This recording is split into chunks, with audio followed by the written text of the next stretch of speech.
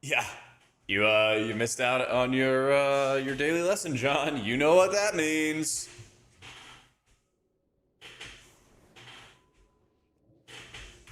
Oh wait, this is a follower dungeon. That's why.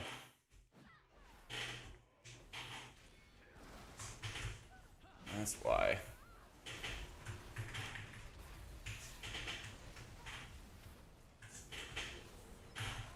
That would explain it. That would explain it. Let's see if I can change my lights a little here. Yeah, there we go.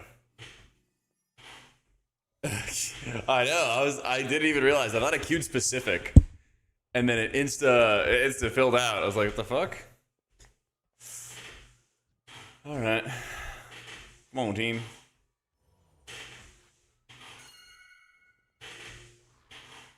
Oh, I have to interrogate.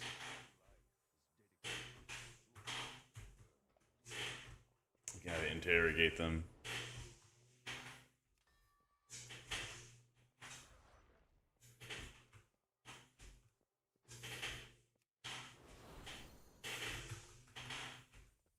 Can you attack them? Oh, that's right. Shadow Pain's just straight up gone. It's so strange. That's so strange.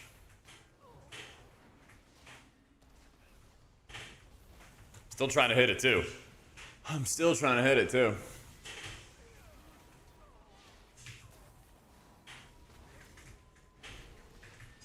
Surely you can do this in combat, right? Yeah. Nice.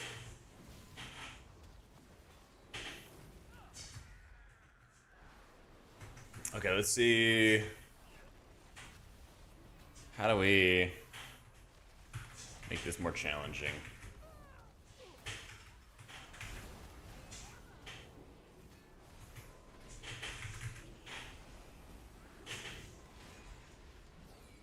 All right, we have surge procs that we can use on Poe now. That's right, and then we can synergize that with Lightweaver. Hey, don't give a. We're chilling. I had this cook for like a Holy Priest build the other day, so I felt like it'd be a good idea just to mess around with it.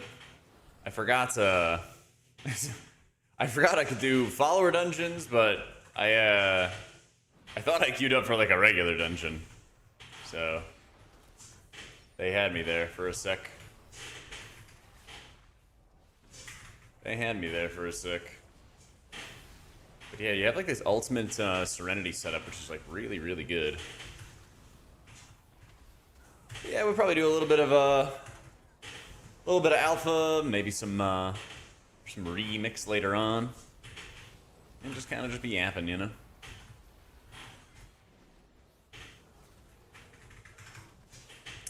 Just kind of yap and chill.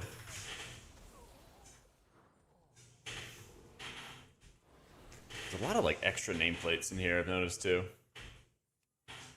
Faceted crystalline felt. This gives you something for vendors, looks like. Something for vendors.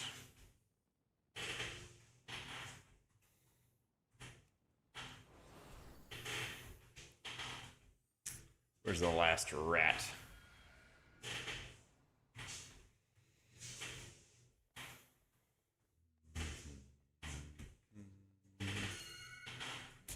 Yep. Let's see. And then surely there's like a vendor around here, right?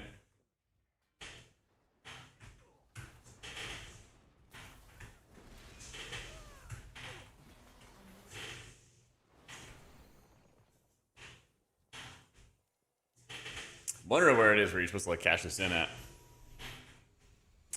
So yeah, Shadow of Pain, Renew, Heal. There's been a lot of pruning for Holy Priest lately.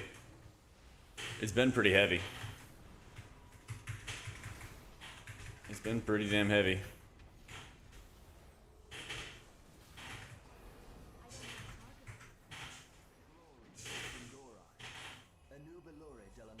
Nice little party.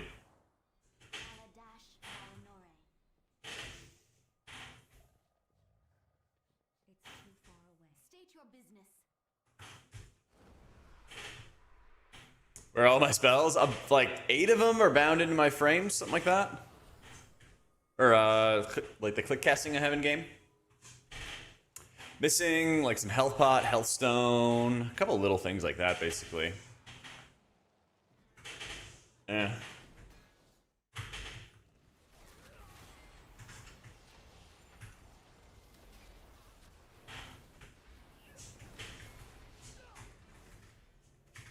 Yeah, otherwise, I feel like the pruning, especially that they did for Holy Priest, was really, really good. Because there are so many abilities that were like noob traps, or you'd only use them in certain situations and not in others. You know. And I'm really, really glad they got rid of it. Alright, first boss. Nibbles, no. Holy shit.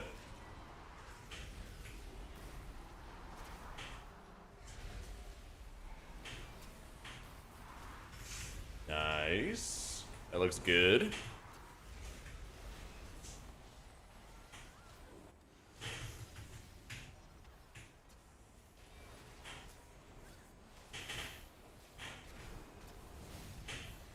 Dude, look at the cooldown reduction. I just instantly get my Serenities back with this setup. And the Poes are cheap, too. Yeah. History do indeed be repeating itself. Well, it's like the right answer was borrowed power, but then people said that they didn't want borrowed power. What have you? You know? And then they're like, all right, I guess, you know, we could keep giving you stuff, and then eventually it gets to be blowed, and then they have to, like, prune down on it. So it's just like, yeah, you know. Our enemies will fall. It is what it is. Time be a flat circle. Oh, I went and saw Tron last night. It was really interesting. They took it into a little different of a direction than I expected. Some parts I liked, some parts I didn't like, but it was really good to watch in theaters too. I think especially with like how much, I guess like focus on the music and like visuals and stuff like that. It was like a really good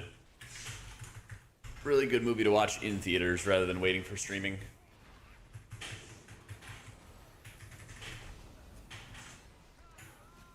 Yeah. With this ultimate Serenity setup, any of my Poe casts will just straight up give me cooldown reduction for Serenity.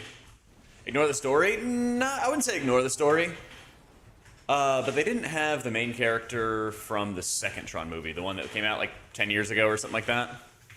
And I really thought like they should have continued his story, I guess you could say. Like they didn't advertise it in the movie, obviously, but I thought he would play at least like some kind of role, and he just like didn't.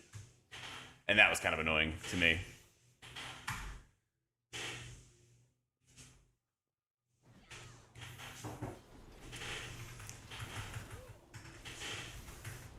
Yo, what up, dude, Rave? I mean, honestly, most of the movie focused on Jared Leto.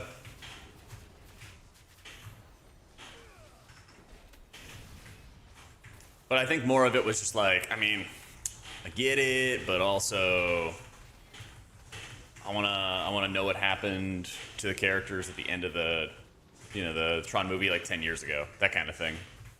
That's more so where I stood. Drop those crates and crush them. I assume I'm hiding behind this. Neat.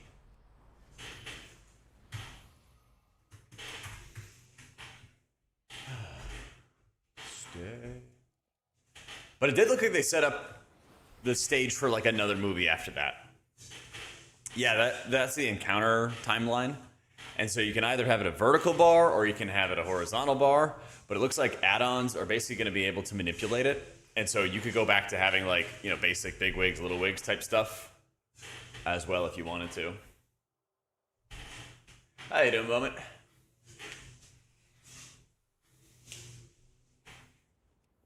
Dude, why don't Warlocks have this kind of gateway?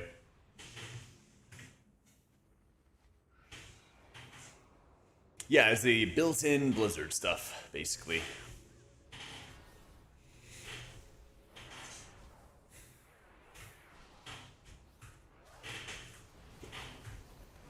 It's all the built-in Blizzard stuff.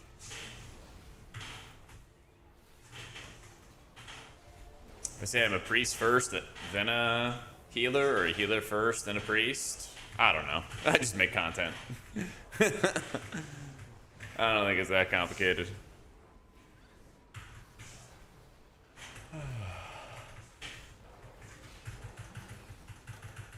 End of the day, it doesn't matter what I say, you know? Just what people enjoy and stuff.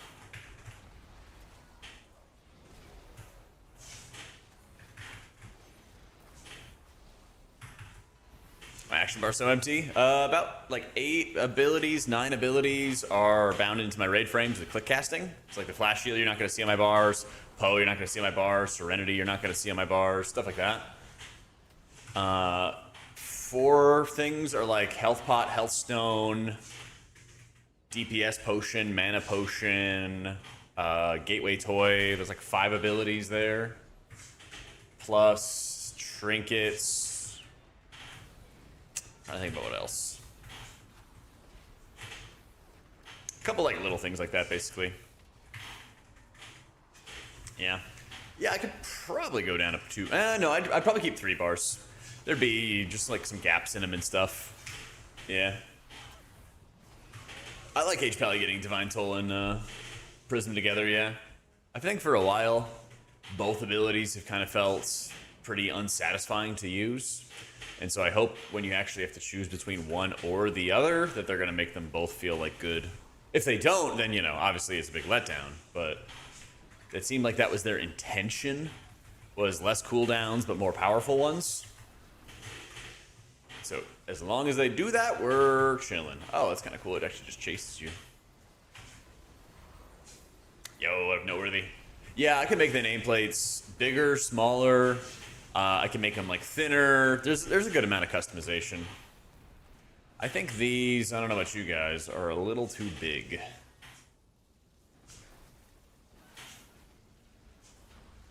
I think they're a little too big. I think 2 is about right.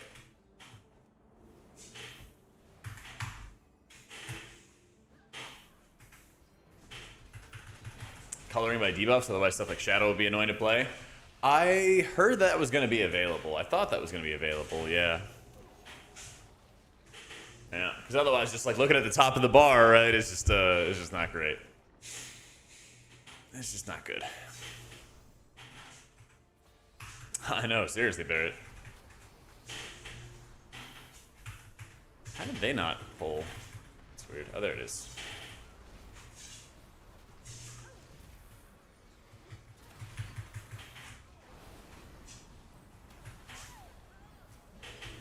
I'm getting seduced. I still don't have a kick. And they're not kicking for me. There we go.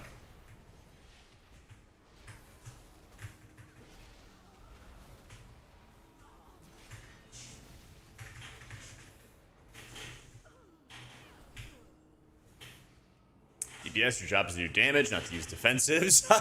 Hot take, if healers don't have to kick, DPS shouldn't need to press defensives. I mean, listen, if you don't want to have your defensives, I'm down. I'm on board with this.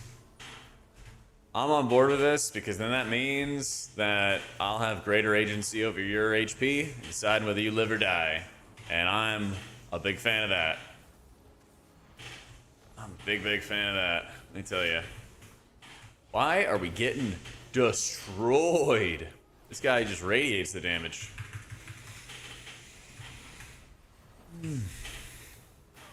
That's fine. I mean, kind of wish he'd lived longer now. Got a chance to have our build cook a little bit.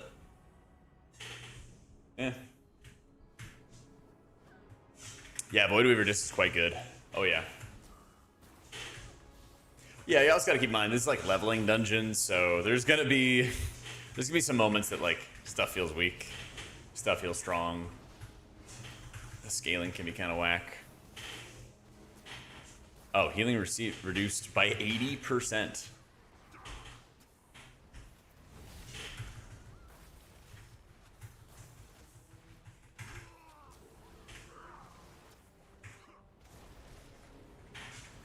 Alright, team. Kill the axe. It'd be kind of sick if you could just tell them. See, it was working for a sec. The pets moved for a sec, and then they went back. Oh, man.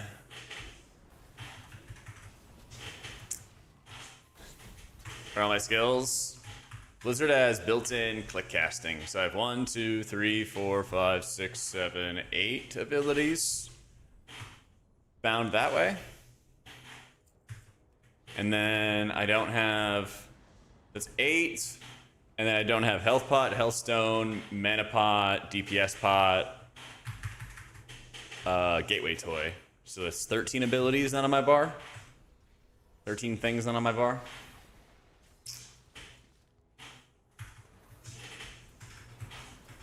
I think it's still gonna be like a couple weeks before we get to Testin Plus. I think that's when like beta starts coming out. We get to do that.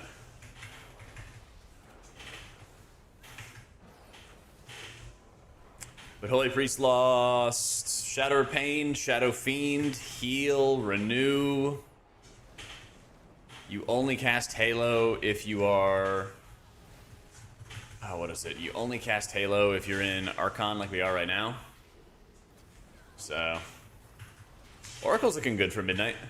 I think the perma piety is going to be way too powerful. But we'll see. I'm kind of curious about this. If I just sort of like... Does it stop? Oh my god, man. It's taking forever to cast. It looked like it just stopped, you know? Yeah, that's what I did, Bob Dole. Yep. I just had a bunch of stuff built into the click casting, and then that way I didn't even have to stress about having it on my bars.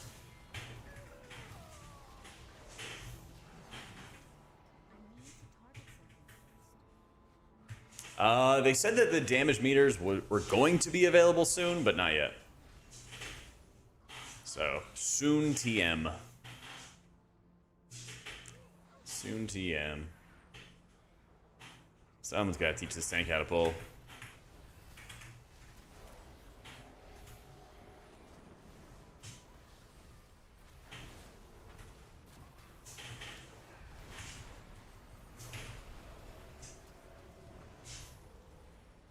Alright, let me see.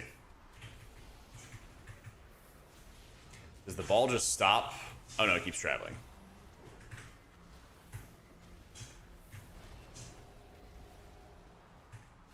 Right there it stops.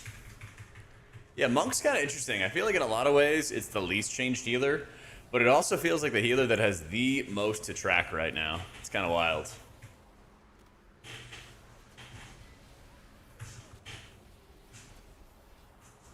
They like did a pretty good job pruning down on things, but by like shuffling abilities around, you also have more things you need to track too. It's odd. So, I hope they just straight up rework it, Bonzo. I think permanent piety is just very, very difficult to tune around. Yeah, they're making it so that Jadefire Stomp is just like a stronger version of a Rising Sun Kick, which I think is a pretty good compromise. I think it's a fair compromise. Because it was just like a bad ability for setting up all of your output. It looked good, and that's like the primary argument I've seen. Is like, oh, well, it looked good, and I want to have it. And I'm like, yeah, I get that, but I don't think people should be wanting to have to press a setup global, you know?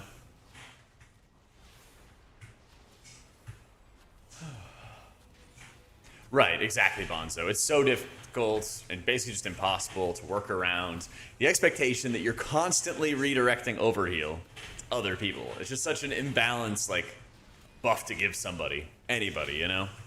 And I'm a big believer that it's like, that's a big reason why Holy and Disc were, like, pretty weak at the start of the season.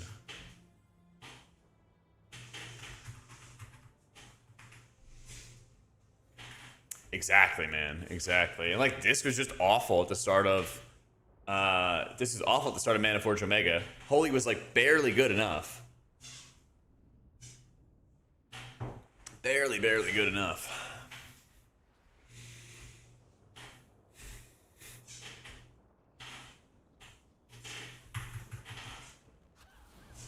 Alright, let's see what this boss does. Just gonna take my time with it.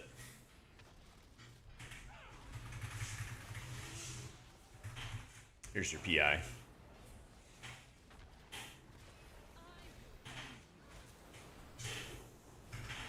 Holy's like getting better now, but at the start of...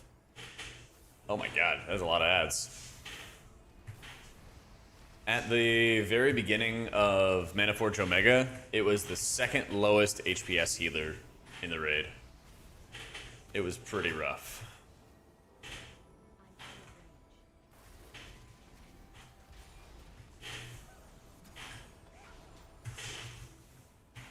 Yeah, Disc is still the lowest. It just got buffed. So I expect in the next week or two, Disc will start climbing up the ranks a little bit.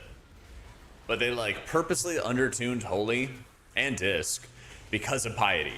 Because if you look at the rankings for, what do you call it? If you look at the rankings for healing in Liberation of Undermine, it shows the very end of Liberation of Undermine. And like Holy and Disc are like top 3. Both of them are top 3. They're like super strong. And it's because Piety overheal.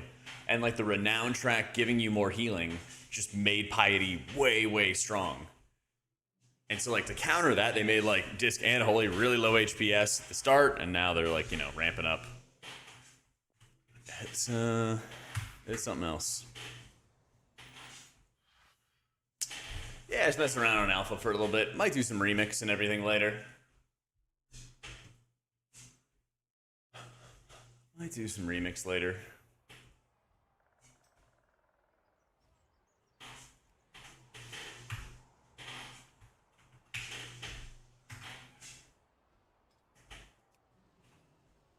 Raid frames to be updated by the time midnight releases? Yes.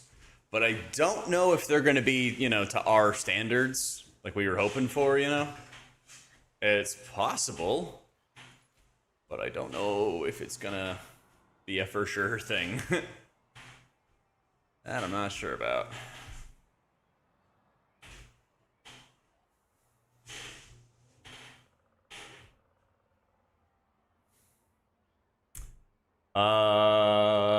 Can you change? Oh hey, you're lit, haha, hello again XD. Yo, how you doing, Percy? Thank you for the 82 months. Hope been doing well. The putt rate, Grove? What do you mean?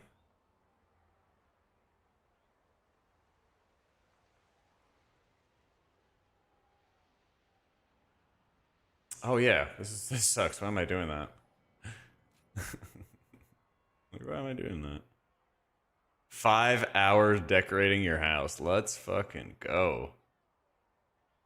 Let's fucking go. I think I'm just gonna sit in inner shadow the whole time. I think that's what I'm gonna do.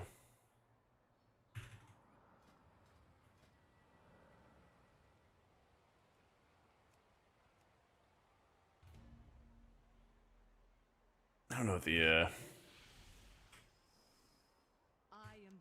I don't know what this is gonna look like. We'll see though. I don't know. Some way to customize raid frames? Yeah, they said 100% that they're revamping the raid frames. But we just have no idea what the specifics are.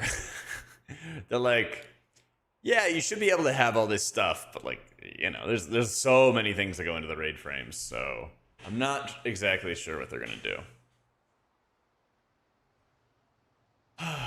Yeah, not exactly sure.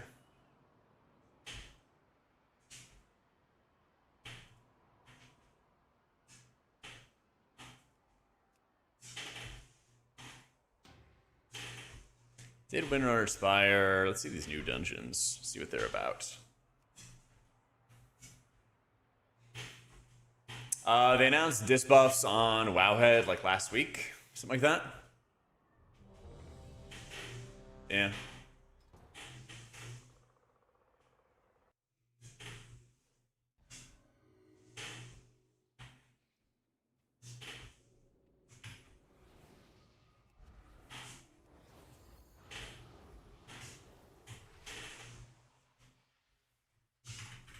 I haven't even touched the housing yet. I'm gonna have to.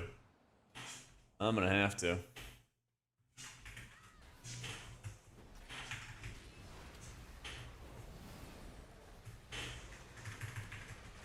Man, they lied to us about how they were gonna do the removal, which they'd done what they said before. Yeah, exactly.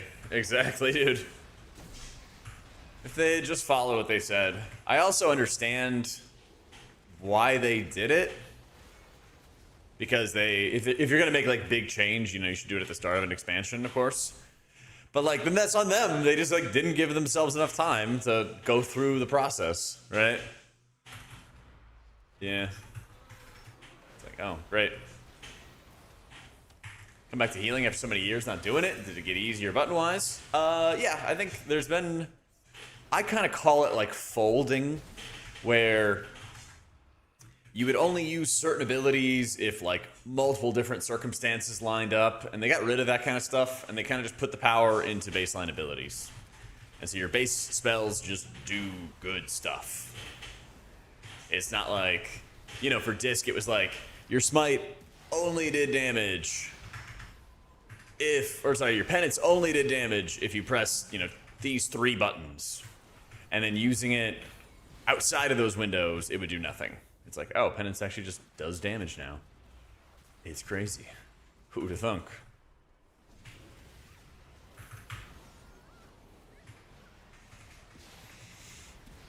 I mean, unless they pull some kind of rabbit out of their hat.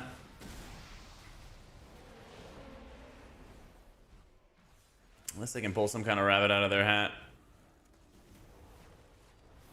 and make some insanely good changes, which, you know, I'm not confident with, then yeah, we're gonna have some problems. We're gonna have some serious problems. This dungeon's pretty sick. Here, I'm just gonna go explore. You guys can pull. You guys can tank what I pull.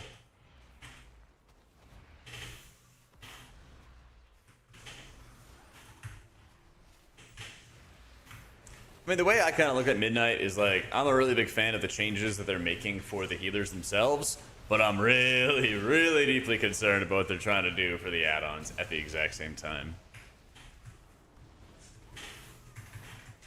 It's really like, my enjoyment is going to be, do they do a good job with it?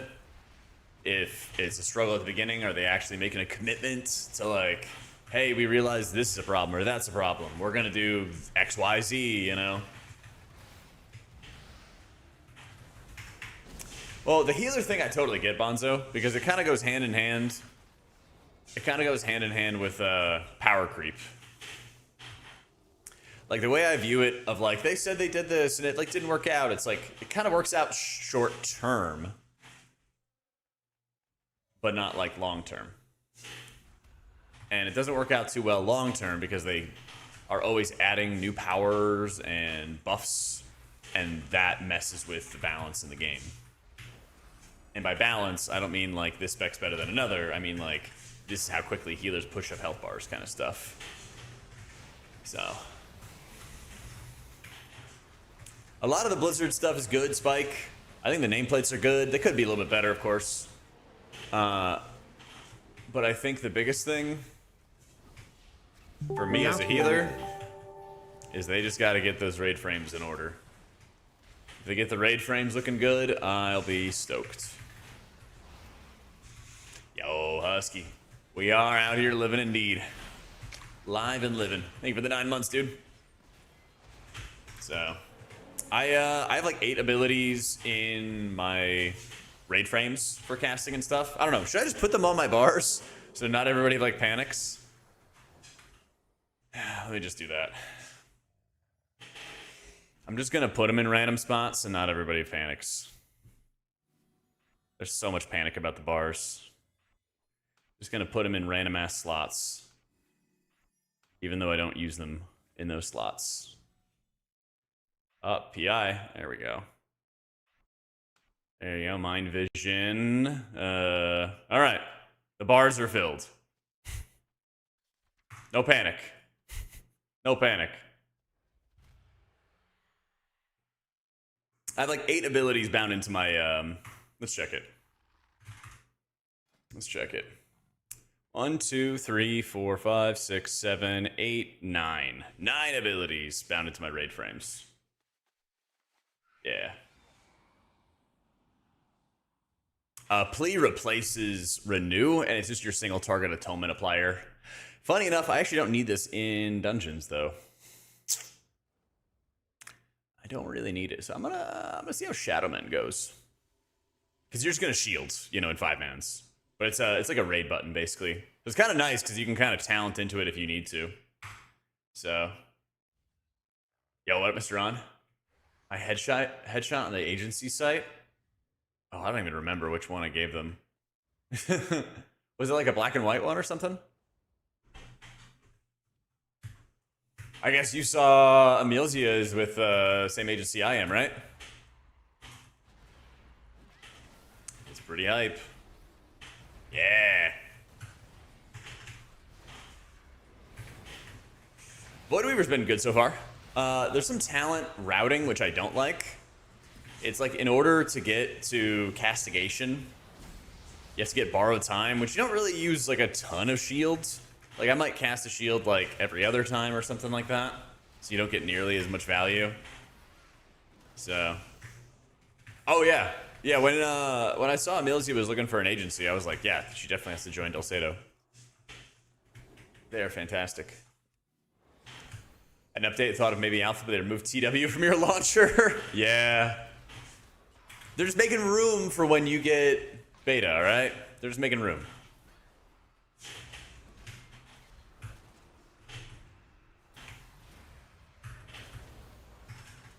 Yeah, exactly, Onslaught. And the nice thing about it is it's a talent option, so if you don't need it in dungeons, you don't have to spec into it. Yep. I like where Disc is going. I like where Disc is going. It still needs more work, but their like intention for Disc and like what they want to get done looks good. I'm worried about basically just like the implementation of a couple basic things, you know?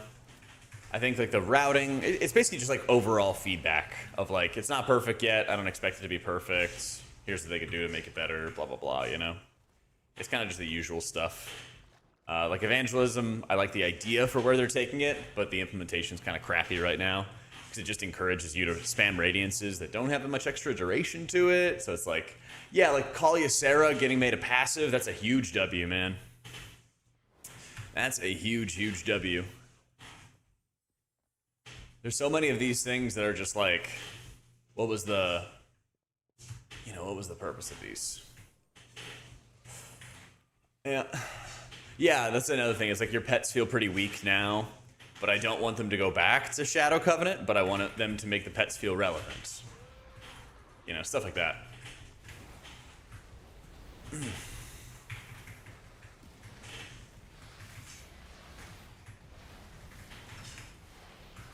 What are you talking about, Dark? TwitchCon? Nah. Fellowship's coming out next week. I'm gonna go sweat that up a bunch.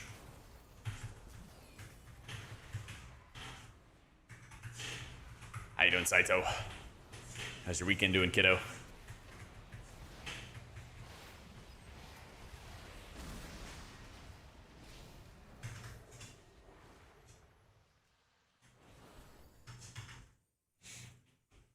Satisfied with the cooldown manager?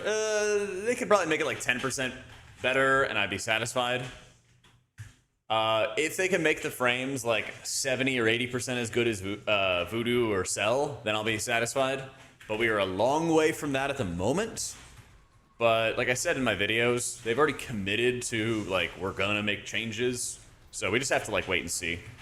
I'm not on the panic train yet for the raid frames, but I'm on the, you know, concerned. Yeah, 100% Ron. I kind of wish there was something at the end of the year. I would love it if there was some kind of like gamer event for New Year's, you know?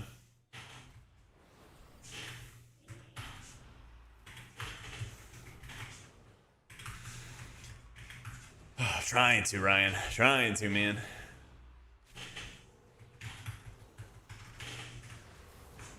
Tank these things for me. Tank these things. There we go. Good tank.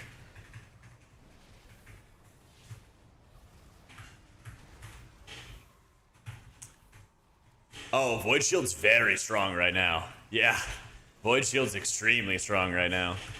In fact, I feel like your powered shields are pretty weak, and your shields only feel strong when you have your Void Shields out. I'm not gonna lie. Yeah. Oh yeah, you might have to like if you want to hide the government name. If you want to hide the government name box, you might have to. Oh, they removed the binding heals atonement application thing with flash heals. Oh no, they didn't. What the hell? Oh, maybe it's just Shadow Mend that got removed for it. I see. Yeah.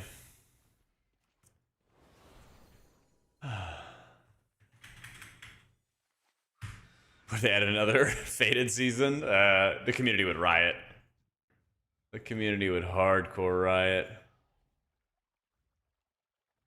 Alright, what do you got for us, Chief? Flanking Spear. Looks like a frontal. Just smacked our tank pretty hard. Some diseases we gotta dispel, and I didn't spec into my disease removal. Tragic. Throws a trap at several players. Dodge the trap. Surge of dark energy. Ooh, that's kind of cool. Oh, it's just following me around the whole time. Nah, no damage meter yet. Unfortunately. Oh, he can revive the pet.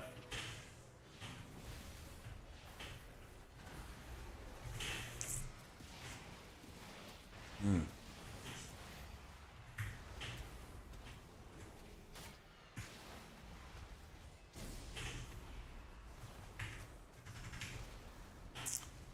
They're slowly, like, walking back some weak aura stuff.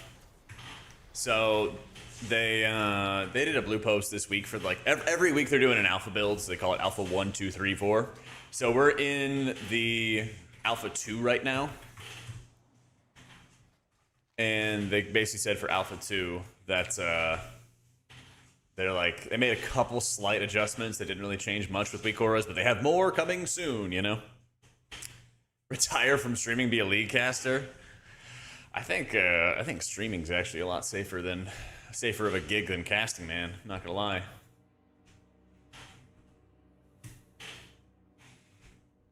Casting esports has some of the like best pay per hour that you could possibly get, but it's also very, very, very much on the whims of like people in the hiring department really liking you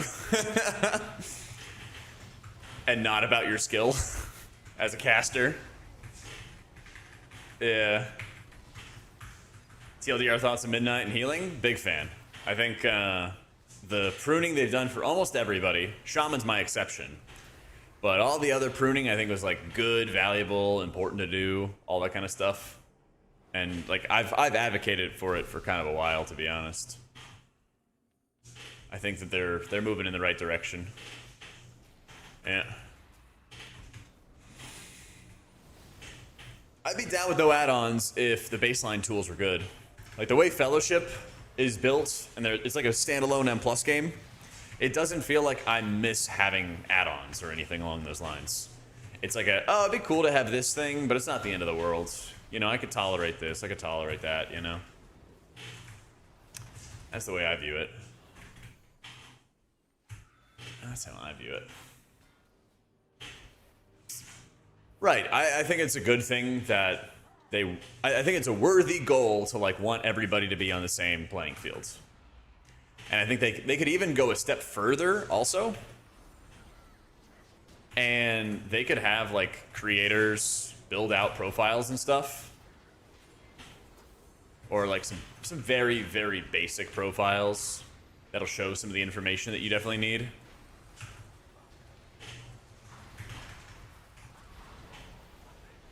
Oh, live, tank, live. Holy shit, this is crazy shit going on right now.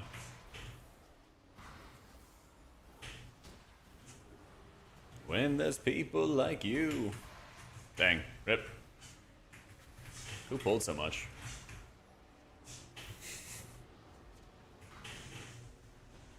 We had a taste of the forbidden fruit. So true. So true.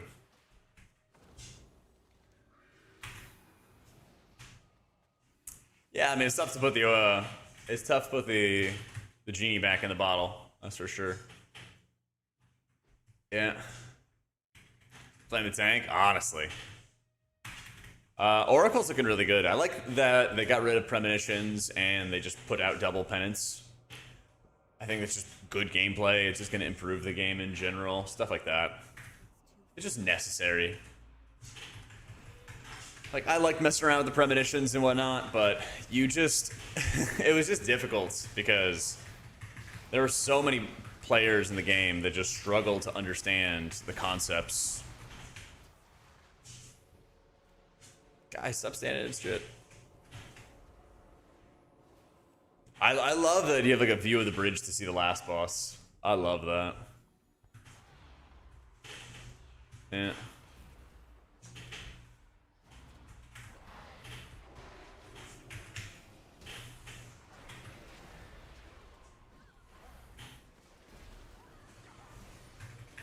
I think the premonitions are fun. But I had people who were like, I'm just never going to play Oracle because I don't understand the premonitions. And I'd make videos and guides and written stuff, and they just couldn't understand it, you know? And so, like, I get why they got rid of it. I get why they got rid of it. Totally down for the first season being scuffed. Probably gonna suck, but I genuinely believe by season 2 they'll have fixed most of the problems. Probably. That's a pretty standard, like, you know, Blizzard setup or Blizzard take or whatever, you know? Is like they set out the goals, and the first season's like a disaster. Second and third seasons, you know, they keep on making improvements. You know? I think the biggest thing that I'm really excited about, though, is that WoW is actually gonna... It just feels different for the first time in like almost 4 years. I really didn't feel like the game felt that much different going into Dragonflight. Didn't feel that much different going into the War Within. It seemed just kind of like a continuation of what we've seen before. And so I'm really, really excited for things to just feel different, feel new, you know? Oh yeah, the Rude Be Bad at WoW video is a banger, man. I think that video is now like 3 or 4 years old. It's kind of funny to see that, like, it took that long for their basic, like, thesis and stuff like that to kind of come around and make changes in the game, you know?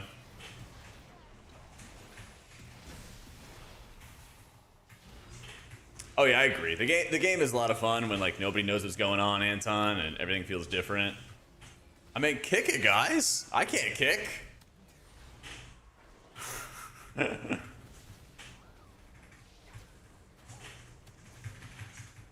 I can't kick it. What's gonna happen here? Is he gonna reanimate again? Yeah, druids can't kick either. Like, why does this exist?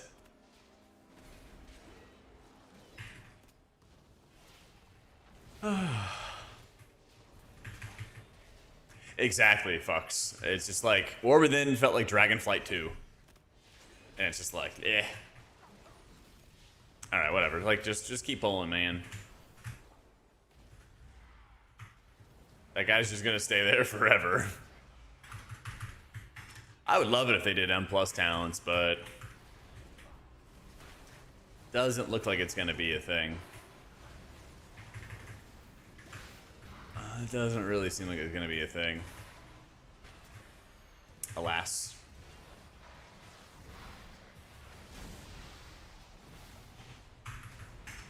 Oh, we don't even know what's gonna be the best for raids or M+ yet.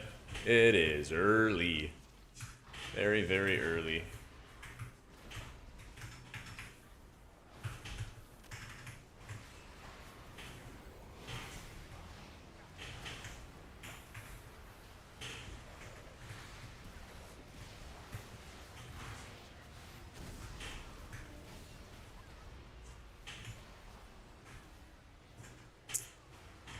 Yeah, and like honestly, it's like preservation. Preservation's definitely the most changed healer. Like, bro, kick this. I can't kick it.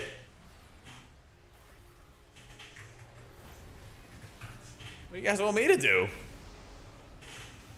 This guy's just gonna keep on resin. Ah, well, screw it. Oh, my ability's just like legit broke. What the fuck? Huh. There we go.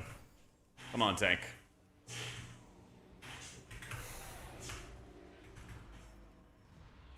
Gotta like drag the tank along with me because they just refuse to kick the anime warrior.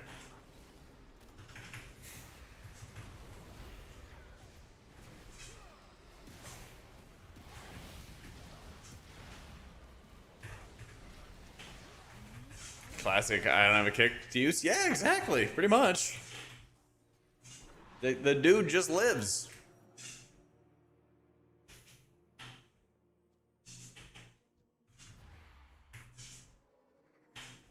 They're just gonna sit there fighting him forever.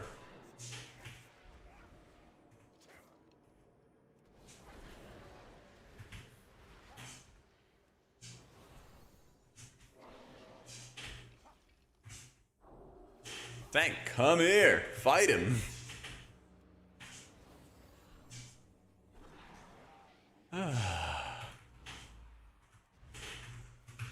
Your essence bomb happens as a consequence of casting, or I think it's generating essence bursts or something like that. So after you cast your consume flame, you usually get essence burst, and that casts the bomb. If you read your four-step bonus for Prez, it'll say exactly, but I believe it's what it is. Yeah.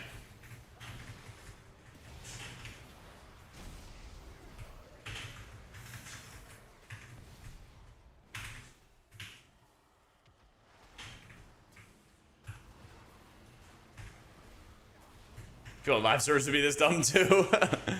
Oh no, I'd be like typing and raging if a bunch of real people were just not kicking this anime guy and then not moving and then hitting him at 0% HP. That'd be crazy. I'd be losing my mind.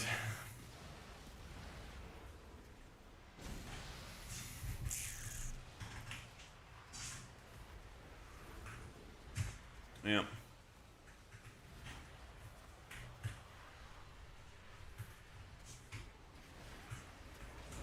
I'd just be straight up losing my mind the entire time.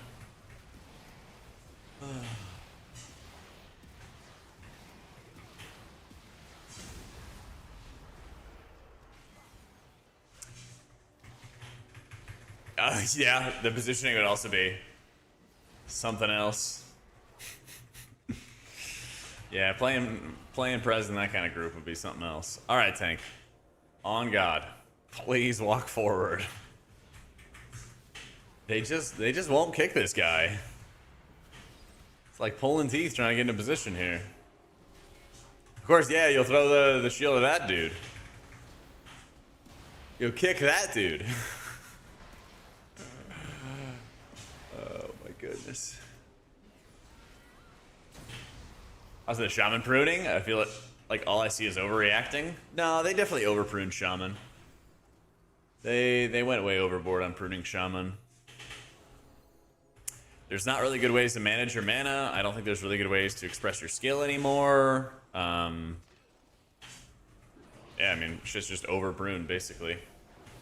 Took too many abilities away.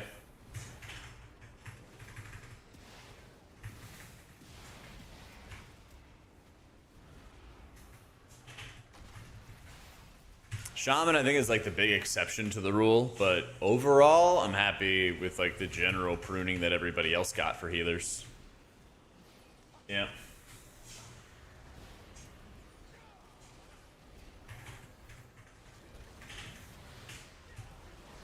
Hey, I mean, that may not be true forever, Gray. Do you see the announcement? They're going to make the one-button rotation. You can just press and hold it down the entire time.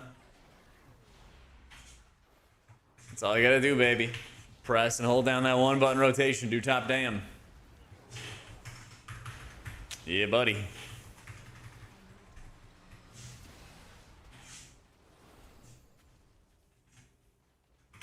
I just played Holy in the last dungeon, Sliver. If you wanna hit that snazzy new rewind feature and check it out. I was cooking with an Archon Prayer of Healing build. It was pretty cool. Yeah. I'm not too surprised by there being a lot of filler for Holy Pally right now, because they were kind of saying that they were considering making changes. So I assume that's what's gonna happen. Dude, the tank is so far away.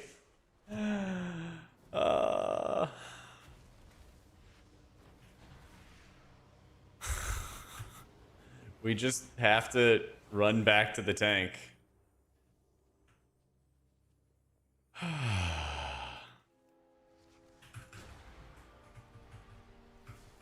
least the rest of the group follows me. No, we're actually gonna be fine.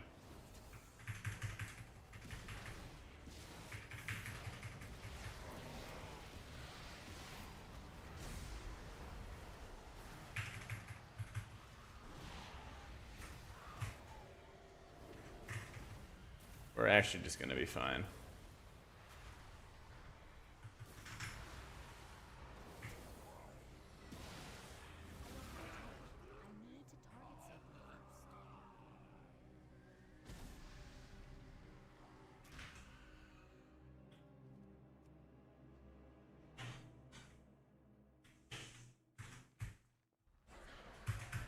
Some people were talking about bringing Denounce to Holy Pally or something like that, but it feels really, really strange where you don't have like a reliable way of dealing damage.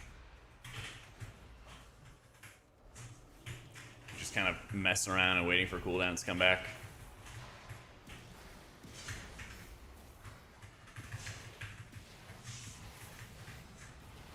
Come on, Austin, just sit there and tank it, buddy. You don't need to kite. I'll just heal you. Ow.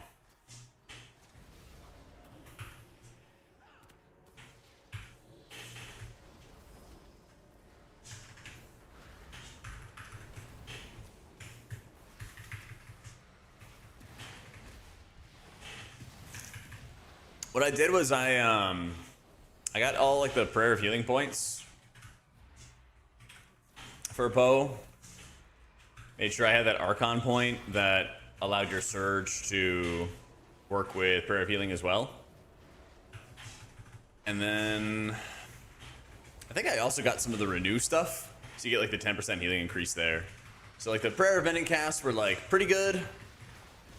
They helped you like benedictions set up more renews and extend the renews basically, but you would pretty much just like slam serenities with ultimate serenity and then prayer of healing to get the cooldown back. Seemed to go pretty well.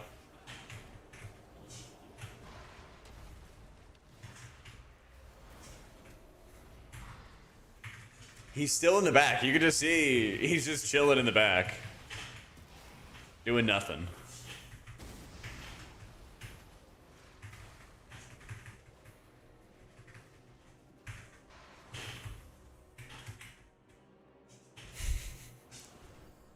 Somehow everybody else will come to me, except for our tank. So, I'm good right now. I'm just doing some dungeons and everything, Sliver. I'll be more down to like theorycraft some builds when like M+ comes out.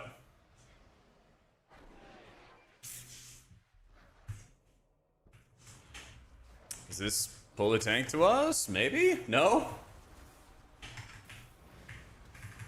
Oh, they keep running out of the room because they have threat. That's hilarious. Wait, the tank's here! He's here! Holy shit, it worked! Oh, that's a lot of phantoms. Alright, guys. Kill the phantoms or I die.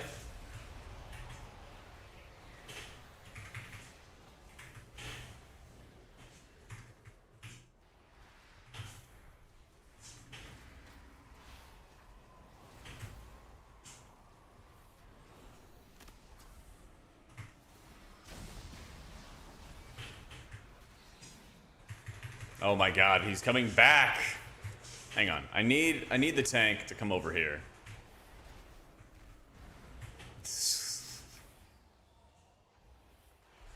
We have this entire room.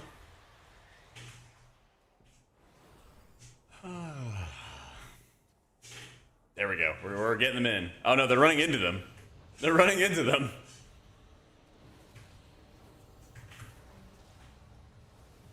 Oh god, oh shit, oh god.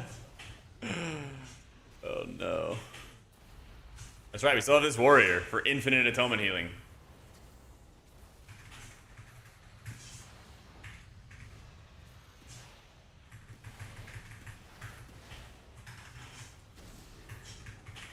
Ellesmere has a problem with me? That's tough.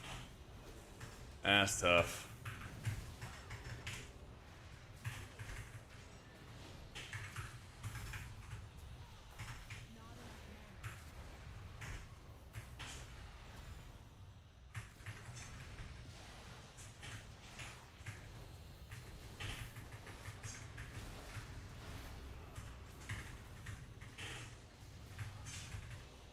Oh, I guess you could break the shields. What if the shield stays? Oh no, it's gone. It's gone. Oh no, we're not wiping here. We win these. Sure is a shame that Surge isn't free anymore.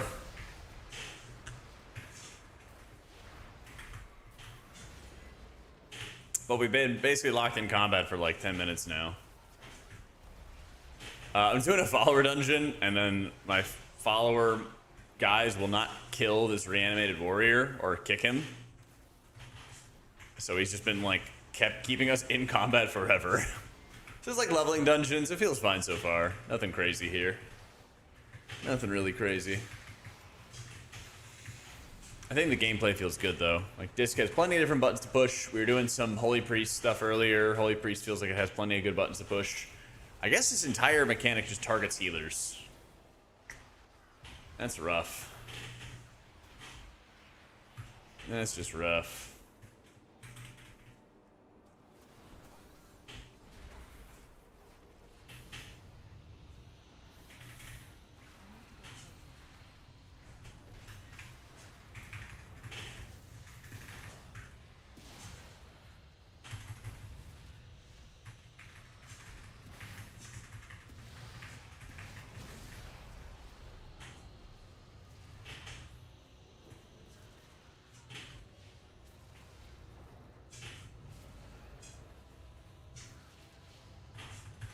It really doesn't, Gray.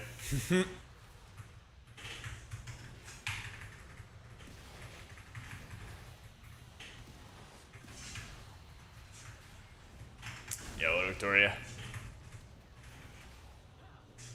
Play tank, pull the whole dungeon, but then how would I heal test? I guess I just play Bloody K, right? Yeah, this... I'm just gonna jump off a ledge or something after we kill this boss. So I can actually, like, get out of combat.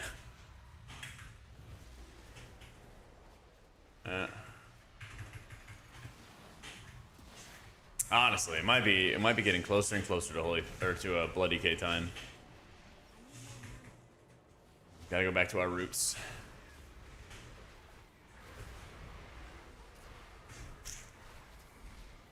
Gotta go back to our roots.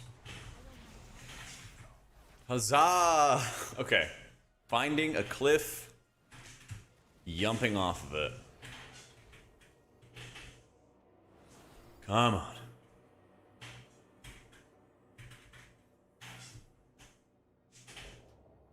Okay. And we respawn and hopefully don't have this one guy. Yay! God bless. Yeah, like this guy would just straight up not cast his resurrection, so he couldn't interrupt it. And then even when he was casting it, the NPCs wouldn't interrupt it. Oh my god. Shaman is like, I think the worst healer going into the new expansion. It's just like severely over pruned, basically. Far too many abilities got removed. Just not enough ways to, you know, express your skill playing the spec. Things like that.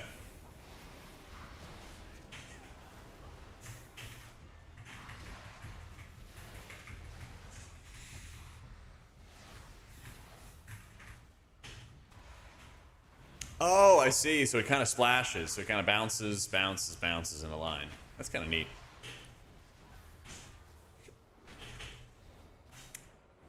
Yeah, so you kind of have to swerve in and out.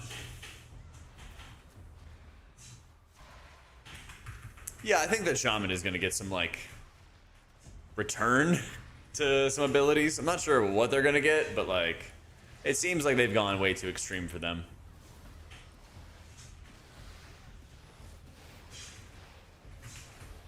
It seems like it's too extreme. Oh, I think our bot is still down. I think bot is down.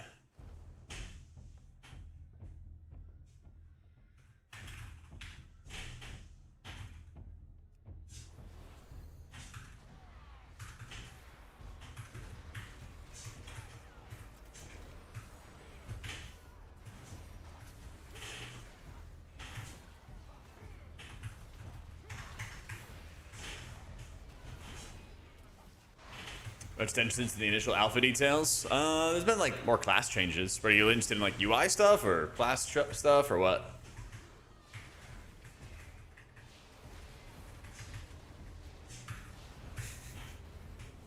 Jak be throwing for the Shaman. I like rain jacket,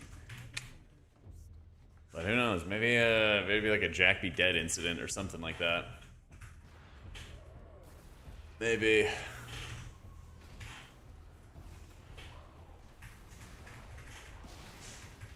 How practical is maintaining double reju on the group NM+? You could do it, but it's really only worth to do it if you're like setting up for a lot of incoming damage.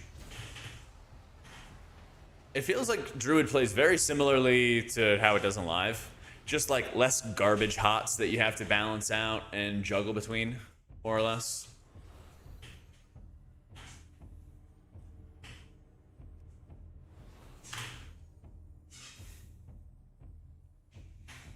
Ooh, I love these stairs. Can we mount up?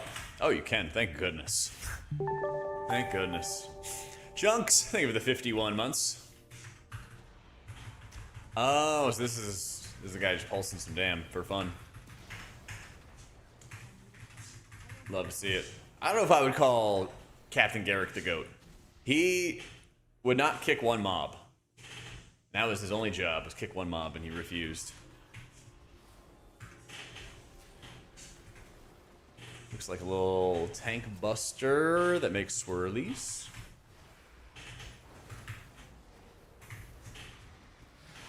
Crush souls, slams multiple players.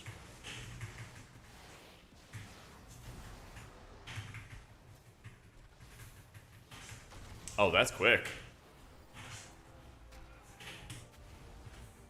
Yeah, if only I could kick, man. Why you gotta rub it in like that?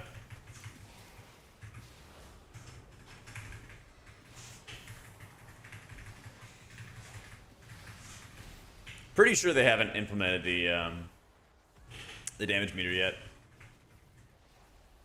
Pretty sure.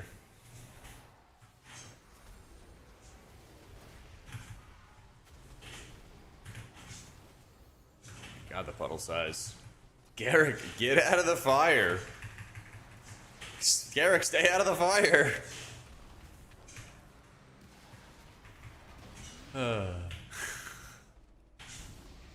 Yeah, now you are, system. Yeah, now you're just like the priests. No kick for you. Yeah. Sure. This dungeon owns. It's like super, super pretty.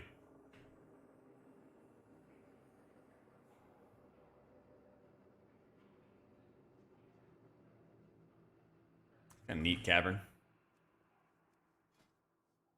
But zombie mobs, fucking zombie mobs.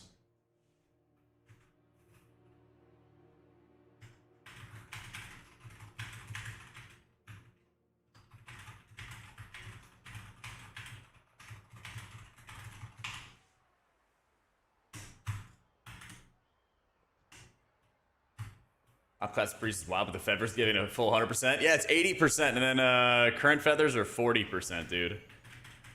It's actually nuts. It's actually insane.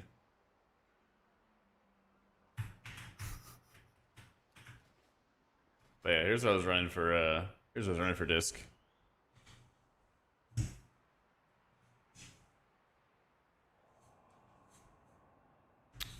It's kind of weird having to take borrowed time or evangelism. But then like castigation, greater smite, and blaze are all like really, really good for Voidweaver. Yeah.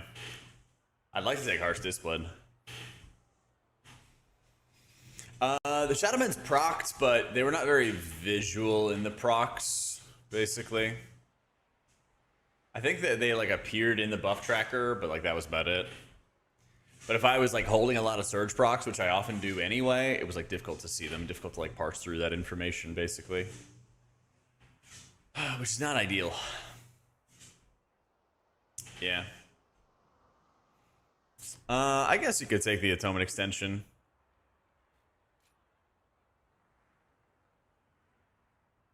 I guess you could.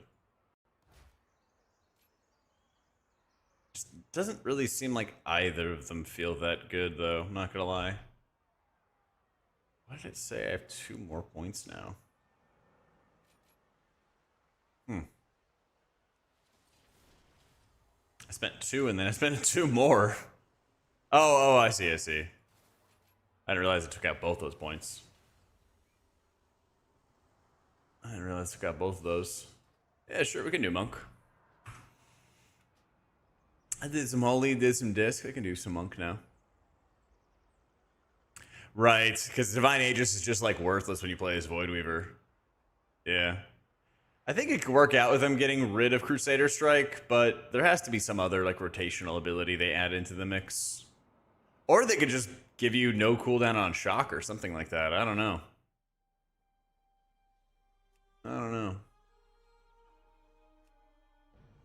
The Jade Lightning permabuff seems like it's just like dead on arrival. Because like, why would you even use that as a healer in PvE? Yeah. Just does like massively less damage. Which also means massively less healing. It's just like, oh, which one did I just do? The Mizara Caverns. And the other one is the Den of Nelarak. It's kind of sick. You just don't feel like a melee healer? That's the thing, it's like there's no point in Paladin being a melee healer if they don't have Crusader Strike anymore. Which is very strange. Anyway, let me go to the bathroom real fast and I'll show you guys the build and stuff like that. And then we'll run that dungeon and see how it goes. Alright, one sec.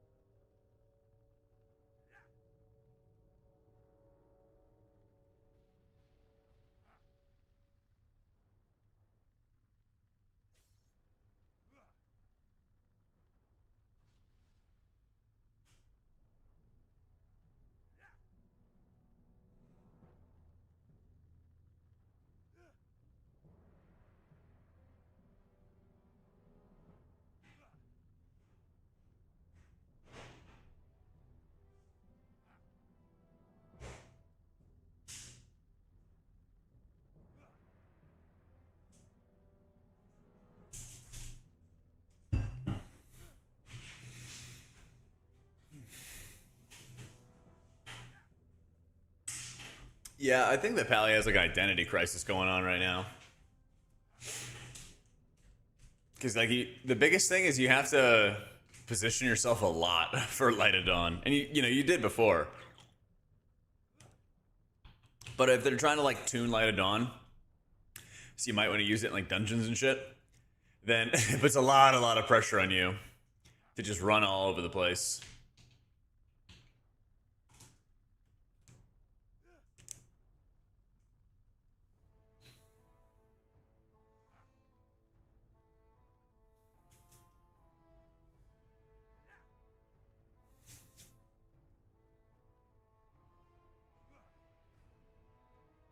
DR lead the same issue as Glimmer?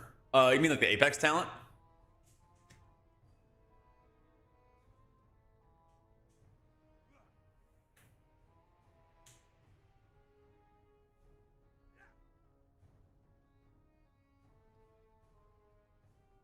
Rip Glimmer, yeah. Go to the Den of Nalarak.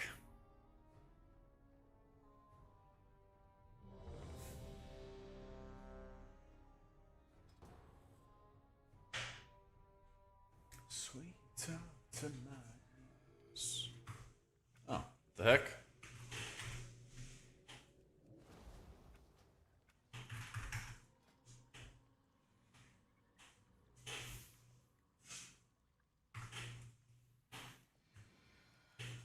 Alright, gang, let's ride.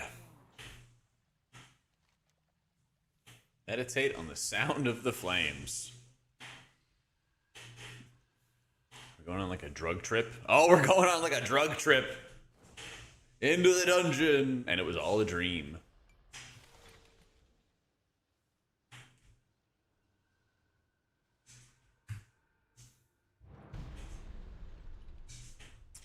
An eagle begins to scavenge nearby berries. No, those are my berries.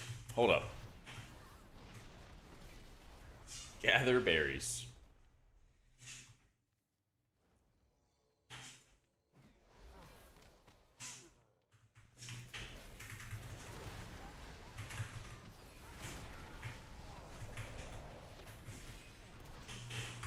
Let me see. Are we sure the damage meter doesn't work?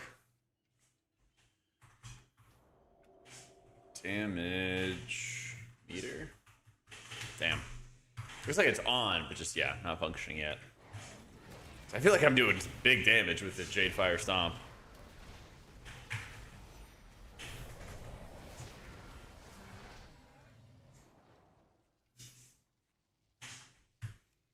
Alright, let's go over here.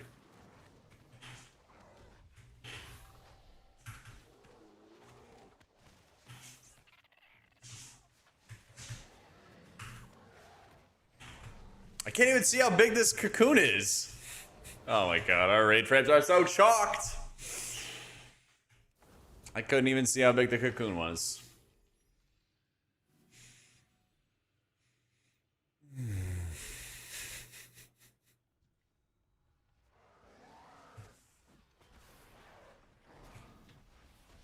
If I knew it was gonna melt in a heartbeat, I probably would have popped Fort Brew. For what little that'd be worth.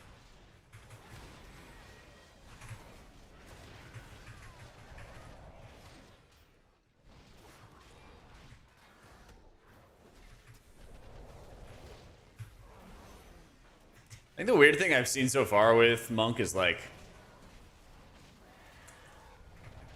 Shayloons doesn't feel that good for replacing Vivify, right? It feels like it's still, you know, what it was before, just like this, you know, pretty good ability. But then when it also is replacing your Vivify, it doesn't feel like much of an upgrade. So I'm hoping they do something about that. I think with the new Chi-G, I can just spam envelops, which is really nice. Huge fan of that. Because now everybody can just have envelops. I can extend it with Rising Mist. I don't have the talent points for it yet, but it's not bad. Oh, but there's like so much to track. Yeah, so you're taking either Tia Plenty or Tia Serenity. And so it empowers your Enveloping Mist. And then depending on which one you take, it can also empower your Rising Sun Kick or your Renewing Mist. So in like a caster weaver type setup, you would have the empower for renewing mist. That's what the Tea of Serenity would be. And then in a fist weaving style, you go Tea of Plenty. But the thing is, you just randomly get these extra buffs for your envelop that also start channeling soothing mist for you. So you just have to track and see when you're actually gonna have like bonus envelops. It's kind of strange.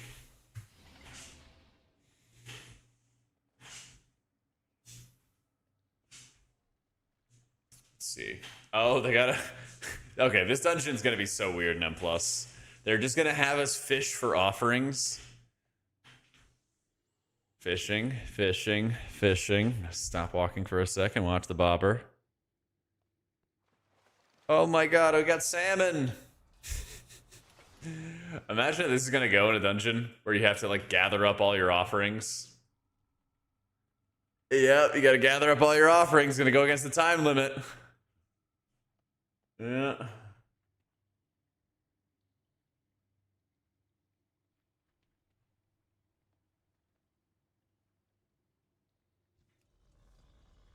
Oh, so you have to grab more offerings, I see. So you can activate the boss fight. Yep, lots of RP in the dungeons. Lots and lots of RP in the dungeons. Oh, another fishing hole. Gonna let my team pull trash and I'm just gonna go fish. It's gonna be the healer's job to do it too. I'm just gonna be sitting here, minding my own business and fishing. Fishing, fishing. Oh, I got my offering. There's another one over here. Berries. Sorry, guys. Just please don't interrupt me. I'm gathering apples. Alright, team. Come here.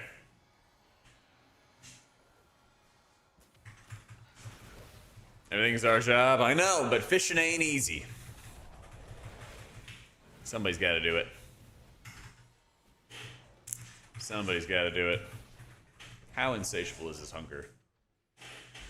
Doing great, Destro.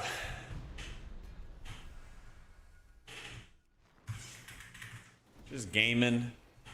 Kind of chilling and, I don't know, just kind of vibing until we get Fellowship out and some more Midnight stuff. Might do a little bit of Remix. I feel like I'm not in like a rush to get into Remix, I'm not gonna lie. But I saw the new Tron movie and everything like that. Yeah, moved. Been here like 2 weeks, I think. I like it a lot. So I've been just like redesigning the place. I still don't exactly know what I'm gonna have behind me on stream. So I think I'm gonna do a little like home goods or Target trip or something like that. Look at shelves, look at background stuff. I set up, I guess you can't really see it, but I set up a strip of lights all around my room. And the lighting is like way better. I really enjoy it. So I can change like the entire room and all the colors if I wanted to.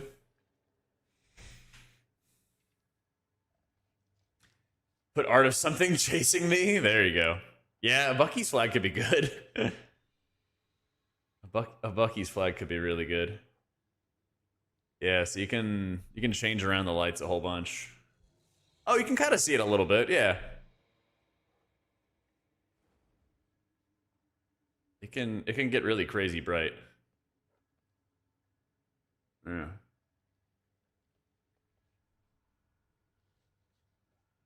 But it's a lot better than the insane overhead lights. Like Tron, yeah, honestly. But I'm kind of just keeping it at... Is it this light? No. It is... Oh my god, that's rough. That's intense. I think it's like this one. Yeah. Keeping it right there. So...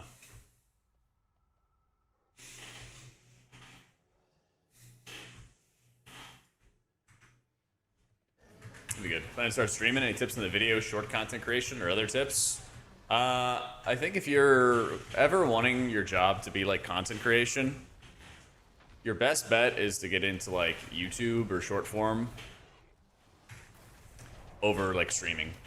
Because like you could have like a really good stream and you got really good content on your stream, but Twitch is just notoriously bad at discoverability. So it's like, how good is something if nobody is going to be there to like watch it, kind of thing. So, best possible thing you could do is like get into YouTube, find a niche that doesn't exist. Don't steal my niche, and then just go, you know, make content you like. You know, see a need, fill a need. What doesn't exist in the community, and then just experiment. You know, you might even just do like multiple different kinds of videos and see how it goes. Yeah, I did it on hard mode. I got into streaming first, and then built my stream up that way, by just pounding in insane amounts of hours. And it took a very, very long time. And then I got into YouTube, and then that helped a lot. Yeah. Yeah, find your favorite non-WoW healer content creator niche. Yeah. I've had people ask me, they're like, oh yeah, I want to make content just like yours. I was like, well, good luck. Like, can you give me advice for that? I'm just like, coming through casting? Hell yeah.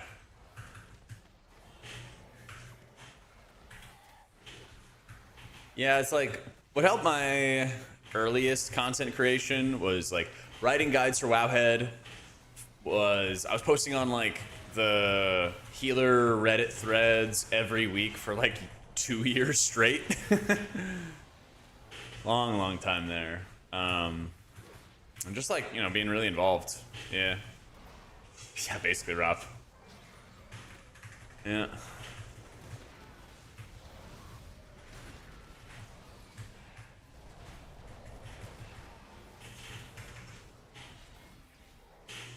But yeah, you really just gotta like find and think about what you're gonna enjoy. I missed some stuff. Then I realized my Twitch Prime subscription had expired. Did you know that you can sub to Jack for free using Twitch Prime? That's true. No ads whatsoever. It's pretty good.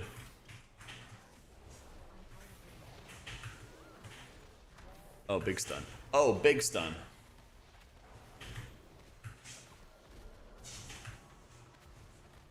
Maybe I'm just like more zoomed in, but it feels like Ring of Peace is also just larger.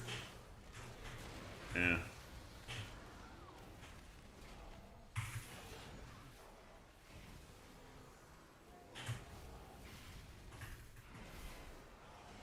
Yeah. Similar niche with Fellowship tanking at the start, and the future is open. Yeah, I mean, okay, so like if you were gonna do like Fellowship and stuff, what I would do is try to get some like cool achievements or carve out, you know, your own kind of niche at the beginning. If you're doing like ultra sweaty content, it's pretty tough for you to stream and like talk to people while you're doing that.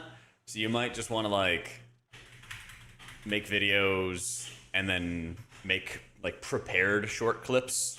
Because like if you were doing like ultra hardcore and like your niche was like, I'm just like the greatest player ever in Fellowship or something, then it's super tough to like talk to your audience and like talk to people while you're doing that, which also makes it really, really tough to make clips of what you're doing because you're just like head down smashing buttons, right? So probably like more prepared content, basically.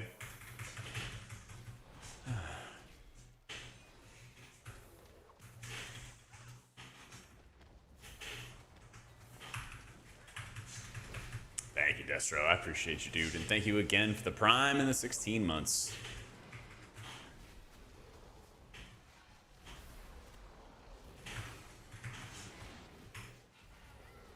But yeah, I mean, like, the WoW community, if you, like, look around, you know, there's a lot of streamers in the WoW community that built their brand on, like, I'm, like, the GOAT of playing this. And some of them communicate with their audience, but a lot of them, like, just don't even talk to chat at all. Don't even like try to do anything to talk to their chats, you know? And like, that can work if you're just constantly doing really tough content where you have to show off how good you are. But then the second you're not doing that stuff, then like people, you know, they disappear. I got Adobe Premiere. Yeah, you don't need anything like rocket science.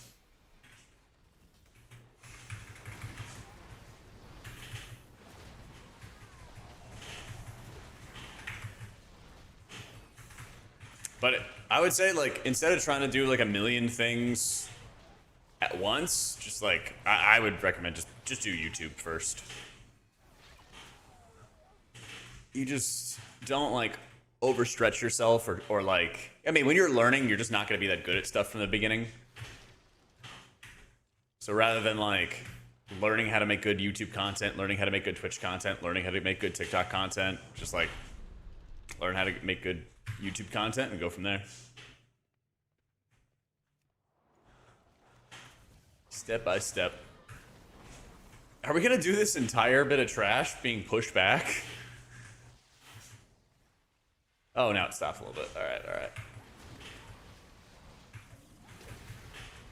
You disable chat and subs, get around DMCA, and poorly sing over pop songs while raiding and running keys. See, there you go. Untapped niche. Untapped niche.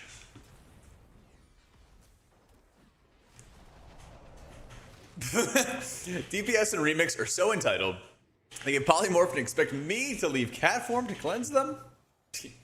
Like, yeah, we don't do that here. I think Mistweaver's kind of in a similar spot between Alpha and the War Within. I don't feel like it's changed that much. I feel like Monk might even be like the most challenging just for the things it has to track. Yeah. They're trying to encourage some like range weaver type stuff. They made a change to a talent. Oh, where is it? Is it mending proliferation? No, they removed that one. It's a renewing mist, like modify. That doesn't narrow it down. What is it? They like make it scale higher in 5-mans, basically. I don't even know where it is. Maybe it's not yet implemented. Yeah, maybe it's just not yet implemented. But anyway, they have this like desire to basically push a talent that increases your renewing mist healing in 5-mans. And I think that's them trying to encourage like a caster weaver type thing, I guess. Yeah. Yeah, Prez is pretty neat. Prez is pretty neat. It's like definitely the most reworked healer. So I'm sure there's going to be some problems with it they got to figure out when it gets into like M+ and raid content and everything. But it looks interesting. And I like how they've gotten kind of a lot of pruning done with it. Because I think it was a lot of, like, things like Call Ysera, I don't think anybody's going to miss. They basically just pushed Spirit Bloom into reversion with the proc system and everything. So there's, like, good stuff like that. Yeah.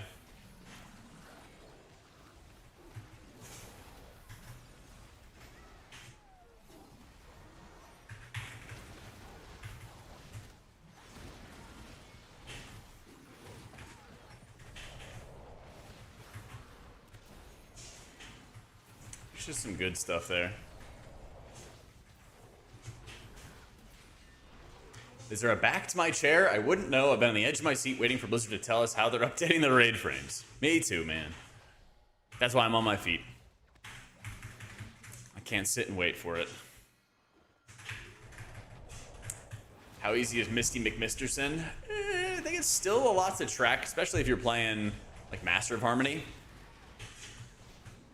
If they get like some better indicators and everything, they probably just have to update the like buff trackers and everything there. It could be pretty good. You know, obviously final tuning is going to take a while. Oh, you're just going to chill in there, Garrick? Ah, this guy's so silly. That's right. I won't sit and wait around until they fix the raid frames. Yeah.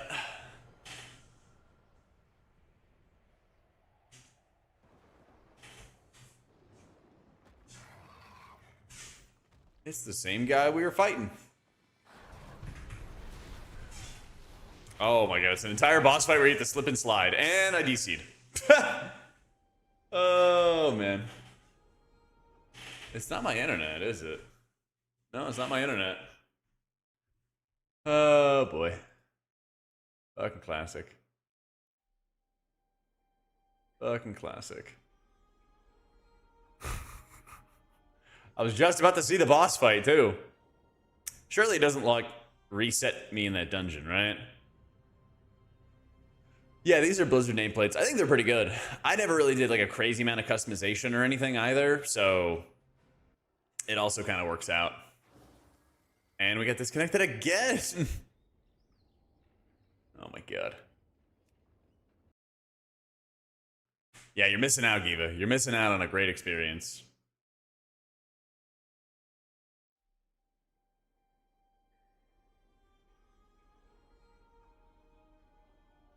Alright, trying again.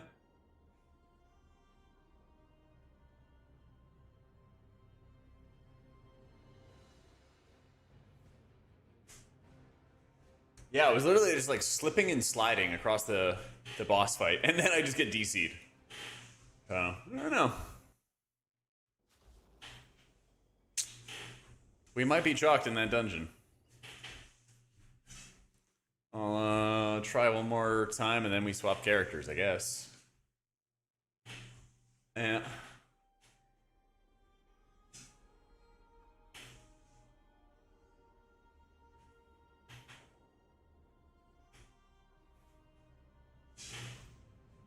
I had somebody comment on, so the other day I did like a sit down with the Druid experts and kind of like got their thoughts on like the state of Druid and stuff. It's on YouTube if you want to see it.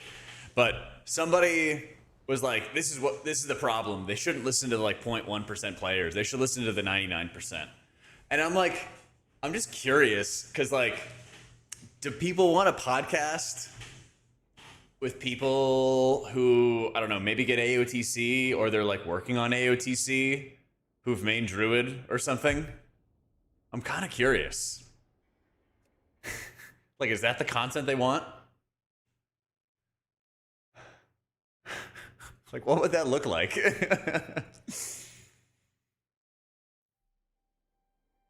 fell through the core way into a DC loop on retail? Oh, God. I heard people were, like, disconnecting going into Suramar. Yeah. They said an interview with 3 healer mains didn't include a class designer. Oh yeah, because they're not going to answer any questions about healing. They're not going to answer they're not going to answer the healers' questions about healing. Well, that's why like all the Blizzard interviews, well, not all of them, 90% of the Blizzard interviews are basically them announcing stuff, but then phrasing it like an interview, you know? It's kind of like, they'll be like, hey, ask us about this thing. And then you just ask them about that, and then they take up the whole time, and they just describe like an announcement that they're doing. You know, it's like, there's very few like real interviews where you get to like, I don't know, have the interviewer actually ask their own questions.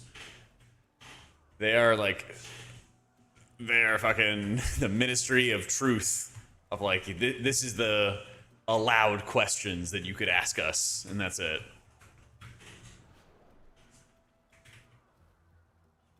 And that's about as far as they go. Because like, didn't Wowhead have, I'll show you what I'm talking about. Like, I'm pretty sure one of them asked a question about healing, and they're like, well, we'd have to ask the class designer. It's like, why'd you bring 3 healers then? Oh, where was it?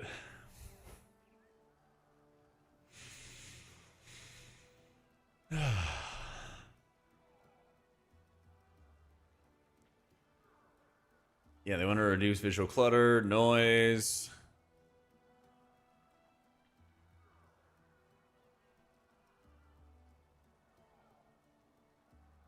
Yeah, and then they had like a pray conversation with like the healers. That's what I mean. It's just like, their healing in PvE is like, we don't balance around healer DPS. Yeah, we know we need better raid frame indicators. And that's also why we're making classes better. We're fine with different metas existing. eventually it comes down to stripping everything away, going as fast as you can, and that can be problematic. We want to try to mix up challenges. It's just like, I don't know, like they don't get an opportunity. Like the interviewers don't get an opportunity to actually like ask hard-hitting questions, you know? So like so much of that is just like, I don't know, clout, I guess.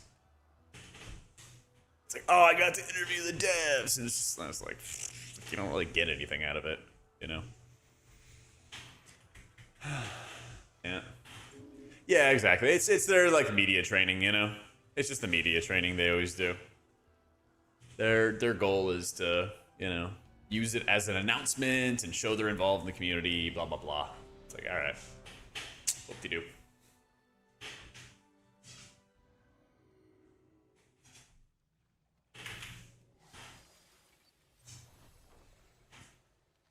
All right. Let's try it again. Surely this time we're not going to get disconnected on the boss.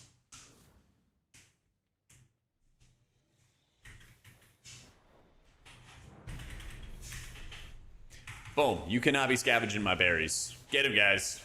Beat his ass. Beat him with hammers.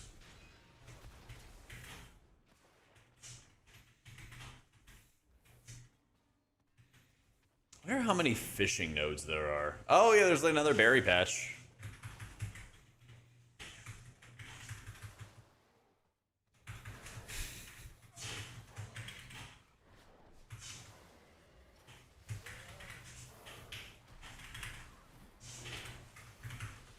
Oh my god, where is it? Oh my god, it's A2. Holy shit. Dude, all my abilities got fucking flipped. Bro, where's our team? Team! Attack!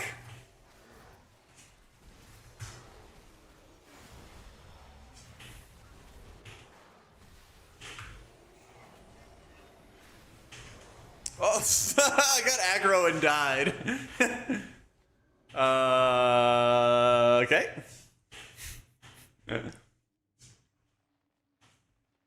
I don't know how I got aggro, but I got aggro.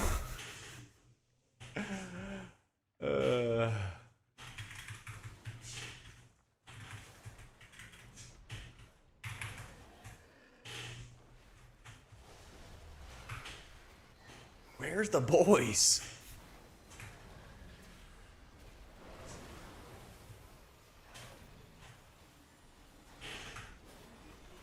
Oh, no, man. Freaking Paladin players. I swear.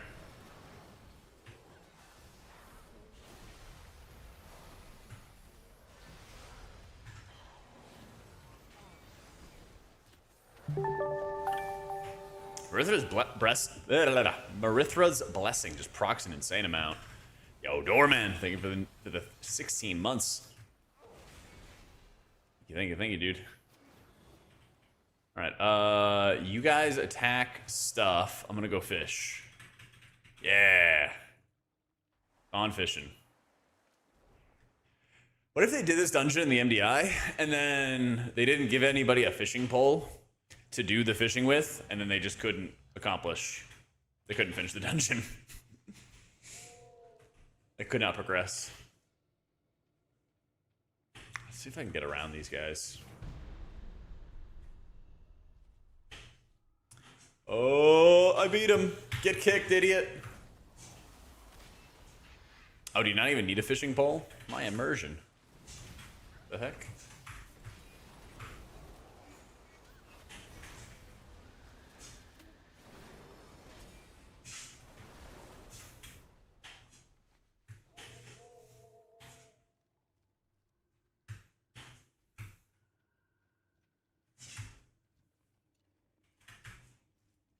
That's right. The fishing was so fun, they wanted me to do it again. Come here, birds.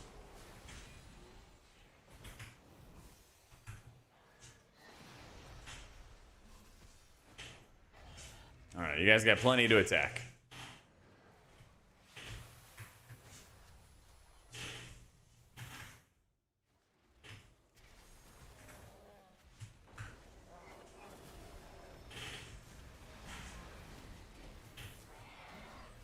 Is this an absorb? Oh, it reduces your max HP, I see.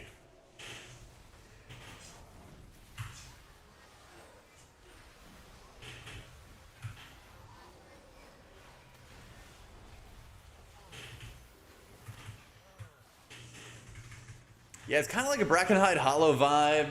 Actually, it's very similar to Brackenhide because you also have just a lot of clickables you have to focus on too.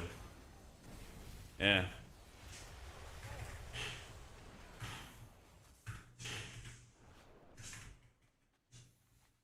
God, I still remember making a short on Brackenhide, and I was like, you guys could use Mind Soothe to, you know, skip around these mobs. And like, all the comments were like, you're never gonna use Mind Soothe in this dungeon, you need percent.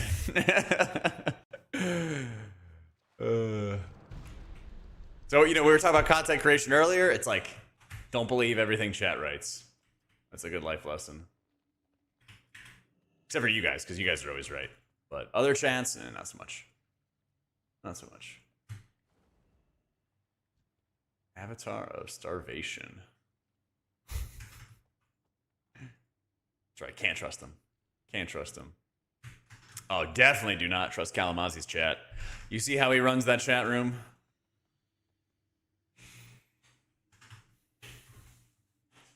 Kalamazi in general is not to be trusted. See how he prepares his meals?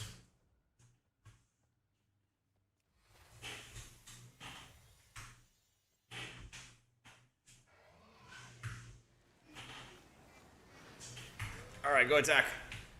Bloodlust. What's happening in this dungeon? It's kind of like Brackenhide, like we were just saying. You have to, like, feed the spirits so that you can attack the Horde Monger. So you are, like, clearing trash in the first area while also fishing, collecting berries, and picking up, I don't know, something. Picking up some random stuff. And then you fight this dude.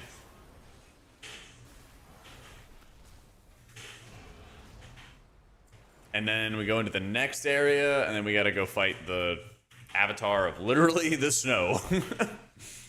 We're going to fight Frosty the Snowman, basically. It's like, oh, it's a nice, like, chill dungeon. And then dark clouds form in the distance. Yeah.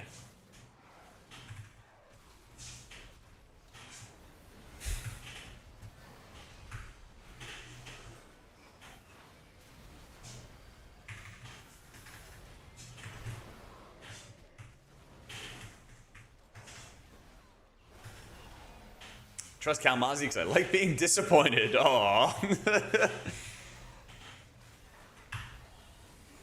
Oh my god.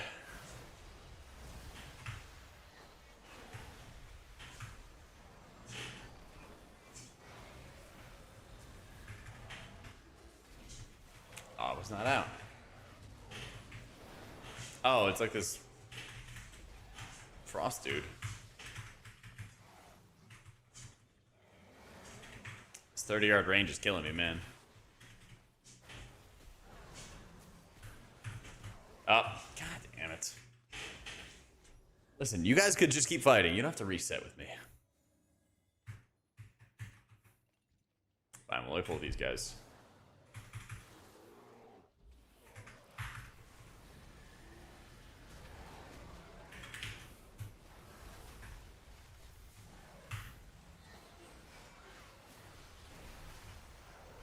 Have your little spirit blooms.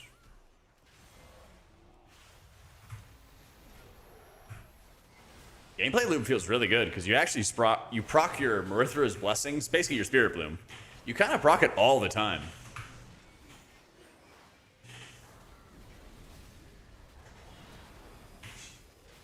Yeah, so I'm literally just putting out echoes and then it'll just proc.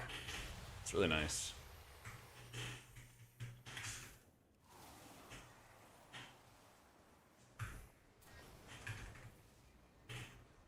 See, calling upon the elements every 6 seconds. We break the shields. Yeah. I know, isn't this the best UI you ever saw?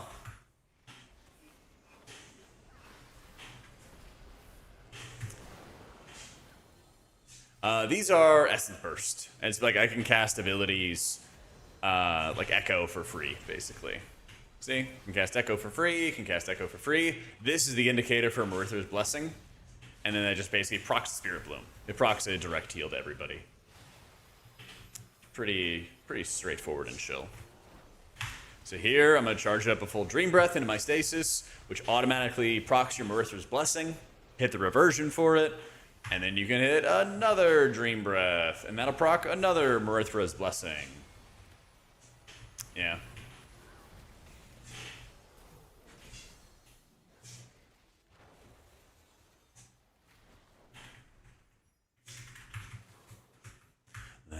She's always accusing.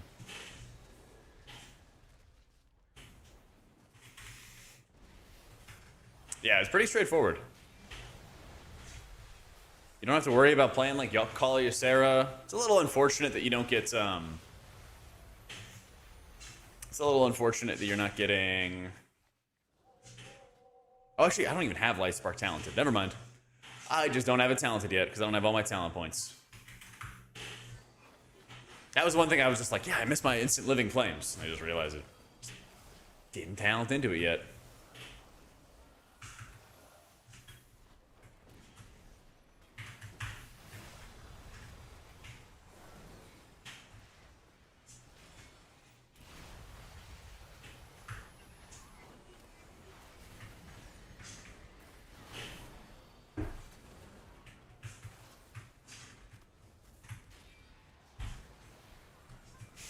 Nice. And yeah, now we go into the winter. We go into the Winterlands.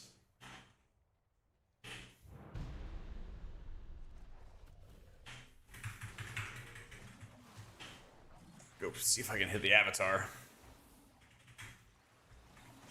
No, I can't get there.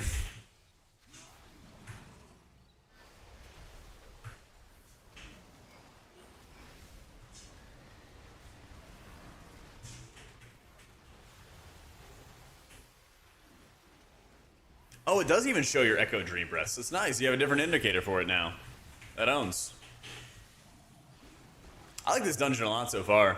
There's a lot of RP at the start, it seems like, where you have to have a healer, basically. Go fishing and click on some stuff. Kind of like the beginning of Brackenhide. It's basically the beginning of Brackenhide. I haven't seen the end of this dungeon yet, though.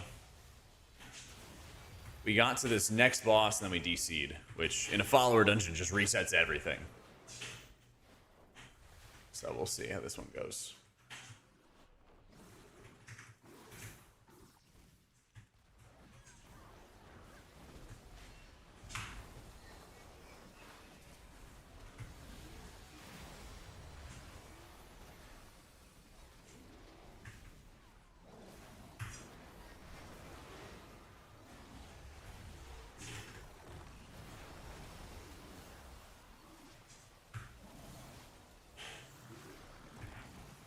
Oh, you didn't realize it's a follower dungeon? No. We're definitely just running dungeons on Alpha.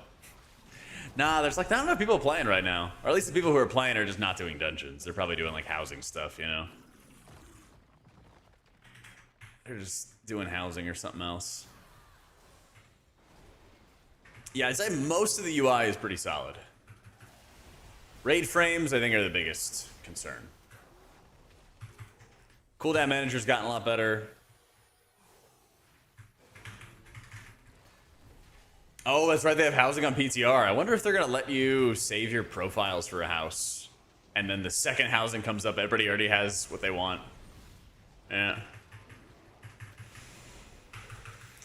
That's the thing, Sinclair. If they can have most of the function of Cell, I'll be very happy. Yeah, sometimes it works and oftentimes it's incompatible. Yeah. But I imagine people are still going to try, Rob. Yeah.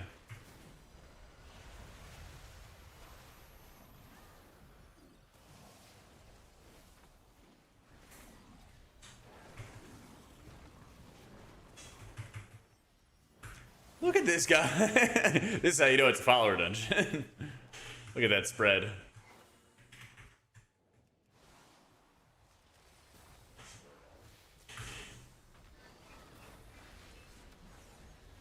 Yeah, there's always a crowd that's like Blizzard bad to anything that any type of changes that they end up making for it. It's kind of how it always goes. Yeah. Next build, 90% of the pieces were replaced with pink placeholder boxes. Dude, I want to go to people's places and do jump puzzles. Sounds amazing.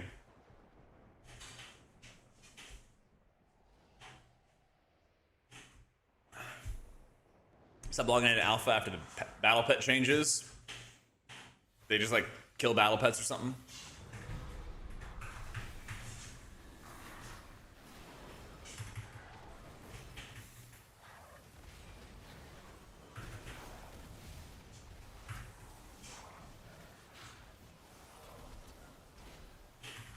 Healer neighborhood. I think I might be in the same neighborhood as my guild. I think that's probably what I'm gonna do.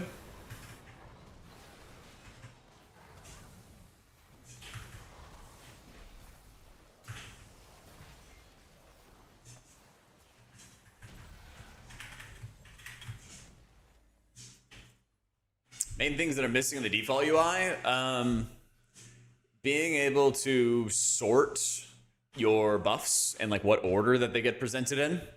I think that's a really, really fair ask, because in the cooldown manager, I can sort how my cooldowns appear. So why can't I sort, why can't I just simply sort how like my buffs appear, right? Not being able to isolate or even like blacklist debuffs, controlling like where your buffs and your debuffs sit on your raid frames, I think is super important. Having the option for like gradient health bars and class color or something along those lines, and like just different forms of the colors for the frames. It does actually. It looks like the Cithral's Fall, Akita. Yeah. Basically some more like buff, debuff customization. I'd love to have targeted spells. I also think that's a fair ask, because if you look at the nameplates, you can see who is being targeted on the nameplate. It'll say, you know, target name. So if it already works in the nameplates, why can't they just put it on the raid frames as well? You know? Because basically you'd have the same functionality. You just have to stare at nameplates the entire time instead of, you know, just looking at your raid frames. So if anything, that just adds like cognitive load, right? Overshield options, yeah, that would be great as well. I have a whole list basically. It's on my YouTube. But yeah, look at these nameplates. The Mystic guy right here in the middle. See, Lightning Bolt, Jak Thier.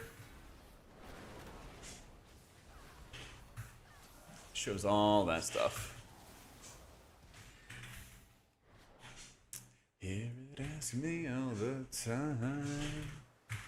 Shoot, Jak Thier. You know, I can see that, but then I have to look down at my frames afterwards. Just like, why doesn't it just appear on the frames as is? Yeah. I also think it'd be really valuable to see when tanks have their active mitigation, personal defensives up. At least a big defensive. Because you kind of see it as an animation on their character. I think it's like Ardent Defender is like shields that kind of swirl around you. So it's like visible in the default UI, but it's hard to see in the midst of like the churn, you know, that's going on. So it's like, why don't they just make it so that you could see it in the frames when somebody activates a major defensive, you know? Like Cell does that. But not default UI right now. Yeah, and that's the thing is, like, as you get into higher and higher content, your ability to predict damage and understand the damage just gets better, you know? Well, I don't really expect much from any Blizzard interviews, Rage. I was kind of talking about that earlier. They basically create the interviews or set up the interviews with, like, this is how it's gonna go. And so it doesn't really give any opportunity for the interviewer to, like, ask those questions. And basically, if they don't, like... And the people that Blizzard puts up for the interviews, they basically say, just talk about this thing. Just talk about that thing. And, like, that's it. There's just not much like, room for a real interview to happen, the way they set it up. Yeah. I get the concept of like wanting people to be on equal playing fields. There's so many people that like come into WoW for the first time and then they're like just told, hey, go, you know, buy a UI from a streamer or something like that and just go from there. Because the default UI is the worst. There is mouse over casting and click casting already built into the default UI. There's some limitations to it, but it's decent. It's not robust, but it's decent. Yeah.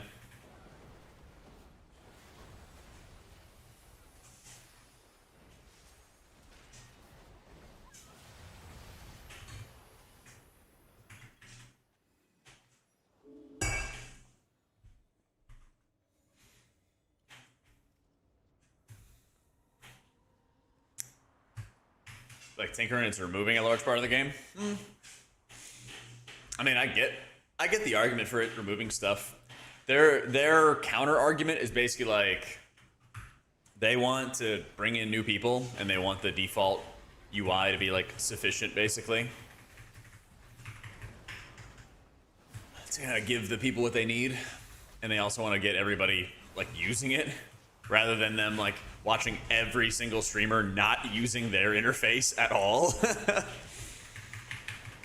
Yeah.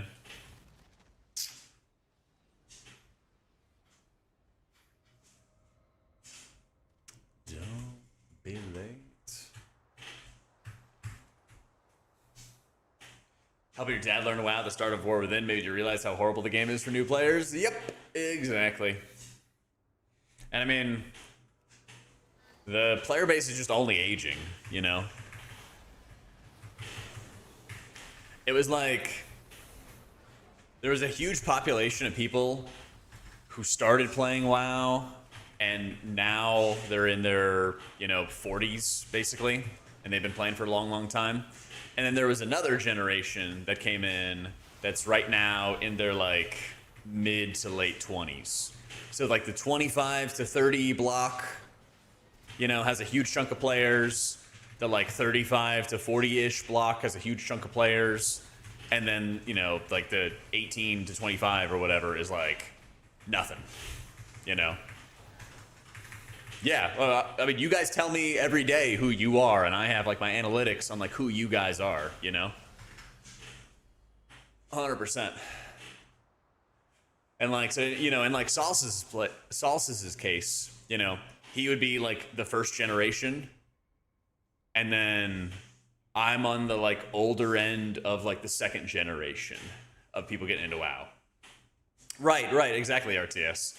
I'm 31, and I was, like, one of the youngest people when I first started playing the game, and now I'm, like, I'm the unk of the second generation, And kind of horrible for older players. Forget class balancing. They can't even get hero talents for the same spec class sort of balanced. Yeah. They've gotten better. Now at the end of the season, I think it's better. Or end of the expansion, it's better. But it was really rough early on. You're 25 and feel the same? Yeah. So, like, you're on, you're like in the second gen, like solidly 0, right? But I imagine there's just like less and less people your age, playing the game. And then it's like, well, what the fuck, man? But if it's just really fucking complicated to learn the game and get into it, like, that's just gonna happen, The thing is, I don't think they're gonna make it like Minecraft or Fortnite type stuff, Rage, but there's an audience out there for it. But if you had the barrier of entry, like, really high and really complicated to just get started playing the game, then, like, people are not gonna touch it, People just ain't gonna touch it.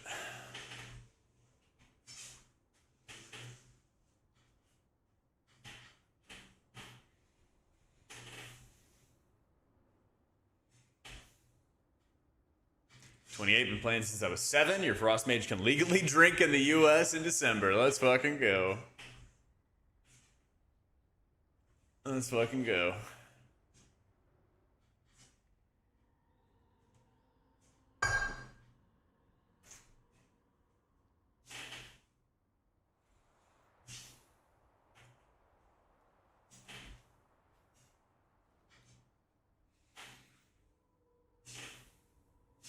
Yeah, I think that's, like, basically the biggest thing.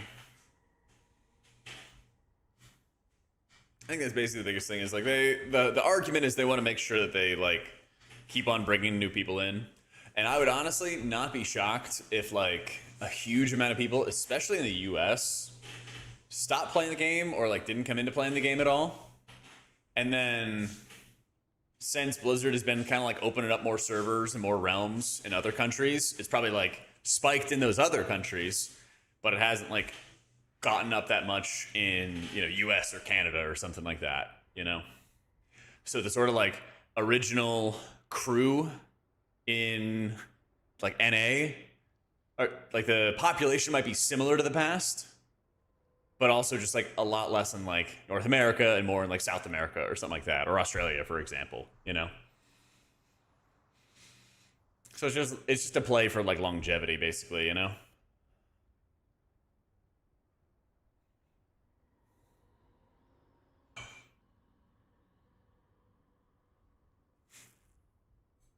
Second week of TBC, I started playing right when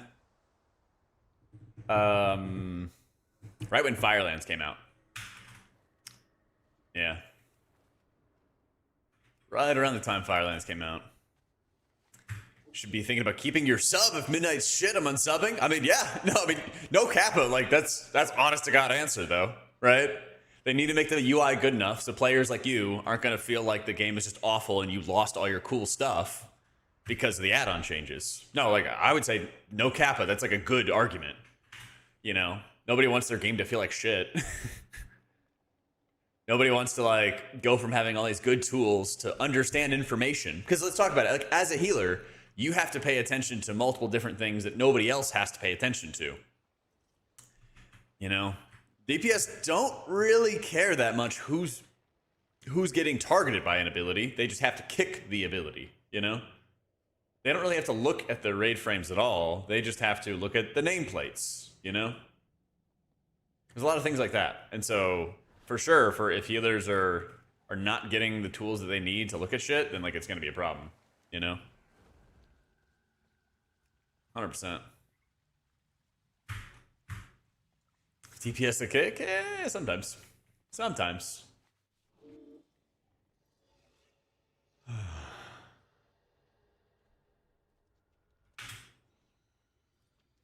So yeah, I mean, if they don't, like, put the UI together, then it's basically just going to be the entire expansion or huge parts of the expansion where everyone's, like, just thinking about what they don't have and what they've lost, you know, which obviously they don't want to do.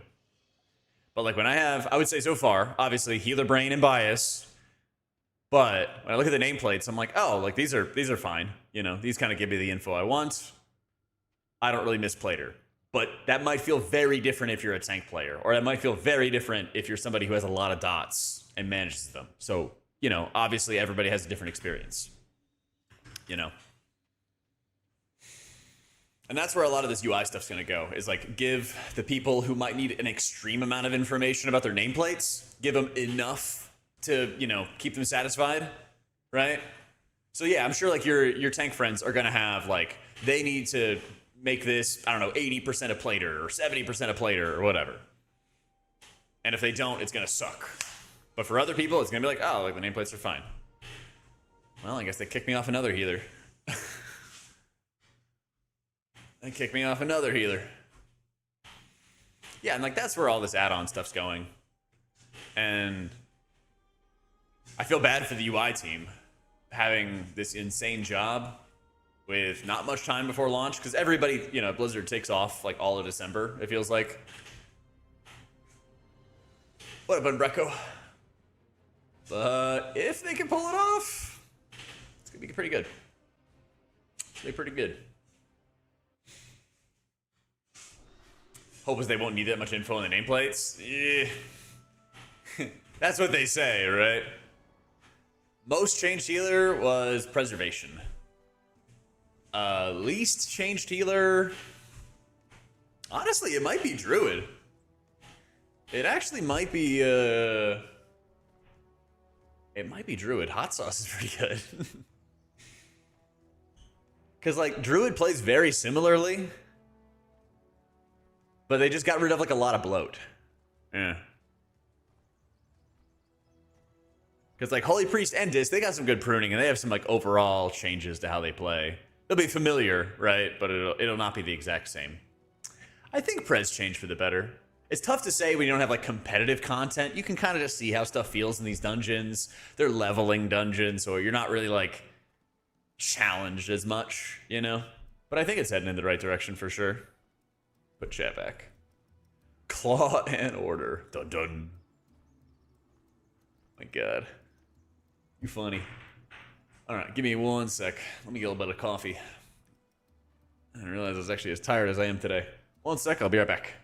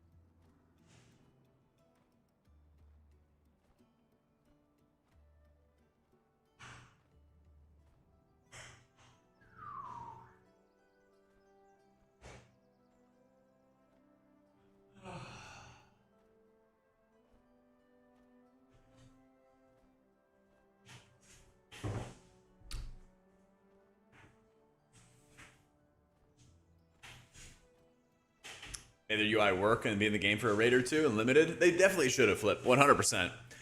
But the counter argument is they also want to make the biggest changes right when a new expansion drops.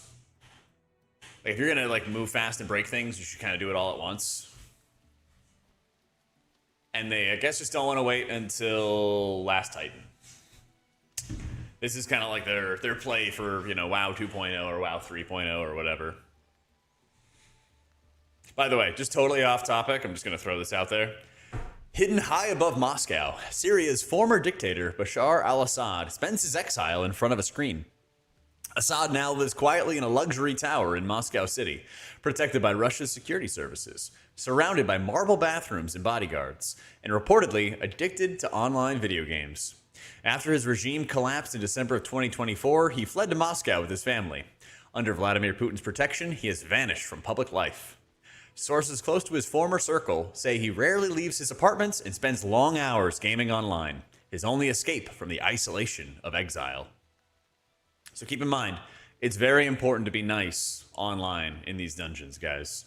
Somebody could be having a bad day, and the person you're running with in dungeons could be the exiled former dictator of Syria. Be kind online. Okay, there you go. Just little tangent. Just throw that out there. I don't even know if that's real or not, but it's on Twitter, so it must be real. It must be real. Also Kim Jong-un. That's right. You know, the little like blip of Steam accounts in one area or another. Yeah, yeah.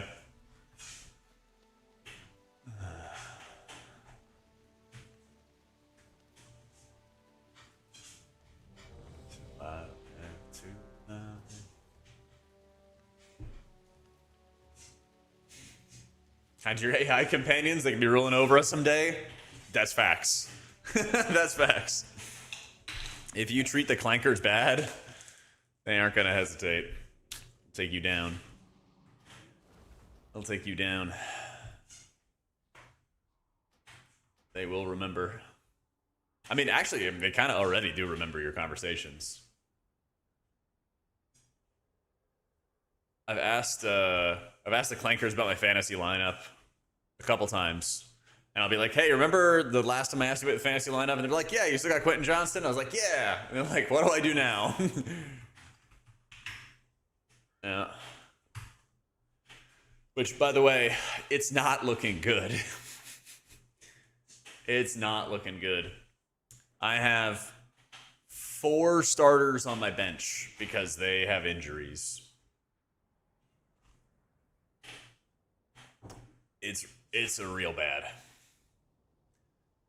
My opponent has only one guy who's injured.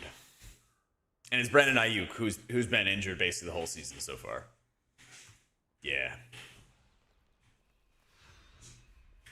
I have like a 40% chance to win this week. So it's not looking great.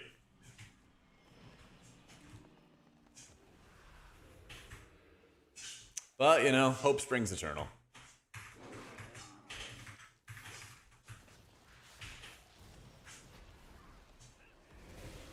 Hang on.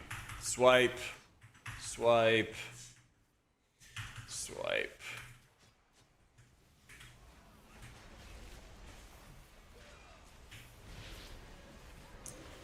Been a while, but every time I check in, you're on the walking treadmill. Good for you. It's efficient as fuck. Gaming and walking. Cardio sucks. Cardio does suck. I try to get the cardio in, the heavier cardio at the gym. And then here, just honestly, more of the walking for me is like just not sitting down. It's just my counter to like sitting down. Because if you're at the computer for hours, I'm actually at like 1 mile an hour now. I actually slowed it down even further. Because I'm like, I'm not even trying to like pound out, 3 miles or something like that quick. I'm just like, I know I'm going to be at the computer for a while, so I might as well just walk slow, take my time, and keep me from sitting down.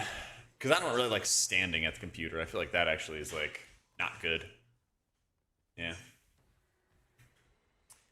Exactly, Solstice. Exactly, dude. Just standing there absolutely sucks. I feel like it actually is like more strain standing up all the time, you know?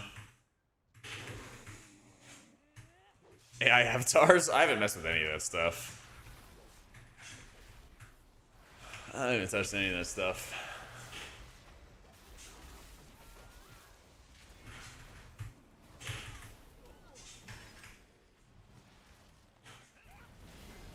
Only cardio day is 1 day of basketball a week. The other 5 days are the gym and Sundays for rest. It's true. Sunday is for the rest. Yeah, I do 5 days of the gym, then I'll do like 20 minutes of cardio at the end of a workout. Sometimes do some sauna, sometimes not. So, yeah. It's just a walking pad. The bot is not working right now, but the company's like Lichico, like Lich King, ICO. And it was like $100 or something like that. It's more expensive to get the standing desk. But also, if you're at your computer all the time, I mean, you might as well invest into a good desk. Oh, actually, which reminds me. Holy shit, that guy's a paid actor. I've done 1 uplift giveaway before. Actually, I did 2. And I think we're going to be doing another uplift giveaway in the near future.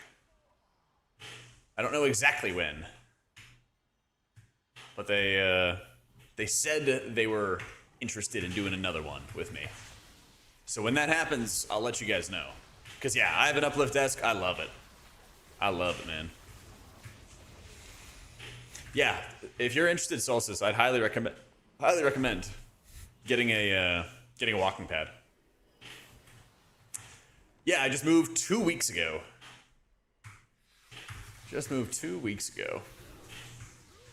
So I'm still not sure what I want to have in the background.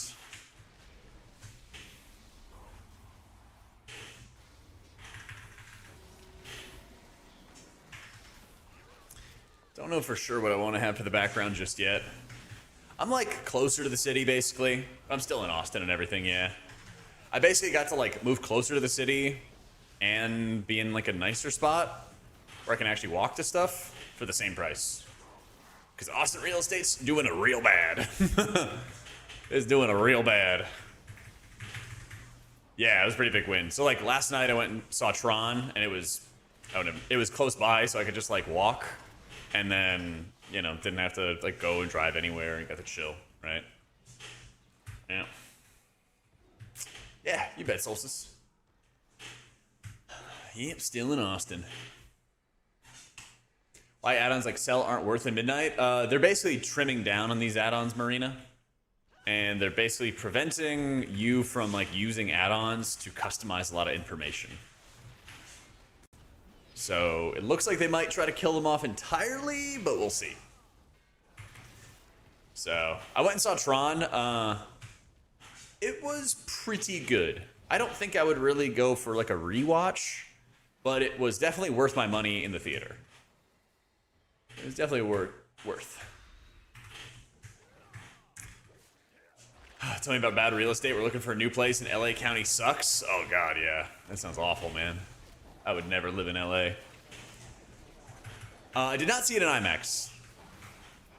I did not see it in IMAX. It probably would have been better in IMAX, but I only had like the normie theater option basically. But I bet it would look even better in IMAX because it was like a really pretty movie. The music was really good. There was a lot of good Easter eggs if you've seen the other Tron movies. They missed an opportunity for a great line. Unfortunately. They missed I think, the perfect opportunity for like a line from the OG movie to be repeated. But I'm just a huge fucking nerd, so. How you doing, Stevie? But otherwise, I think the movie was good. Probably would not go like rewatch it a bunch of times. But I think it's one of those like you should go watch it in theaters because it's a good theater experience. Yeah.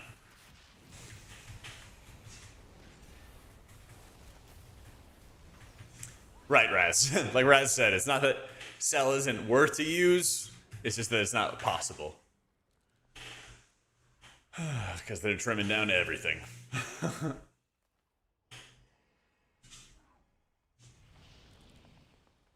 Yep. 5 years ago, I would have recommended Columbus to anyone as long as you didn't mind a few cold months, but the city's growing too fast. The amount of data centers popping up is concerning, even though you're a server infrastructure engineer. Oh. Well, like, isn't the big problem that the energy prices are just going to be nuts?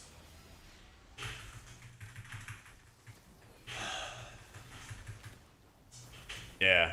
Times like this, I wish I was the dictator of the United States or something.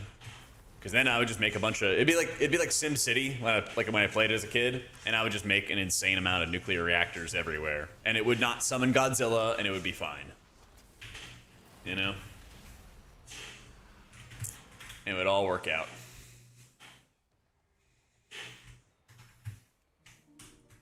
Careful what I wish for. I mean, since we know it wouldn't summon Godzilla, it'd be fine, you know? Oh, that's right, we go over here. Virtuous tyrant doing what's best for society? Yeah, I have a lot of ideas like that. I mean, you know, it'd be bad for some people, right? Because, like, I would just make, like, I would be like, hey, Japan, can you send over all your bullet train experts to us? And we'll give you, I don't know, whatever they want. They probably want something. And then I'll just have them live here for, like, a couple of years. And then we would just go bulldoze everything in our way and make bullet trains all across the country. Some people would definitely be unhappy with it, but then the rest of society gets bullet trains. You know? It'll work out. But if your house is in the path of the bullet trains, good luck, man. Sorry. I'm gonna give you some money and send you on your way. Nah, no damage meters yet. But it should be in the next week or two. Coming soon, TM. Coming soon, TM. I did see China's electricity generation stuff, yep. It's massive, dude. I'd also write maid cafes into the bullet train legislation. Wait, what's maid cafes? Gay marriage mandatory.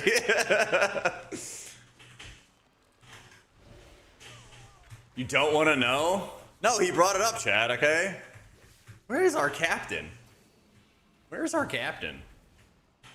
It's what it sounds like. Like nice maids serve you food and stuff? What's wrong with that? Places you pay women to act like they care about you? I mean, strip clubs exist already.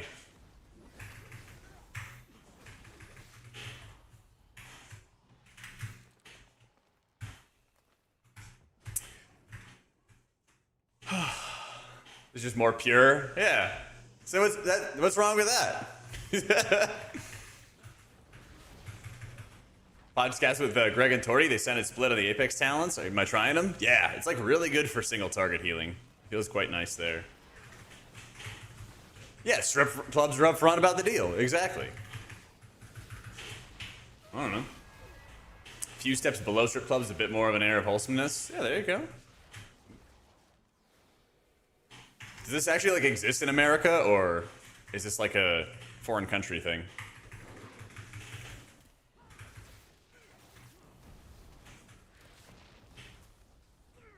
It's a Japan thing? I mean, I could see a world where you're on a bullet train from like one part of the country to the other, and then, you know, nice lady makes you a home-cooked meal right there in a little like kitchenette on the train, and then gives you a shoulder rub, and then hands you like a glass of cognac. Like, you know, I'm sure people would pay for that. That'd be pretty relaxing.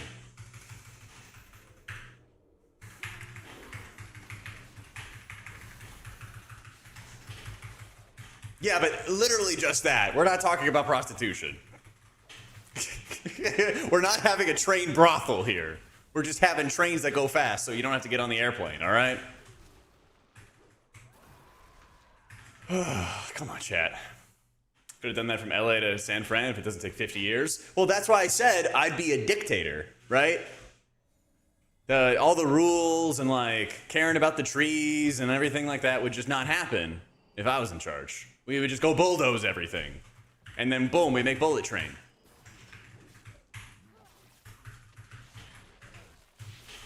Bullet train brothel. God damn it. Where's our tank?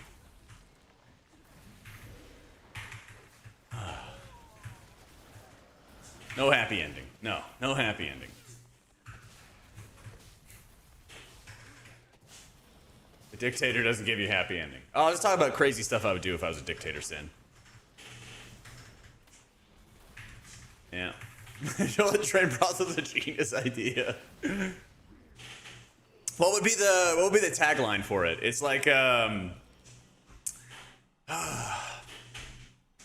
what is it, like quick trip, quick release or something like that?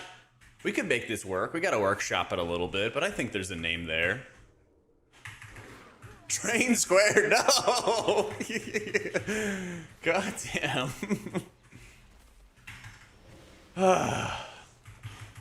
Come fast, go fast. There we go. Now we're talking. There you go. See, I knew there was a better version of it. Yeah. All right. You guys are crazy. Kind of myth why Blizzard still goes to the fast heals being more efficient than the slow heals, and heal and flash heal. Classic versions are more logical, with the heal being cheaper and slower, and the trade-off for the quick spell was lost efficiency. Because the game is just sped up, basically. Because they want all the healers to be able to like efficiently heal solo in dungeons, and they have to make the dungeon healing go faster. Because if you ever watch any BFA footage, that shit was so slow in dungeons, it was unreal. It was so slow. Oh, sure, someone in Hollywood's already working on it? Oh, that's the other thing I would do is if I was a dictator. Matt Damon, and I forget who else is in the cast there. I think Drew Barrymore was in the movie as well. Let me double check. Titan AE. Isn't Drew Barrymore in that movie? She is. Okay. Yeah, Matt Damon, Drew Barrymore, everybody. They're going to the camp outside Hollywood, and they're going and making a live-action version of Titan AE for me. And they can't leave until it's done. Yeah, that needs to happen. Like, quick. Okay? That's also on my dictator list. It's not like that, it's, you know, it's a compound where they go make the movie, and they just can't leave. No, we're not replacing Hakima. Come on. Akima, excuse me. They're not replacing Akima. And we're not replacing Matt Damon, no matter how old he is. Okay? It's just a place, Rob. It's just a place that they have to finish the movie. Then they can go do whatever. It's just a place. I didn't say I was going to be a good dictator, guys. I'm just telling you what I would do if I had unchecked power. No. They have to make a live-action version first, Mutiny, and then they can make a sequel. Okay? Step by step here. If you work there, Giva, if you work in movies, you know, you can go to the non-optional Titan AE fun summer camp. Do you think when they make the game twice as brain dead as it already is, PvEers will finally wake up from the vats of sludge they've been living in and realize they've been batteries for machines, shitters, the entire time? Oh, shit. What if I told you that PvEers were simply the battery that kept PvP alive? And that PvPers owe every experience they have in the game to Giga Chad PvEers like me. We keep the game alive. We're the reason you can still enjoy this video game. Have you even said thank you once?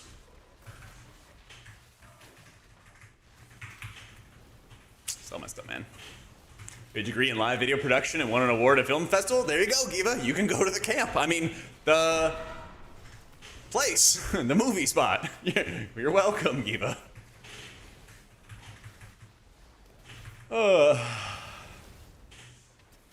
chain heal from Shaman, give me a Sarah's gift. We need a fully passive healer. Let's go. Brain AFK, no buttons, no thoughts. No buttons, no thoughts.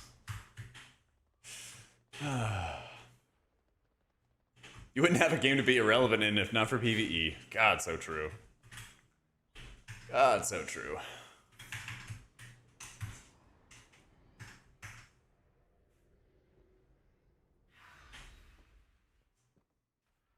Am I going? Oh, yeah. Mm-hmm.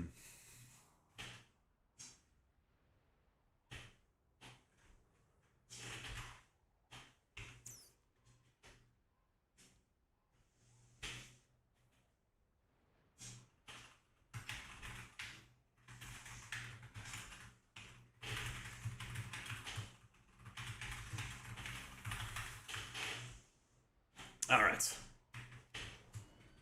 Let's keep going.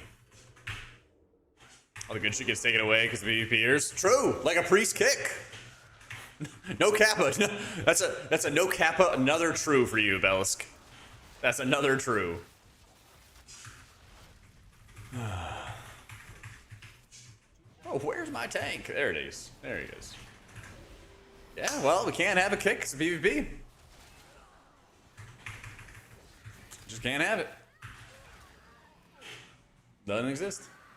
And now druids don't have a kick anymore either.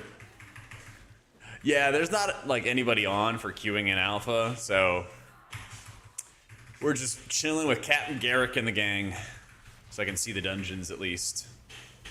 And you get like a little bit of a feel for how the healers are healing.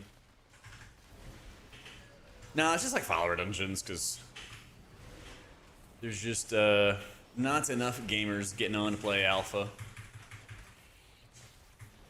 They should really invite you guys onto alpha, for real. For real. Yeah, I think Shaman is next. Don't think I've done that yet. I don't remember if there's anything else on the list. Blizzard employee? Thankfully, not. Yeah, beta's probably like 3 weeks away.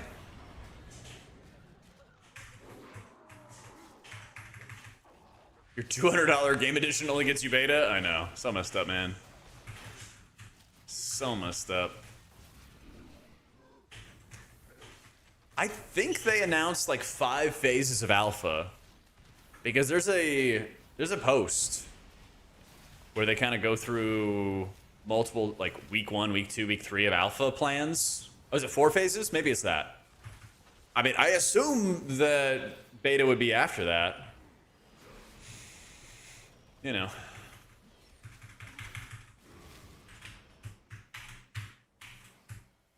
You will have beta, but you only have ramen noodles for the month? Well, at the AutomaticJak Titan AE Hollywood Camp project, we'll feed you. But it'll still only be ramen noodles. But you won't have to pay for them. Remember when all the Disney actors would complain that they had to, like, be on a Disney diet so that they'd look, like, trim and healthy or something for their movies? You know, it's just like that. Except it's ramen. Where is this magician? This guy's in a bookshelf. The mage is off screen? Or no, he's right next to me now. He ported to me. He was like off screen. Whoop.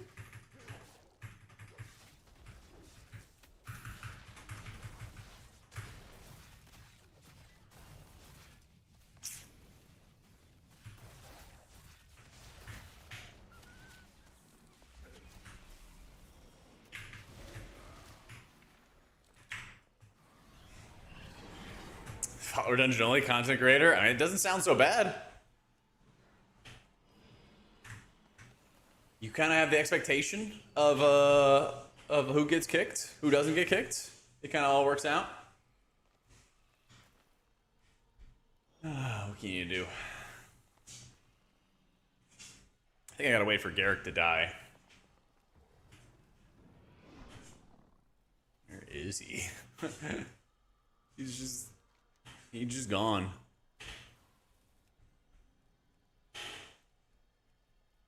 He's just gone. Just fighting on his own. Alright, whatever. Rest of my team's coming. Rest of the team's here to fight.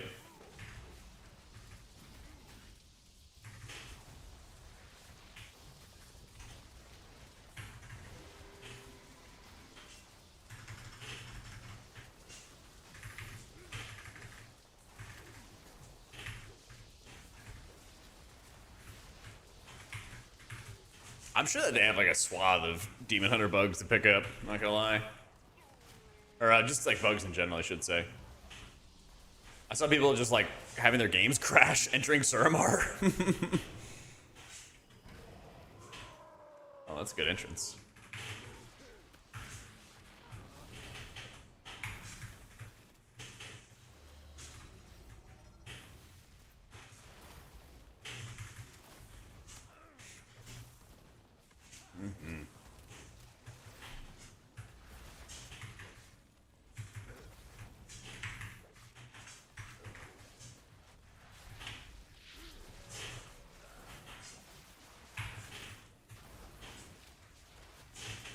He's got a Blade Storm.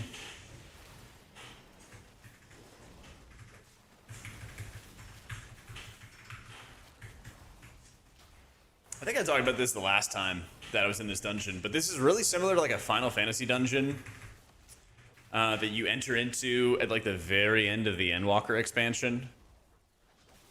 In Endwalker, you go like on a spaceship and you like fly to another planet and stuff. So it's like before that, you go and do this dungeon, and it's like a trip down memory lane kind of thing. Where'd our tank go? He just disappeared. But it's a lot like this, where they kind of like explain multiple different parts of, I don't know, like the overall like lore for Sylvanas and like the lore for the Windrunner family and everything. Because this entire place is like a ghost town, basically. All right, Captain Garrick, where the fuck are you?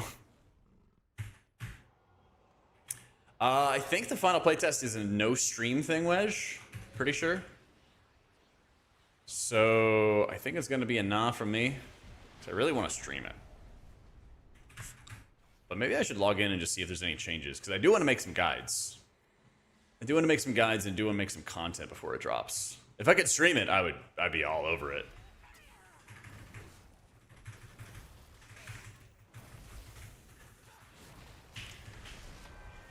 Do you know when Fellowship is, like, what time specifically on the 16th it's dropping at?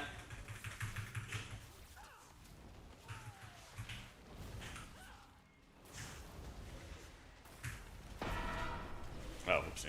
Strafe my team here. Oh my god, it worked! Oh, he's back! Yeah, what time is it gonna drop at? Do you know, Furnace? Chomp.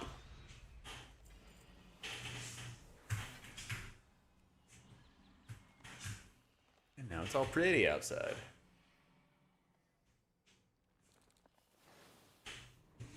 Let's see. I'll ask the Clanker.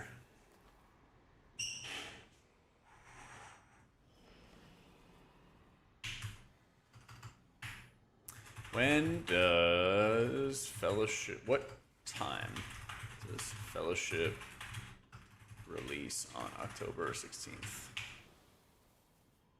UTC 4.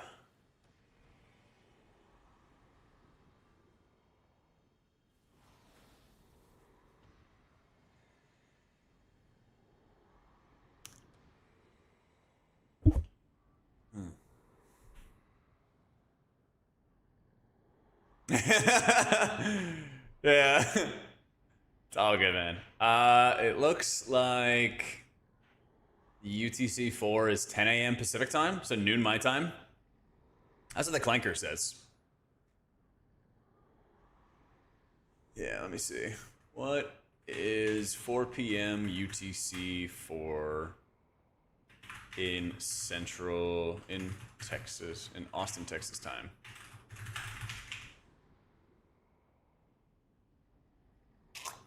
$11 a.m. my time. So what Chad put sounds like 11 a.m. What the Clanker originally said was 10 a.m. Pacific. So I don't know.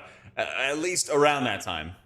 In the morning on the 16th. Either way, that'll be basically consuming my entire day. That makes it easy for me. That makes it easy for me. I think you're going to be in some of my guides as well, Wesh. Since we did so many dungeons together. I'm super hyped for it, too. The craziest thing is that there's not going to be any time gating. At least not at first. There's not going to be any sort of time gating. So you can be really, really, really degen in that game if you wanted to.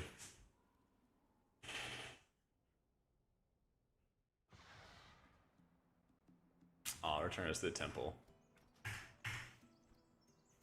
So. Oh, did I miss that arc? I did a couple of Savage Raid tiers in Final Fantasy. I did End of Shadowbringers, and then I did End of Shadowbringers, and then early Endwalker stuff. So, but that's about as far as I did. I did like one season of like day raiding, and we cleared it in like early second week or something like that. It was like decent. All right, on to the withered husk that was known as Shaman before.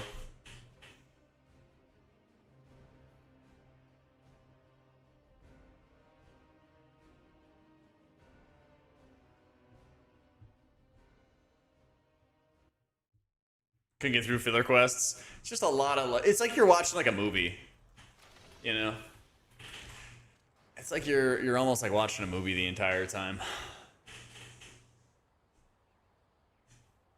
It's like it's pretty cool, but like you just if you're going in it to raid, then you're just like, well, I'm gonna sit around and it's like you're playing a different game before we can go play the raiding game mode. Is basically how I would view it. Yeah. Shaman, or sorry, our druid doesn't feel like the hots are that good. It feels really similar to the War Within.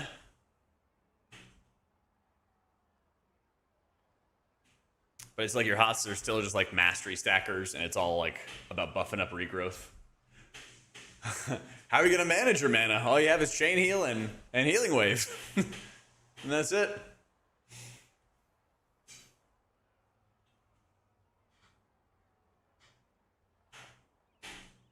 And that's about it.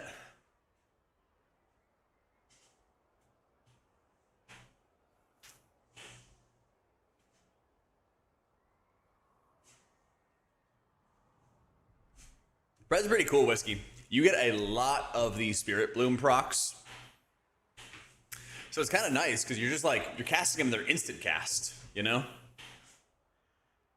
So you're constantly like, anytime you play your Echoes or you hit your Dream Breath, it's a guaranteed chance to proc it.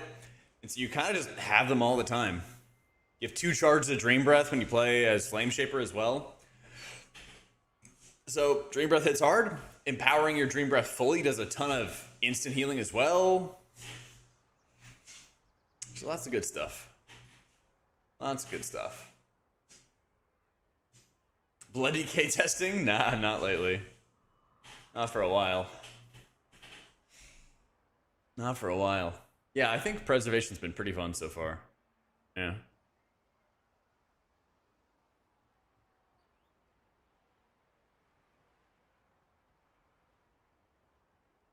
Moving class recorders, get used to it now? Nah, I would wait. Because you're going to have a lot of time. You're going to have like 2 weeks of like no raiding and just like leveling and doing early dungeons and everything like that. You're going to be doing like a lot of that stuff at the beginning of an expansion. And the UI stuff right now on live that you guys are experiencing in the War Within sucks compared to what we have in Alpha right now. Yeah, exactly like Whiskey said. So like none of that stuff you can get used to. Yeah.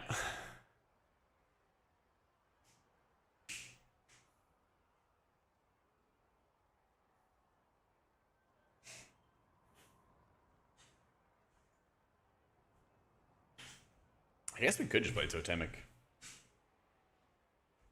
I guess we could just play Totemic, actually.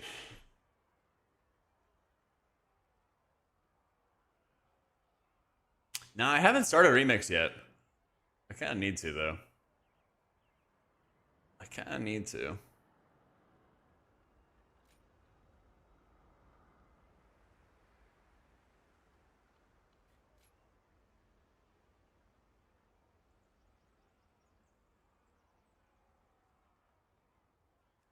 Yeah, it seems a bit about as AFK as I can get it.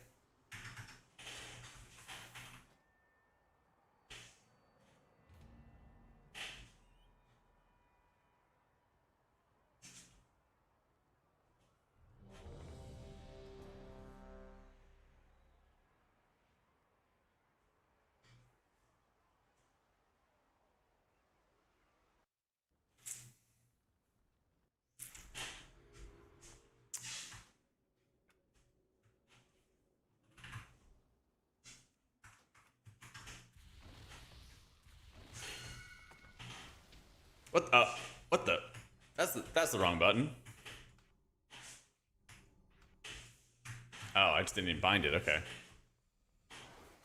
Oh, you be the step down goat, keep walking? Absolutely. Absolutely, big dog. Just going for a nice smooth walk.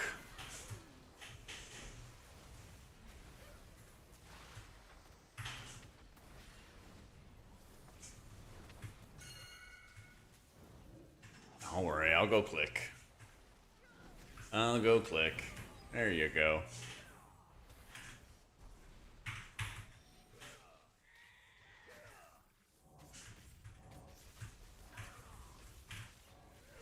Oh my god, I'm dying. I'm dying.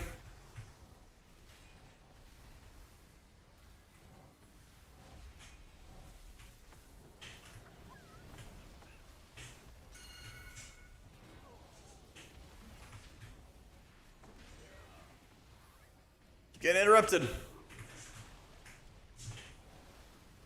Totems, save me. Had a weird ass dream last night, and you were a super famous, well-known millionaire, and you were jacked. You were like the Jack Keanu Reeves of WoW. It's a shame it was just a dream, man. Just imagining what could be. Wife, that is That's one tough. handsome Jack. Me, damn right, but he is the healer Jack Kappa. Yo, Juki, they were the 88 months in a row, my dude. I just keep getting fucking silenced. Stop.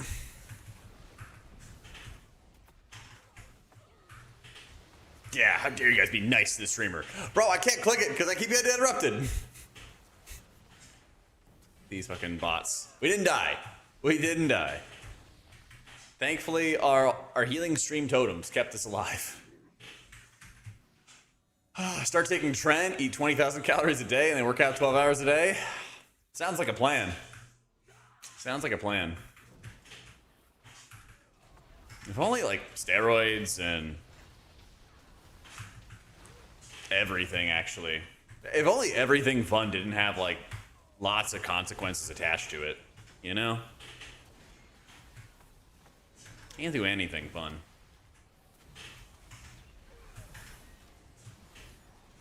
Can't do anything fun, man.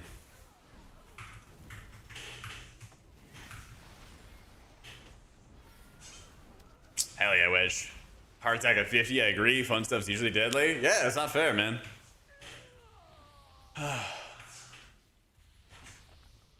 Try to drink and eat cookie dough all day? Yeah, exactly, man. You can't do that. You literally can't.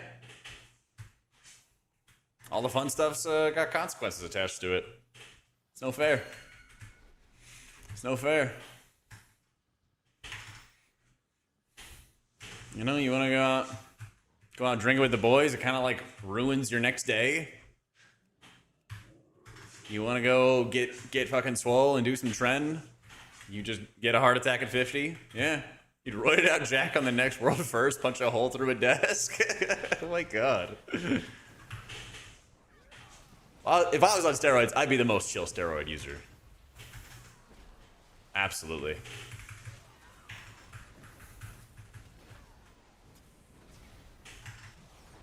I'd also talk way slower, and then I'd be a big giant.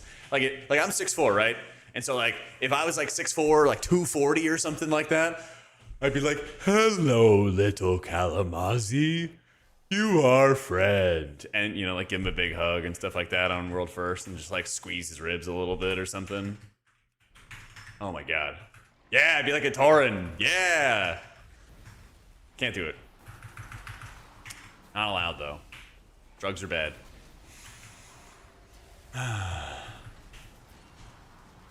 Hey, Royce, think when you were getting silenced, you've been a tad bit more angry?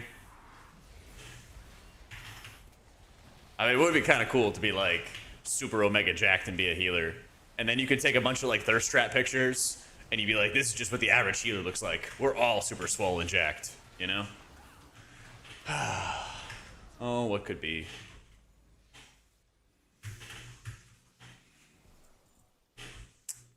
$240, now I just need to figure out the 6'4" part as a 5'11", 36-year-old. I mean, as you're getting older, you know, you can start taking TRT. I actually don't think there's any, like, negative side effects to TRT, except for, like, don't you have to, like, keep on taking it at some point? And that gets kind of expensive. That's kind of like the downside.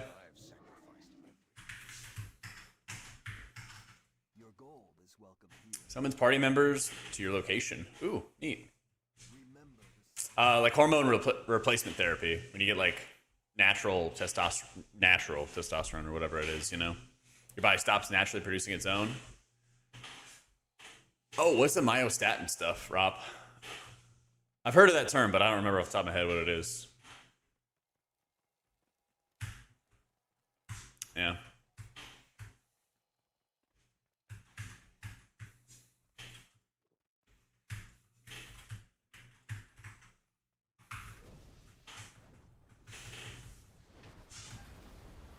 Orgox is a healer? Yeah.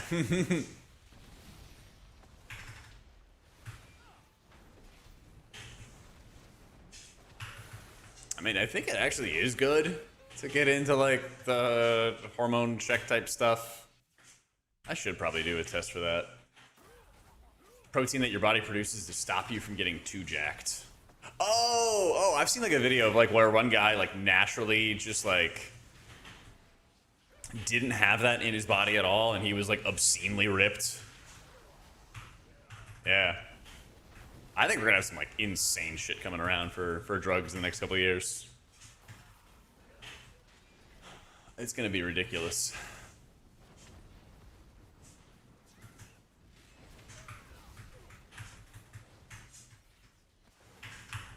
Yeah, the place I go to, or the like regular gym I go to, has like a couple like buff grandpas, and I'm like, that's what I want to be when I'm like 50 or 60 or something, you know? You can reduce it in a controlled manner, so you basically get the roid benefits without dying at 40 from a heart attack. Yep. That's gonna own.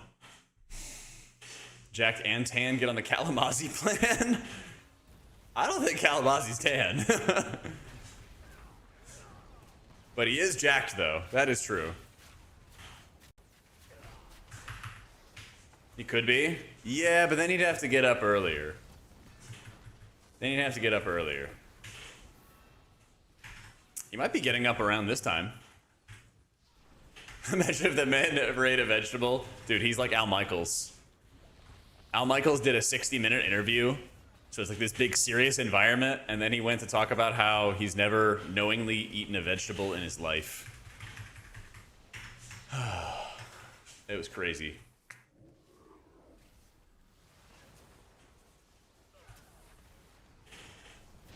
Some spray tan, true. I don't know what's best right now, Got Milk, but I'm just messing around with about the most autopilot build I can think of with a Shaman.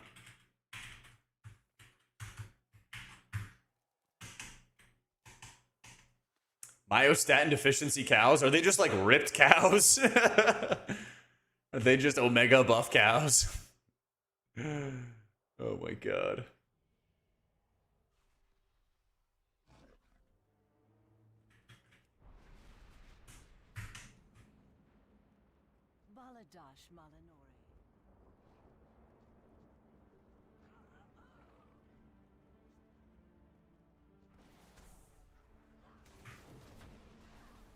Baron action bars feel wild. I got like 6 abilities or something like that in my raid frames.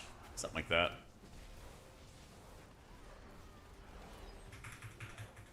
Let's see. Myostatin deficiency cows. Oh my god, yeah, I see these fucking ripped ass cows. Just covered in muscles. Shit. Buttons. I'm getting so many of these Stormstream totems. What even procs this? Riptide.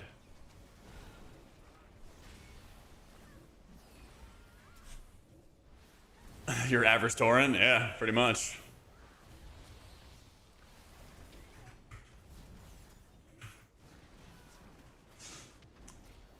I'm getting so many of these that they just do all the work for me. That and the chain heals are casting from your totems as well with Totemic. So you're just going like full-fledged autopilot.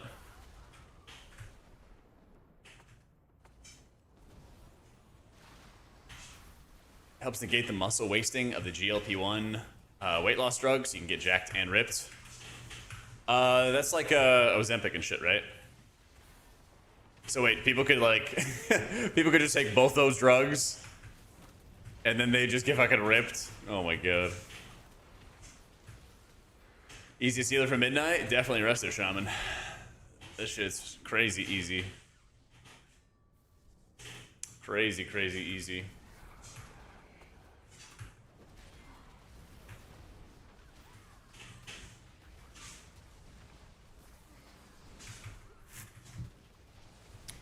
Oh, there's newer, better versions? Gotcha. So what's preventing... Well, I guess they still have to do, like, clinical trials for that. But then afterwards, it's going to be just, like, price, right? So you could basically just get, like, fit and ripped if you just had money. Yeah.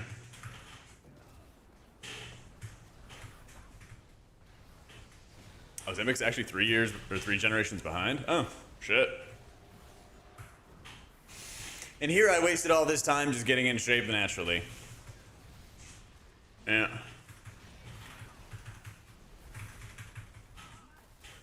I know. Fucked up. I think if you like overcast Chain Heal, yeah. But it's like you cast Chain Heal or you cast Healing Wave. That's about it. That's about it.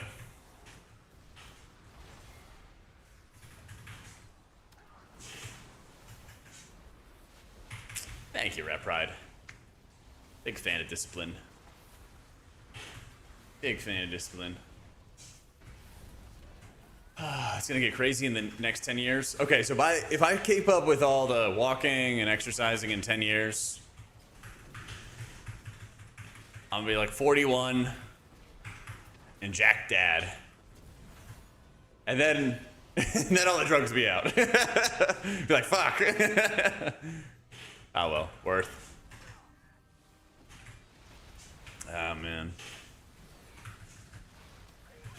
I suppose working out's the fittest and health benefits, not for the look. Yeah. I mean, listen, it could be both. It could be both. But no, it's 100% like a longevity angle. 100%. Yo, Queelan, thank you for the 2 months. Welcome back. Welcome back. Right, it's that button.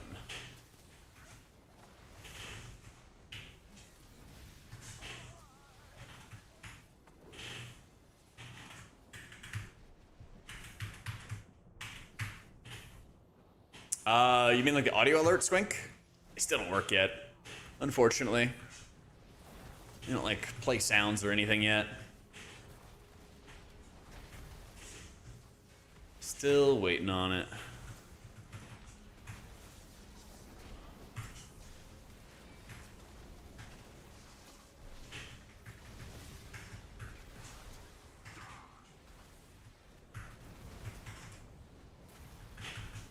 I did one alpha dungeon with other people, and then every day that I've tried to do it since, it's like an hour queue. So I was like, fuck it. Let's do some follower dungeons. If I know that nobody else got me, Captain Garrick's got me. So. Oh, I have to like set up the boss timers on every character. It's annoying. Yeah, there you go. I have it on literally every other character. Yeah.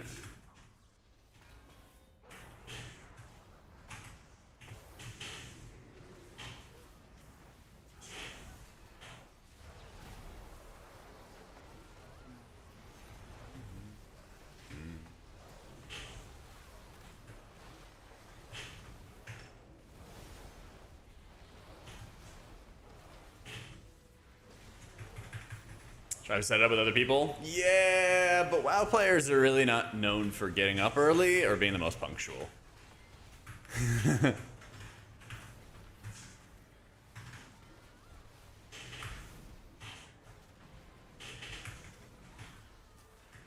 No, I just wanted to see how the different healers played. I mean, I've tried the past. Are you calling me out like this? Yeah. Like, I'm even trying to get people together for Fellowship launch, and everyone's like, yeah, you know, maybe I'll be on, possibly. And I'm just like, forget it. Like, I had, I've had so many times where I hang out with people in person, meet other streamers in person. They're like, yeah, I'd love to like collab sometime. I'd love to do this and that sometime. And then you're like, all right, let's do it. And then they're just like non-committal on a time. It's just like, yeah, whatever. You can only try to force it so much, you know? Chaz has my back for Fellowship launch? Damn right.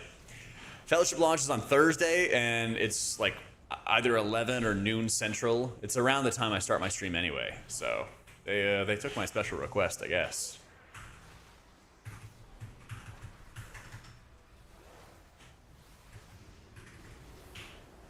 but not one shred of the Fellowship content is going to be sponsored. Got no sponsors for it. We're just going to play it because it's going to be hype. It's going to be fun.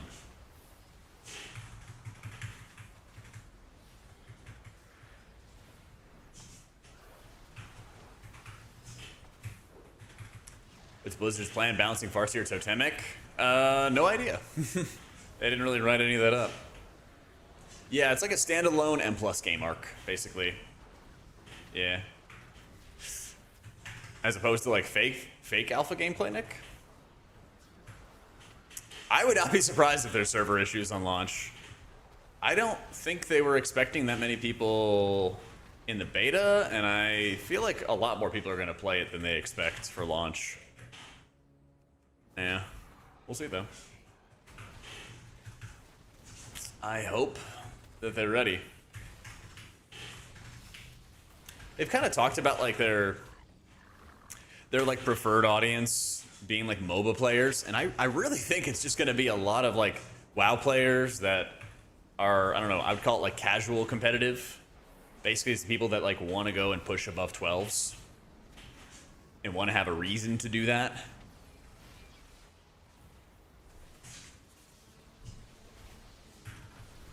So, we'll see.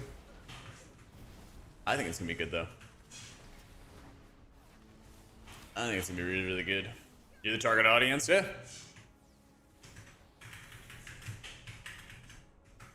Can I make the view distance go bigger here? I guess not. Still in, like, shadows. I want to see the whole thing. Dude, Silver Moon looks obscenely good.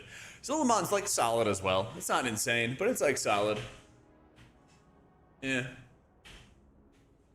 I don't mind it. But like Silver Moon, Eversong Woods, that stuff is crazy good. It is so, so good. They went like way above and beyond any of my expectations for it. I'll wait a sec for ads and stuff. Let the ads get done so that people can see the boss fight. This boss fight's pretty cool. Yeah, I didn't see what the story of Murder Row is. There's a fell smuggling operation that's preying on the fears of Silver Moon citizens. So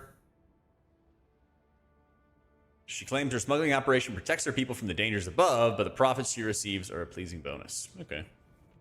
They're just giving people the fell.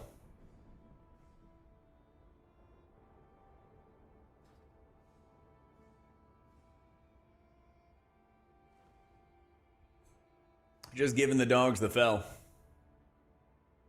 I am super sexigt for Muda Roden Webqs the Warlockars and Segag Tansays Itilusks like Tailligatoires and Rattlanzakanids Hokming Dauben to ear the Assasazid Gav Tailed Syeds Beauty be a Jetways is. I'm so excited for Murder Row because the Warlock has a nice gate and says it looks like the alligators and rattlesnakes are coming down to Earth.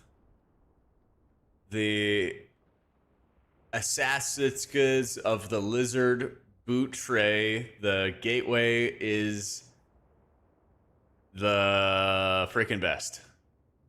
Yeah. Why don't they have like a glyph from this dungeon that gives you the cool looking gateway? Surely they do, right? How is this like not on the loot table?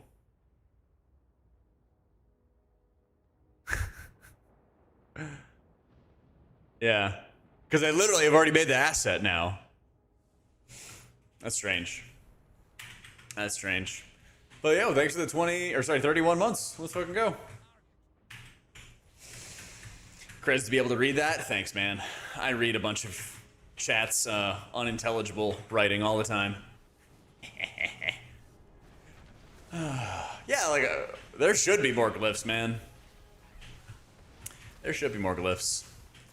Can you imagine how much money Blizzard could be making if they had a paid Warlock glyph for this gateway? Swipe that credit card. Like, look at this gateway. Pony up, Warlock players. Pony up.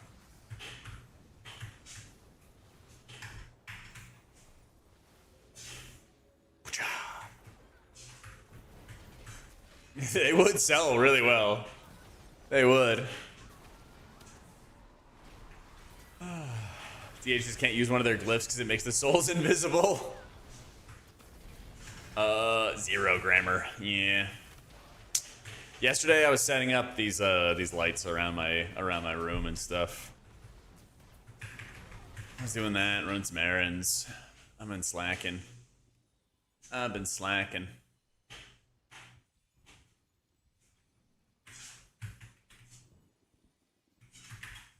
Sell packs of glyphs for things you already buy, and people would buy them out of ignorance. That's true. You gotta cash in on the ignorance play. People were like, I didn't even know this existed. And then they just swipe that credit card, baby. Yeah, buddy. Yeah, buddy.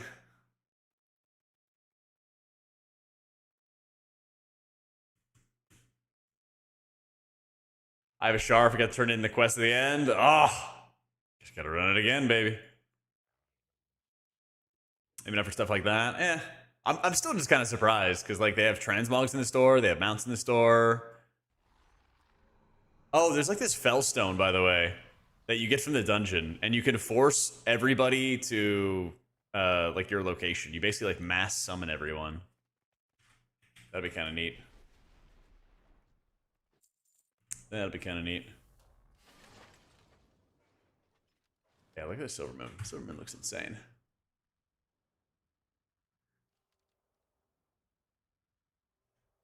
Murlocs is a playable race?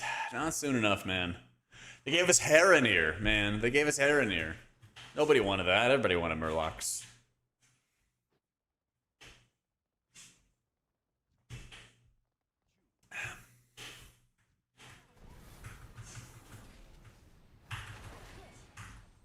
Well, you kind of like start in the alley that is Murder Row. I guess I can go back and show you. You kind of like start in this back alley, and then you chase a drug dealer through the streets. So, let me wait for my jump to come back off cooldown. So, yeah, tomorrow I'll have a preservation video out, cohort. Yep.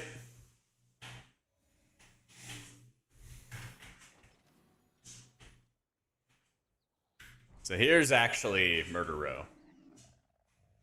This is the mean streets of Murder Row. With lots of row rats.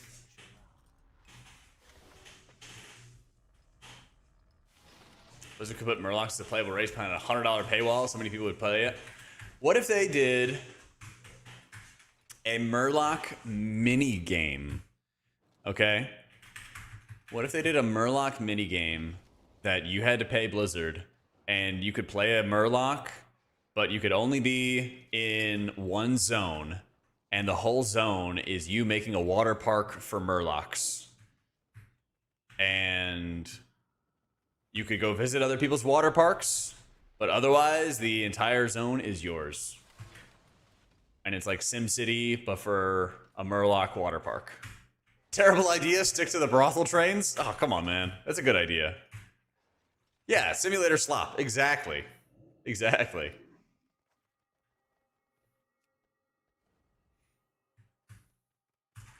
Go to the drug dealer.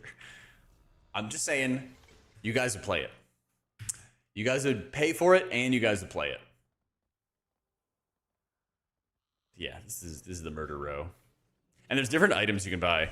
Strike with a poison blade, reducing the victim's max HP by 50% and stunning them for 6 seconds with 3 charges. Ooh.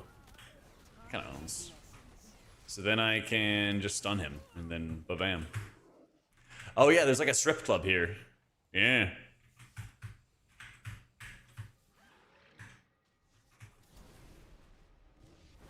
Shank. See, it's good stunned. Yeah.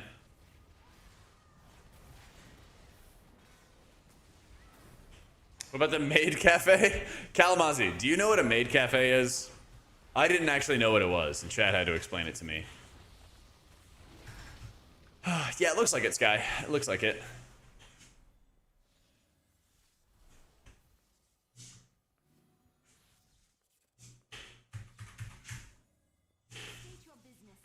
How you doing, Doc?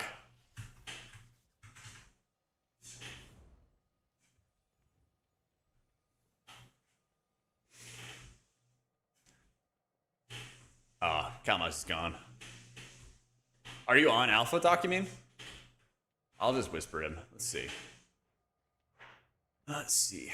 Do you know what a maid cafe is? I didn't know, and chat had to explain it. Ah, it disconnected me. Yeah, this is one of the... I've just been doing, like, follower dungeons just to see how the healers play. Just to see how the healers play.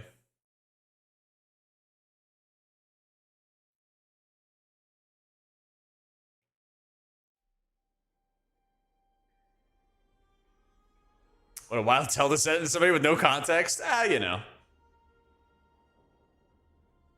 We just have a good friendship. I've never heard of that, no. Yeah, me neither. See, Kalamazoo didn't know either.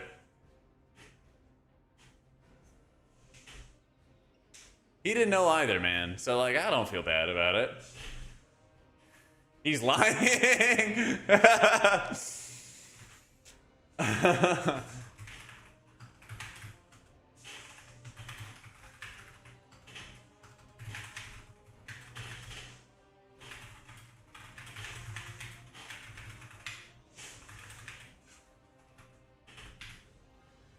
Guild Wars 2 had a cat maid cafe for April Fools. You set a cafe in your home instance to work as a maid for incoming cats.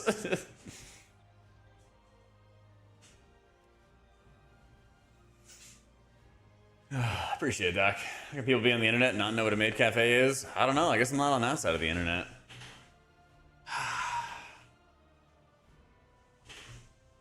I don't know. I've been kind of like football brained for a bit lately.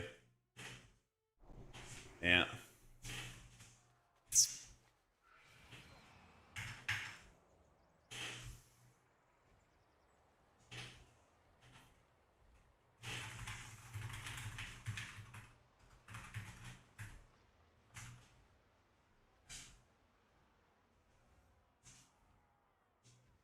Nah, it's just a treadmill.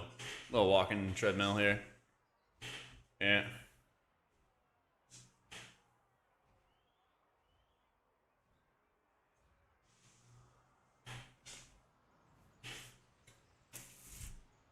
There's ones where you pay muscular women to slap you for whatever reason. You can't say that you know what maid cafes are and then you not understand why people would want to get slapped by muscular women. That doesn't matter, Rap. Whatever's better for you, man.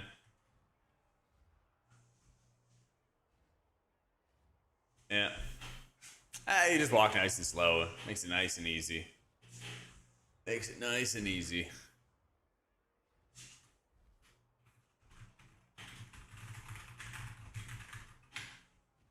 Yeah. So I want to be slapped. Pretty soon. Coming to a stream near you, Emilzia. Yeah. Coming to a stream near you.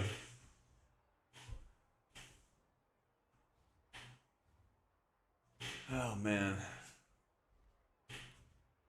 Ooh, new preach interview. Go to DoorDash now, it's dumping rain. I mean, isn't that usually why you would do it, though? Yeah, chat is wild today. Staggered difficulty, progression of the raids, difference between approachability and simplicity. What will add-ons do? Let's see. Continual conversation on add-ons. We know. Add-ons will no longer have direct access to real-time combat info like auras and damage. They won't be able to perform calculations that suggest rotations or trivialize encounters. Why do they care about it suggesting a rotation when the one button exists? Why do they really care about that?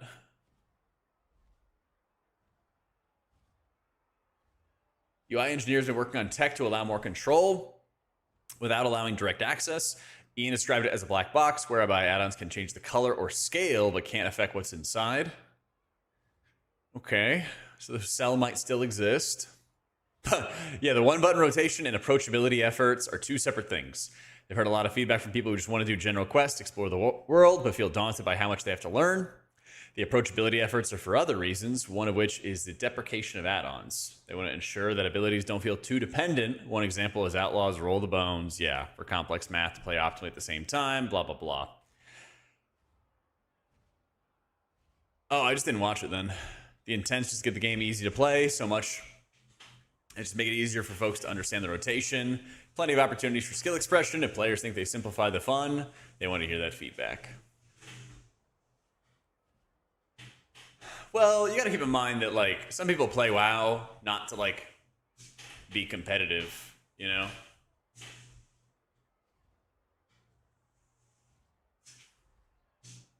Yeah. They just, like, you know, want to do old content or dungeons or something like that and just kind of face roll it. So there's going to be raids, dungeons. They're trying to add novel experiences to each expansion instead of a new coat of paint. Well, that I think is very fair, because Midnight definitely feels like more than a new coat of paint, at least so far. I feel like every expansion, except for like Dragonflight and the War Within, or sorry, Dragonflight and the War Within, yeah, they actually felt like new and interesting in different ways. Even though Shadowlands, you know, obviously had a lot of problems, we were all really hyped for Shadowlands going into it. Yeah.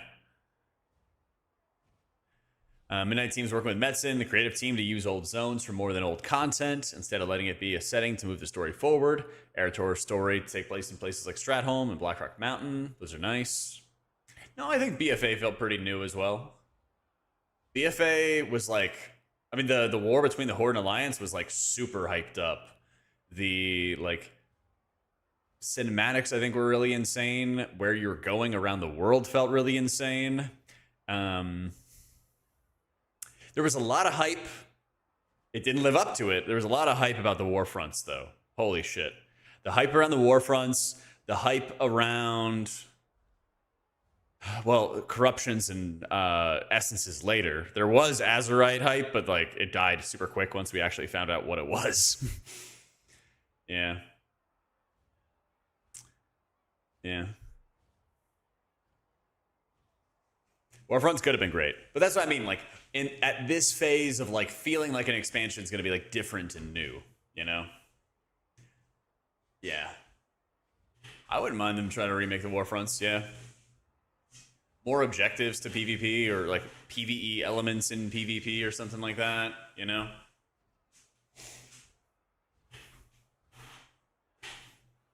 On live jugs, yeah. Yeah, you should. War Within and Midnight has changed the path and a nice world rework. Yeah, I mean, dude, Eversong Woods looks ridiculous. Wait, players are going to be hunted and hunting. They thought about Nemesis bosses ambushing players in Delves, or the Butcher appearing in Diablo, trying to figure out a way to engineer moments like that. That's kind of cool. I haven't looked into prey stuff at all. Elves are very high and regal, but they also have this kind of skeezy underbelly with shady dealings, which lends itself to the idea of going on hunts. Quest team saw it as an opportunity to add more difficulty to the outdoor world, which wasn't the initial goal, but turned into an opportunity. People who want to mine and pick herbs don't need to opt into the higher difficulty, but the most exciting part of Prey is the potential for those higher difficulties to keep you on your toes as you travel through the zones. Pretty cool. Whether or not it'll be evergreen or make its way into Last Titan depends on how it plays out. Delves proved popular enough to continue at Midnight and been expanded with a bunch of new functionality. There you go. There you go, Flip. Your Delves are evergreen content. Yeah, the Dead Scar is completely fixed, Anonymous. It's insane. It looks so good. They're not letting us back into Eversong Woods yet. That was last week. But yeah, it looks phenomenal. You can like see my streams from last week and stuff like that. I spend like an insane amount of time just flying around because it looks so good. All right. When the season starts, 6 boss Void Spire and 1 boss Dream Rift, with a 2 boss March and Quel'Danas a couple weeks later.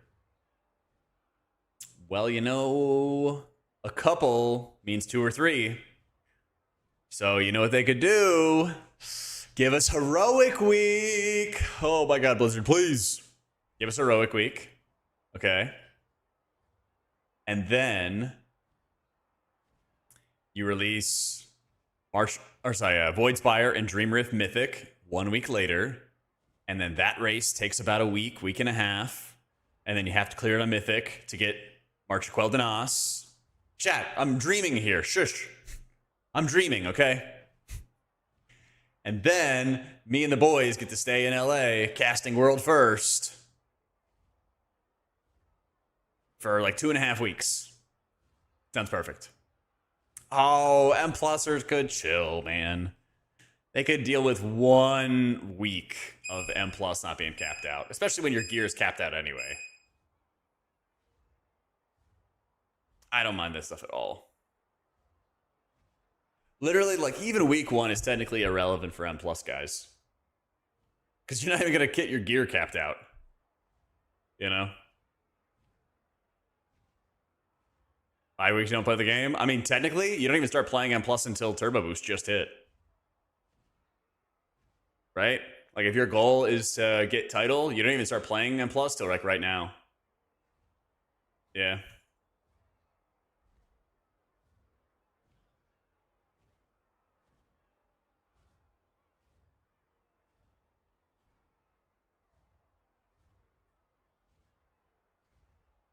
Blinded by nostalgia. Mythic release until the 2 boss raid opens? Maybe? That'd be weird, because then that'd be like 2 or 3 weeks of no Mythic. Yeah. I mean, World First is going to be the last raid, right? It'll be March on Quel'Dan Os. Because that should be the end, and that should be the hardest difficulty, right?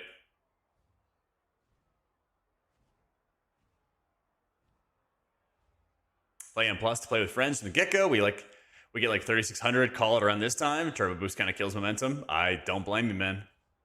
I could not care less about Turbo Boost. I really could not care less about it. It like made me not want to push beforehand. And now I don't want to like grind like crazy after I've already cleared the raid and I basically like reset all my gear to further finish gearing again. It's like, yeah. Yeah. Here, let me go to the bathroom. I gotta get some more water real quick. We'll continue with this interview. 1 sec. Also lower the desk. Be right back.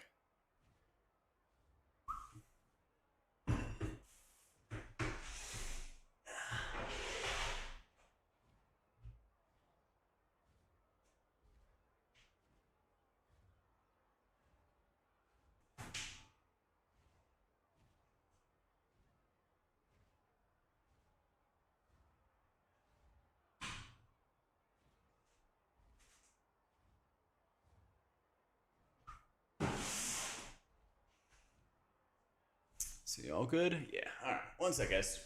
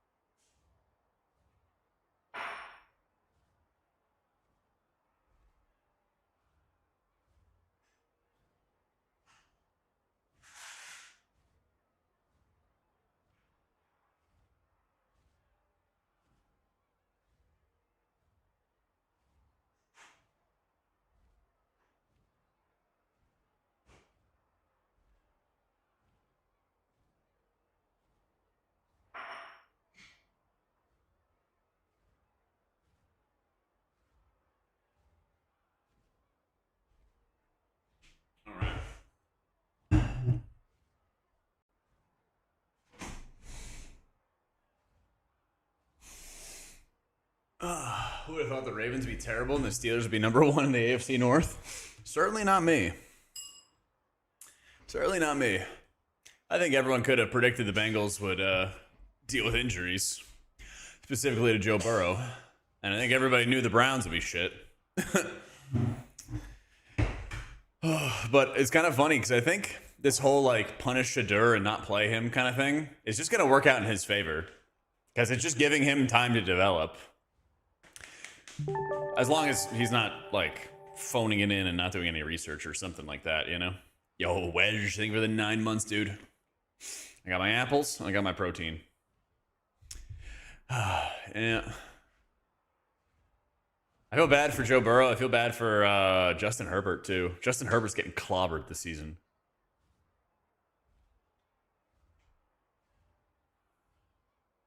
Yeah. When the Browns will win a Super Bowl, it won't be soon, but it'll be hype when it happens. I mean, it'll be hype if we live to see it. It'll be hype if we live to see it. Yeah, I saw the clip of Coach Prime talking about it. Yeah. Well, I'm sure he feels like his son's getting mistreated. And like, think about all the hype that was given to Marvin Harrison Jr. but hasn't really lived up to it yet. But like how much like attention and everything like that was given to him and like the accolades. And then like, I don't know, shockingly, a quarterback whose father was an NFL legend is cocky.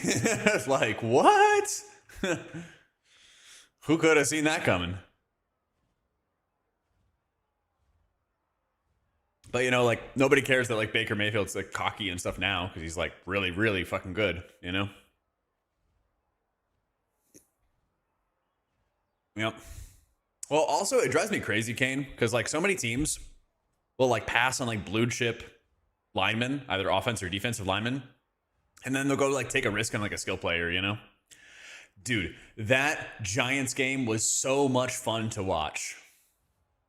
At least, you know, until it was apparent that it was going to be a blowout, right? But like when it was still close, first like 2 quarters, 3 quarters, it was like, holy shit, this is like fun to watch. Blue chip means there's like a high likelihood that they'll be good. There's a lot of times, not all the time, but there's a lot of times where it's like, okay, the skill set that these linemen have going into the NFL is going to transfer over like 1-to-1. Like, you know, they're going to be a good player. But you don't know if like a corner is going to be like good, or you don't know if a quarterback or a running back is going to be good, you know? He's playing against San Fran tomorrow. Yeah, let me see. Can I see in advance what games are available on my TV? It drives me insane that I'm paying $90 a month just to watch football and I still can't watch all the games. It actually drives me insane. That's another thing I would fix if I was a dictator. Yeah. Yeah, unfortunately, there's always quite a few injuries. I get... Does it show me the schedule of what I can watch? I get to see the Cowboys play the Panthers at noon, and the Browns play the Steelers at noon. Then I get the San Fran and Buccaneers game, and then of course the Chiefs game. So I'm missing out on Bengals, Packers, Titans, Raiders, ew. Patriots, Saints, ew. Cardinals, Colts, Rams, Ravens, Chargers. Not that many good games this weekend, honestly. Yeah. I mean, the Niners Bucks is going to be a good game, though. Yeah, isn't it like $90 a month for YouTube TV? Something like that. It's stupid. Watch the Steelers beat the Browns? Probably. Yeah, I just moved like 2 weeks ago. I guess I'll spend like the morning... Speaking of the new apartment, I guess I'm going to spend the morning going to Home Goods. And like, what else do you guys recommend for looking at like... I need to get some decorations in the back. Thankfully, I have a huge chunk of my desk that can be in the background. And I have a bunch of posters, but I don't want to put up the posters yet unless I know what else I'm putting behind me. So... I will put the displates up. I'm not going to put wall-to-wall displates, though. I'm probably going to put up, like, 3 to 4. A One Piece flag? I really like the live action, but I honestly have not watched, like, all the anime. Yeah. I definitely don't have sunlight coming on in here. I put up these, like, strip lights on the ceiling. Oh, I just finished walking Arendor. Yeah. I, like, just finished. 8,500 steps. Ugh, this is not gonna work. But just, you know, trust me, bro. Yeah, it's not gonna work. But just trust me. I did put the stripper lights on the ceiling. Target, Home Goods, Marshalls, IKEA. Wait, what's it Marshalls? Oh, that was like a clothes store.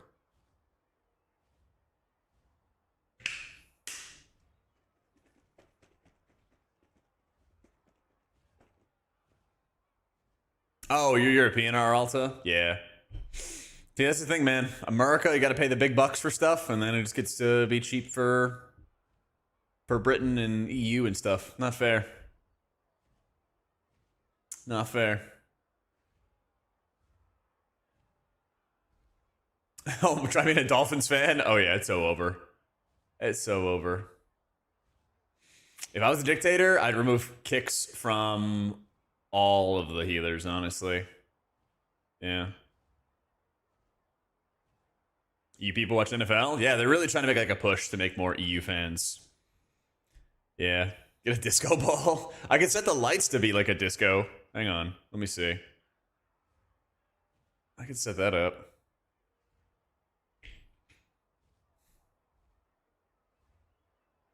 Let's see. Scene. Dance.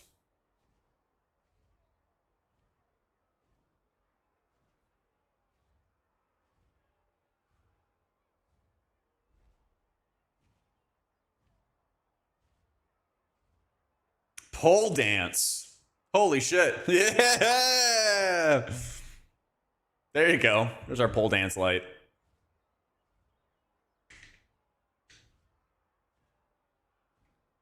Here's pole dance 2.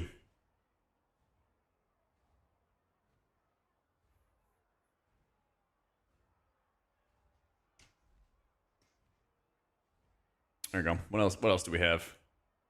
Street dancing.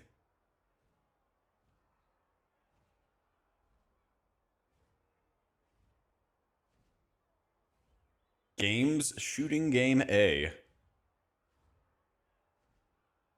So for a pole dance, I don't think you could afford it.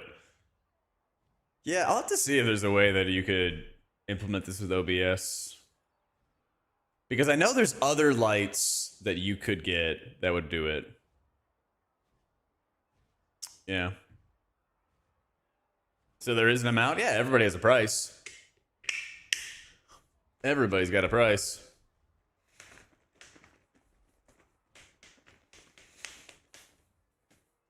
Remove interrupt from Paladin, they have nothing to do? Yeah, exactly.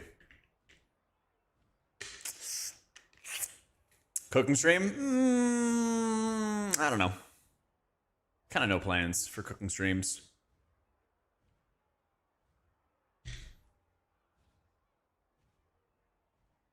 I kind of cook like 3 things at once. I kind of cook like 3 things at once. Oh, there's a Miami Dolphins one. It's like orange and blue. Yeah. Kind of lame.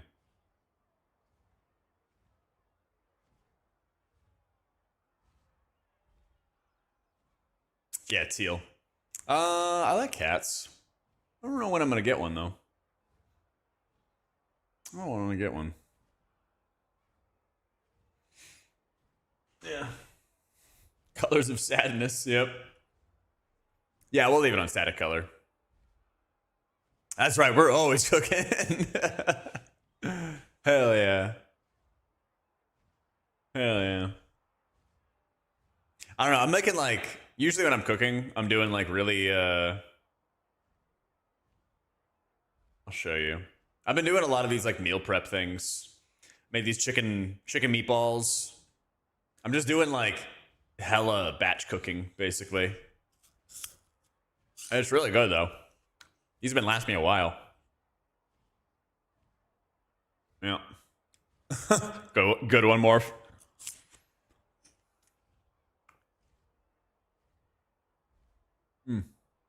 Thank you, Rap. This one was really good. The toxic.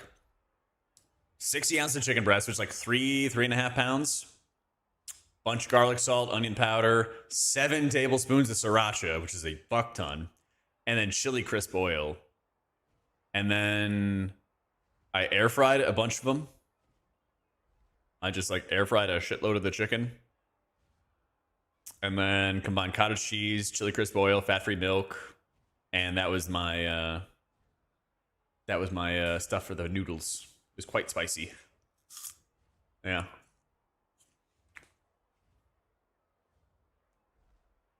Yeah. I'll toss a Velcro ball at the wall. If you get a bullseye, they get a prize. What if I don't want that person to get a prize, Destro? Should I miss on purpose? Should I throw the throw? Yeah, this one's like insanely good. Yeah. I was thinking of getting like a cardboard cutout of Kalamazoo or something for the background. I think that would be good. Yeah. Yeah.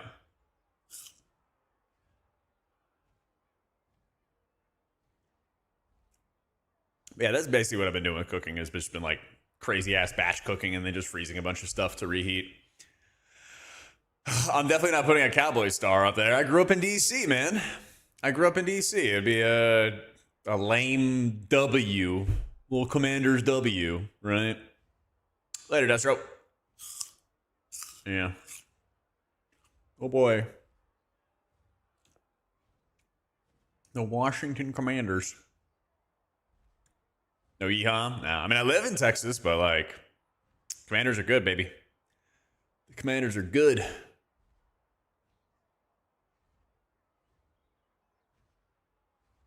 Big rotunda? A what? Oh, yeah. I could like have the wallpaper of it or something like that. Make it look like, yeah, the Rome Pantheon. That'd be pretty sick. Yeah.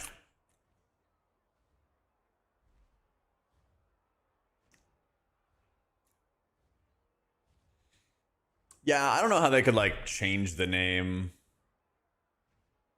I felt like when I was growing up in DC, there was like the back and forth of like whether or not they would use the name the Redskins or not use the name. And there was like, this tribe said it was okay. This tribe said it wasn't okay. Just like, how do we do this without like being purposely offensive? I don't know. I don't even know what to believe at this point. Yeah. But we had like the Chiefs, the Braves, Seminoles. And then like they found a way to like, you know, make it okay, right? Yeah.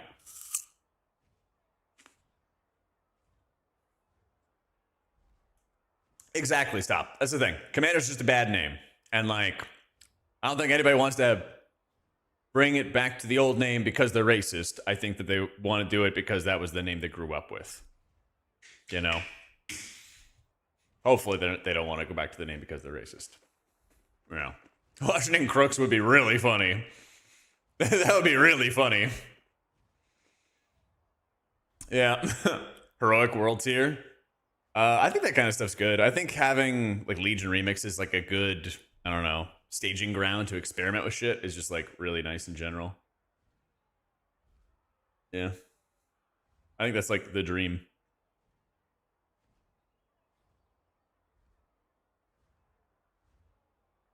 There we go.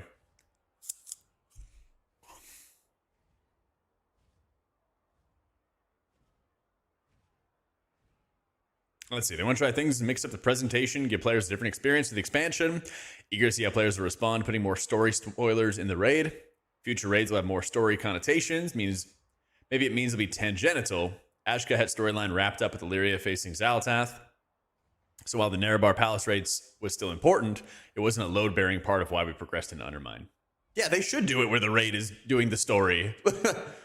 Yeah. I don't want to fight like the sewer lizard monster that does nothing. I want to fight some like important dudes. Even if it's a spoiler, like, you know, spoilers happen regardless, right? Yeah.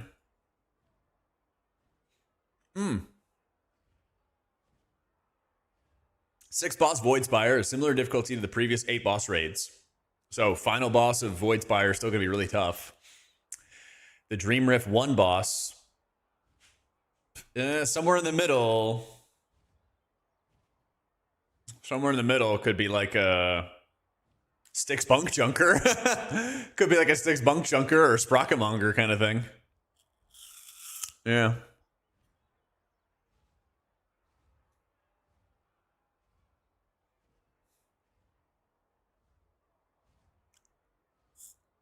I said tangential. Yeah. Tangential. Yeah. Whatever. It got people to pay attention. You know.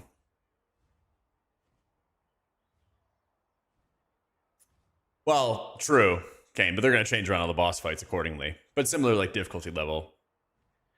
It might just be like a crazy easy raid, though.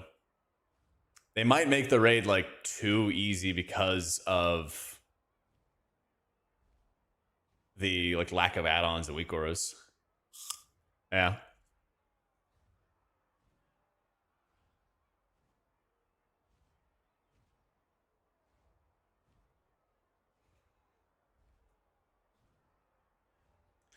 All right, final 2 bosses of Marsh and Quel'Thanas be a bit harder. First is probably not as hard as the last boss in Voidspire, but the final boss should be the exclamation point at the end of Season 1. Let's fucking go. Super hard boss.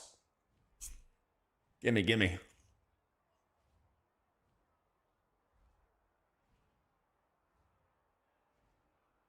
Philosophical approach to housing is let players do what they think is fun. Oh, that's a first.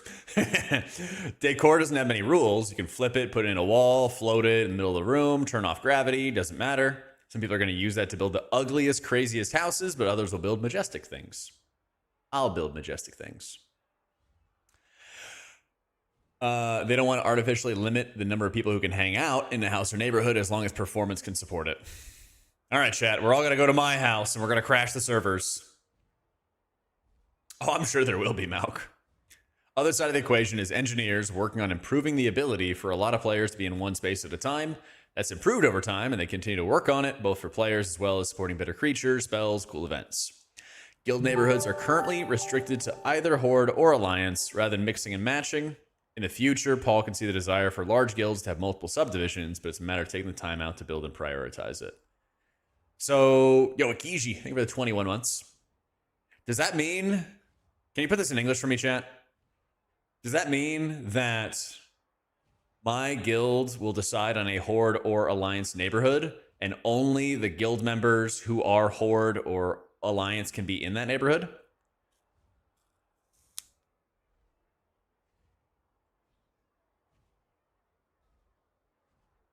Yeah? Okay. So, like, what happens if it's a Horde neighborhood? Okay. It's a Horde neighborhood, and so my house is actually, I don't know, my fucking monk's house. Wait, so like, oh, is the neighborhood, like, can you live in the neighborhood and have your house if it's a Horde theme, even if you're an Alliance character? In the neighborhood, but you have to use that faction house. Oh, okay. So I can be an Alliance character, but I can make a Horde house. Because whatever neighborhood you're in, outside theme is locked to the neighborhood. Okay. So you just have to say we're a Horde neighborhood or an Alliance neighborhood, and that's the outside of the house, regardless of what your character's faction is.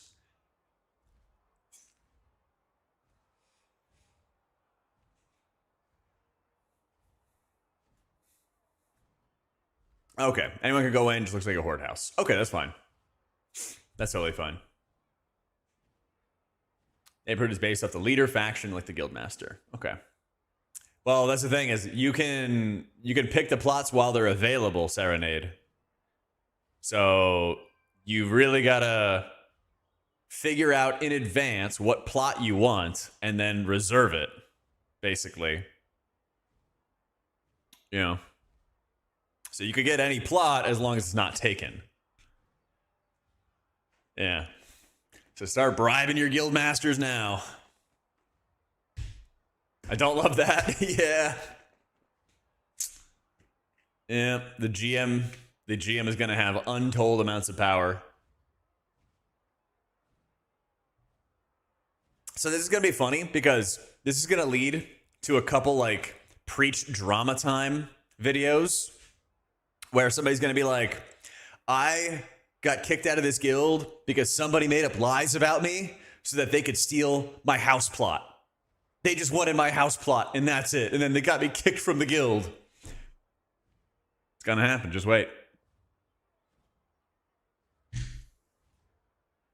Public housing, you might be able to get the spot that you want, but you might have to like go through a bunch of public housing neighborhoods. And then, I mean, think about who your neighbors are going to be. They're going to be some random guys. You want that in your neighborhood? Do you want to be around just anybody? Ugh. Ugh. How dirty. Might end up with Kalamazoo as your neighbor. Yeah. You won't be able to even like see the parses and like how good your neighbors are at the game and stuff. Come on. Come on. Just wait till the HOAs get made.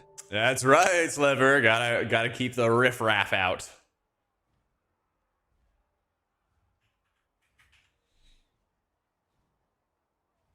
Gotta keep that riffraff out. Thank you for the 49 months. Yeah, I played all the healers today. We did some like follower dungeons and stuff like that. Yep.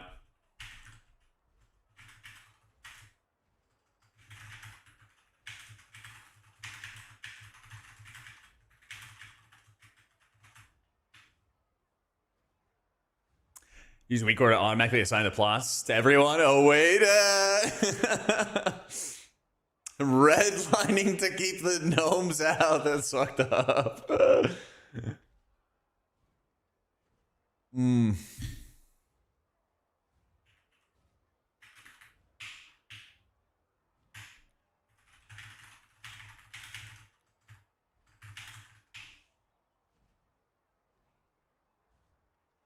Archrood Maybell, Parse Gray. Yeah.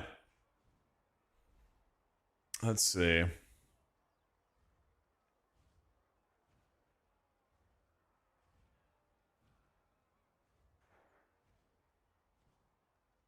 Chat, are we a horde or alliance hood? Surely there's some horde reactions. Alliance.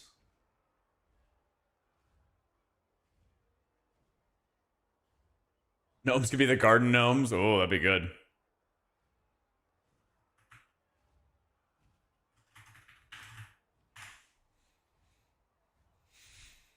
I mean, I'm sure there's going to be a lottery, and I'm sure that there's going to be like bidding and drama and all kinds of stuff going out there. I haven't even touched the housing.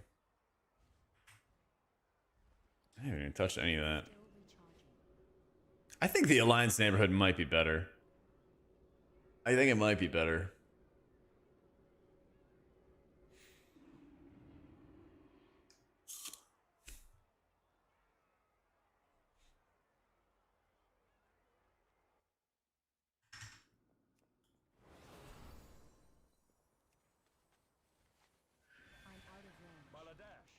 Let me see. Where do I go? It's like portals or something?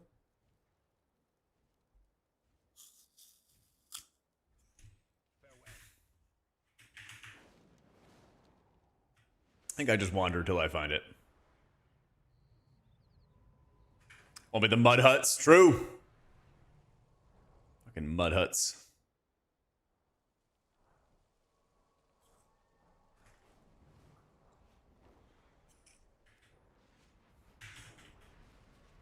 Where's the center? There we go.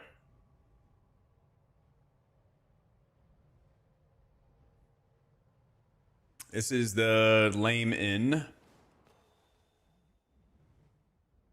It's somewhere around here. That's like the bank, I think. Portals are like somewhere. Somewhere around this area. It's in one of these buildings.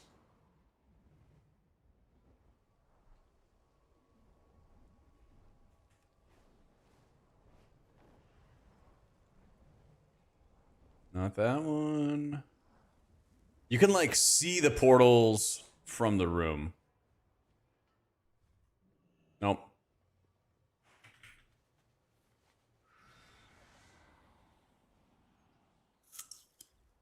Dude, Silvermoon is by far the best city, yeah.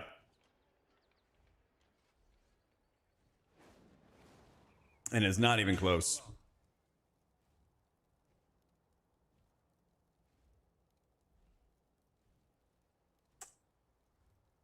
Other continents? Oh, I see, I see. Portal to Orgrimmar, I see. Right here? Nope. Yeah, here it is. There it is.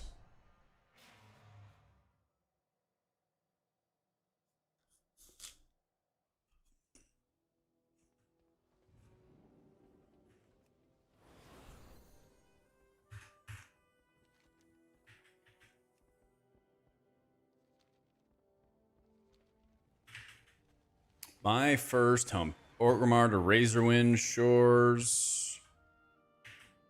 Oh, that's pretty cool.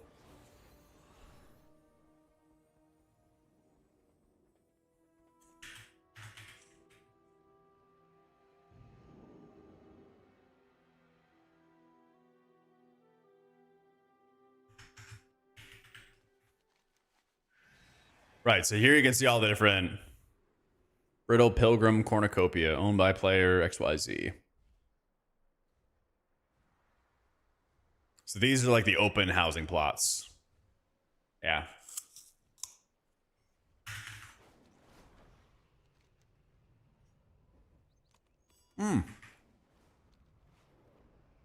Dude, all these houses are taken up around here, but then the beachfront property isn't. Like, this is a plot right here.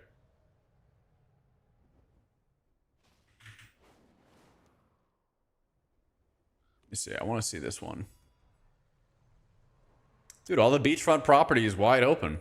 What the hell? These guys have no idea about real estate. This one's on a hill. Look at this. This is completely open. Tropical views. I wish it was higher. I'm not going to lie, though. But it would probably suck bringing groceries up. This is just an entire island plot. Entire island plot up for grabs, guys. Free real estate. Yeah. Yeah.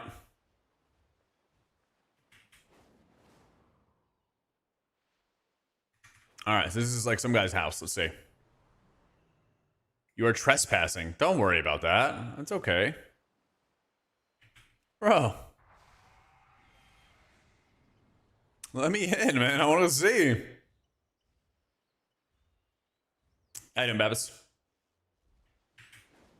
Yeah, but surely the tsunami would not happen to us here, right? Why would they let me in? I'm only gonna judge their house, like...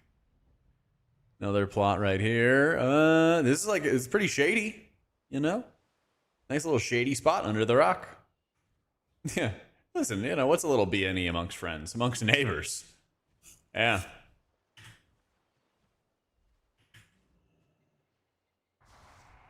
Try Shaman, David. I mean, this one's like awesome. Dude, look at this. Great views of a rock. I don't want to buy just yet. Oh, dude, look at this. This might actually be better. Oh, wait, that's occupied. Fucker. How dare you? This is the unoccupied one. How do you grab a plot? There's a little cornerstone, and you just go by it. Yeah, I went through all of it today, Muriel. If you want to check the VOD and stuff. I'll also be having some videos coming out quite soon for them. For all the healers. I don't know if I want to go in the mountainous areas. I'll check this area over here. Have the forest plots? All right, we can go see. Just for you. Just for you. There's 2 right here. So you kind of share. Yeah, you can do private neighborhoods, guild neighborhoods, all that kind of stuff. So this is the plot. See how it's like ringed in and stuff? Yeah.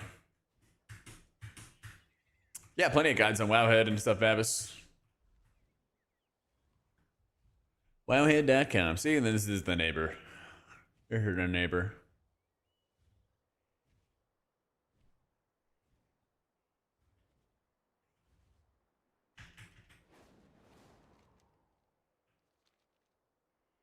So this one is like right next to a tower. This is gonna stay there.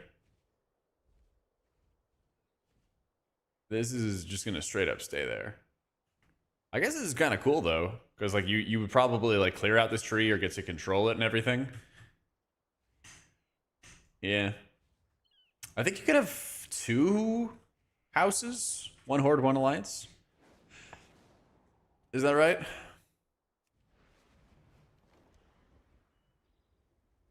Oh, this one's on the cliff. Let me see this. Is it this? Yeah, it's this. Interesting. So you're right up against the rock. But you kind of got like a road coming in and out, you know? Yo, Alcoholic. Thank you for the 16 months. Kind of have like a road going in and out, little bridge to another neighbor.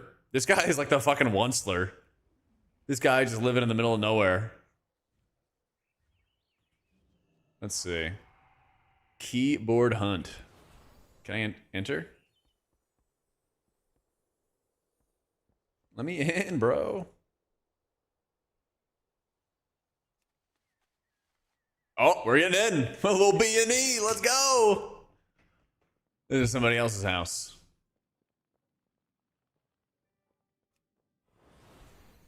It's a little... not completed yet. Not completed yet. I mean, you know, if anybody breaks into your house, Muriel, they'll be able to fight them off, though, if you pay them. Yo, Carcinal, thank you for the new sub. Ooh, this one looks kind of cool. It's got a little waterfall. Dude, you get to live next to the waterfall. This is like a fisher's paradise. I did, Babs. Wowhead.com. No, I actually have been kind of chilling on Remix. I haven't really gotten into it. I've actually been working on my IRL home. I've actually been working on my IRL home and getting it put together. It's like, it's weird because most of the rest of my place is put together. Got some new decorations and stuff for the living room. But then I just haven't like finished the stream room. Because I just don't know what I want to put in the background. So I'm going to go wander around like Home Goods and Target and stuff tomorrow. I know, I was saving the best for last. So I don't know what I want to do with it. I wanted to do something a little different, but, you know. You get 80 in a day if you go hard. What do you do for leveling? What's like the optimal route? I want to put up some displays, but not like wall-to-wall displays anymore. It's kind of like the city. Yeah. Yeah, I want to have like the displays be a little bit of like a support. Quest in the world till about 70 to 71. And then quest dungeon after that. Okay.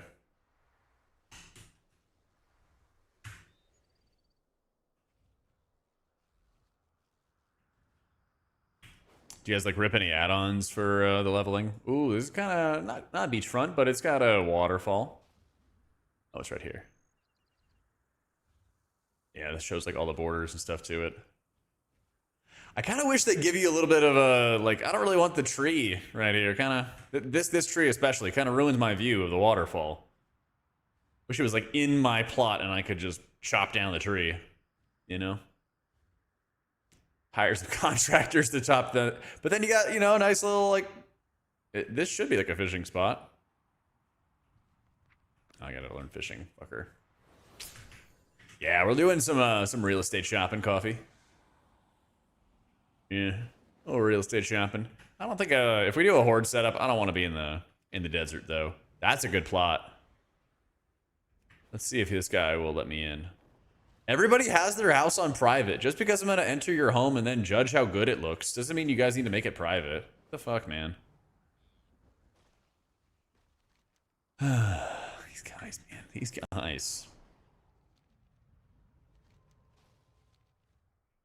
Oh, yeah, this is the, oh, this is like a really good plot, actually. Shit, this might, I might take this one. I'm not gonna lie. This looks nice and tropical. It's a little far from the beach. You know, you gotta walk down a little bit to get to the waterfall and stuff. I guess no, there's actually kind of a private waterfall. Never mind, I take it back. This one fucking owns. This one owns. It's got its own exclusive waterfall. In fact. And where's the sun? I mean, the sun is gonna kind of, yeah, so you can see like the kind of shadows. So this will be shady, you know? Big parts of the afternoon. And you can kind of like chill in the shallows here in the water, in the shade if it gets too hot. Cool off. A couple snakes, but you know, a little snake never hurt anyone. It's not a gooner cave. Look at this. Nice, clear, private waterfall. Listen, you take a nice lady here. Oh, dude, a level 83 turtle. What the fuck? Let me clear this out. This little riffraff out of my neighborhood, my future home. Listen, if your house has like a private waterfall where you could take the lady, you know, you're living good. You're living good. Look at how deep this goes, too.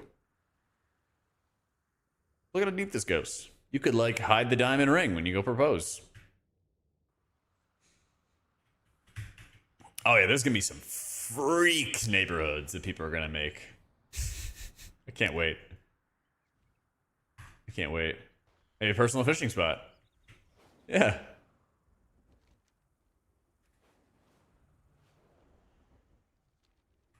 Let's see, this is another plot.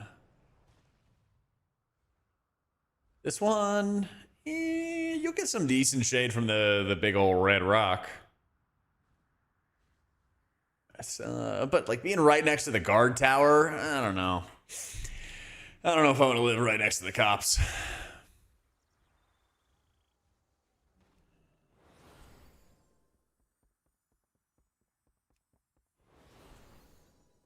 Well, like neighborhood watch.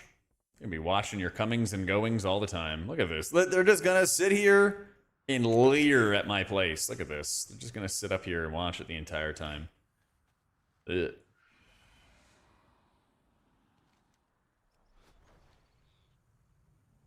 Hide the hookah, yeah. Bro, it looks like you probably have a good house. Whose is this? L, let me in.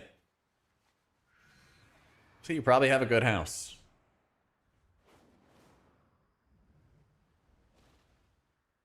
Wait, what is up here? Little nightclub?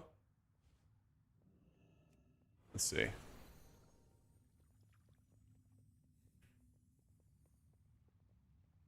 Hot Springs? They probably are private by default, yeah. They probably are. Nobody will ever rob you, true.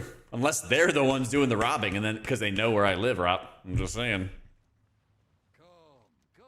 Ah, it's a decor vendor. Yeah. Have you come to trade? Griffin Roost.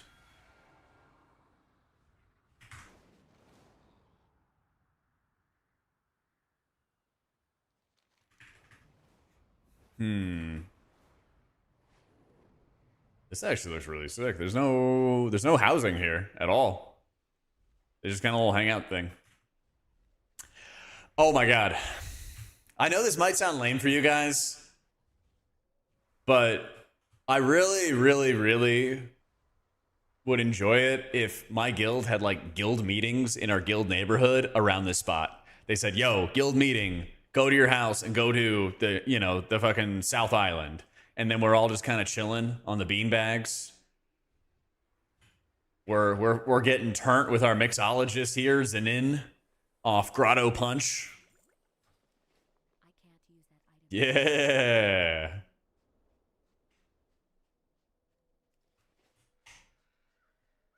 I want this to be a thing.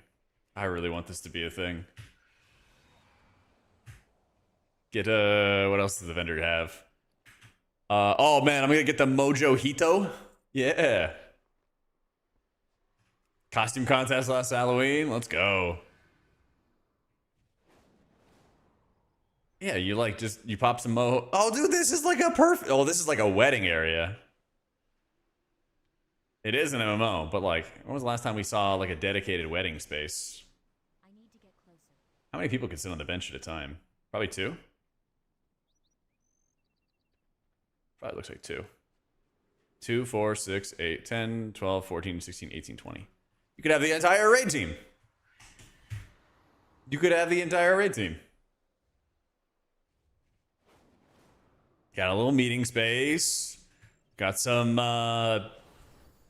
sex huts by the water. You know, little communal swinger club area. There you go. And then this could be this could be the peeping Tom's house, and you could get the binoculars across the street, across the water. You know, think of the possibilities. Think of the possibilities. Things get a little freaky.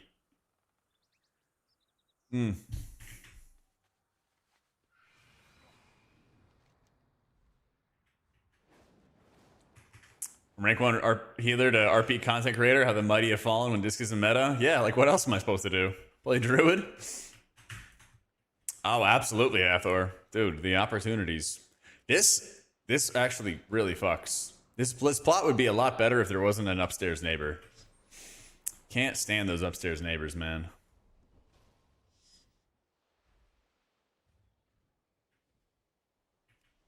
What's this, where's his cornerstone?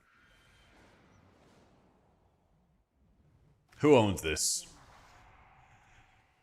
Sal. Fucking Sal. That would be the upstairs neighbor's name. Still, that is a pretty nice plot. Not gonna lie. Is this the address for the Eyes White Shut party? Yeah. Basically, man. Oh, this is another banger plot. Damn, there's actually a lot of good plots. I was a little worried that the setup would not be too good. But I bet the stink from this place is insane. All right, you live right there, and then right upwind they have just rotting shark and drunk orcs. Probably a pretty noisy part of the woods, you know.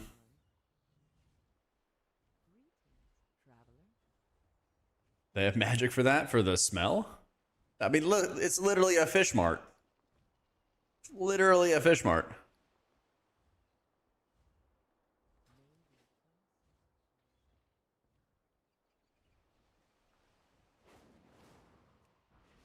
Oh, and also the cops live here too. Yeah, tough. Tough. What can you do?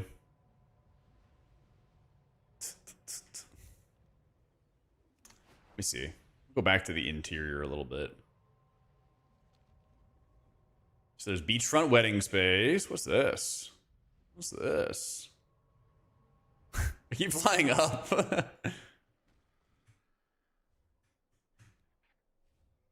Dude, I want a blood elf exterior. That would be insane.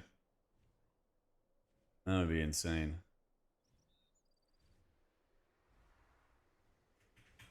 Yo, what about Esmir?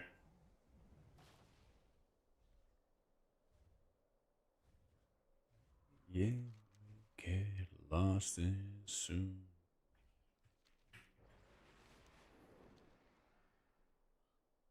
Ooh, right there.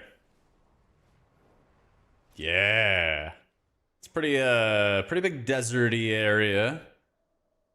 But it's like a wide plot, it feels like. That's right, Illuminos. Gotta stay off people's radar, you know? I mean, listen, a nice little like bit of springs right outside your door does kind of own. It does kind of own.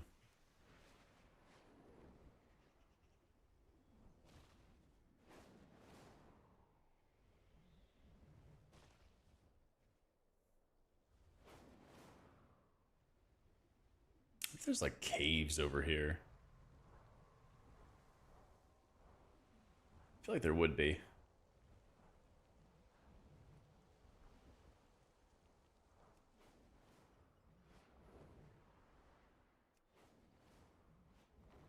Okay, we already saw that. What other areas would be like... Oh, I know where to go. Let's see what's over here.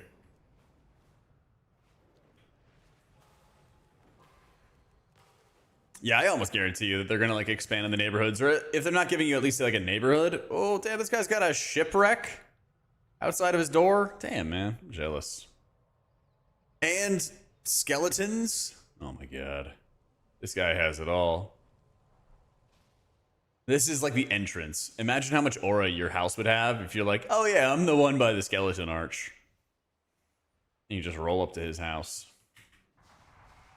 Rar. That's his name.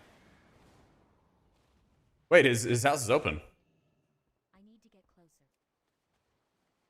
What do we got? What do we got? Little sexy bed. Not much. Not much.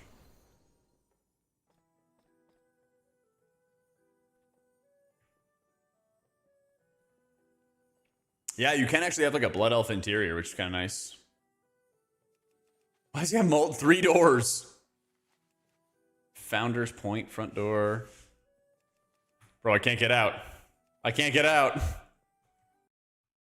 I can't get out.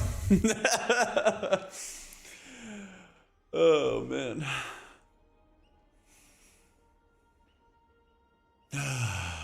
We never get to leave his house. We never get to leave his house.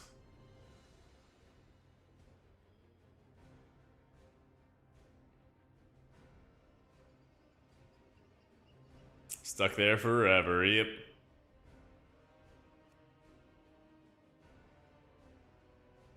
And what can you do?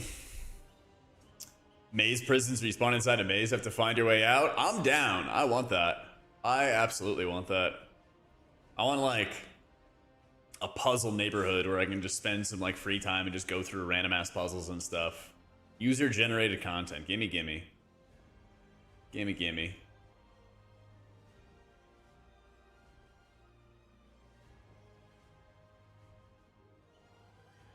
Pet priest Pokemon style? Yep. Yep.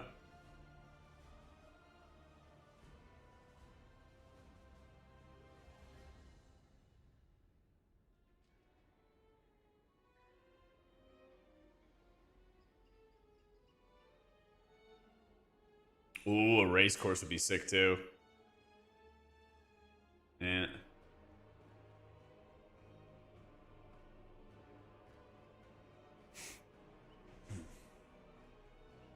Alright, I'll have to make a house. Maybe Monday?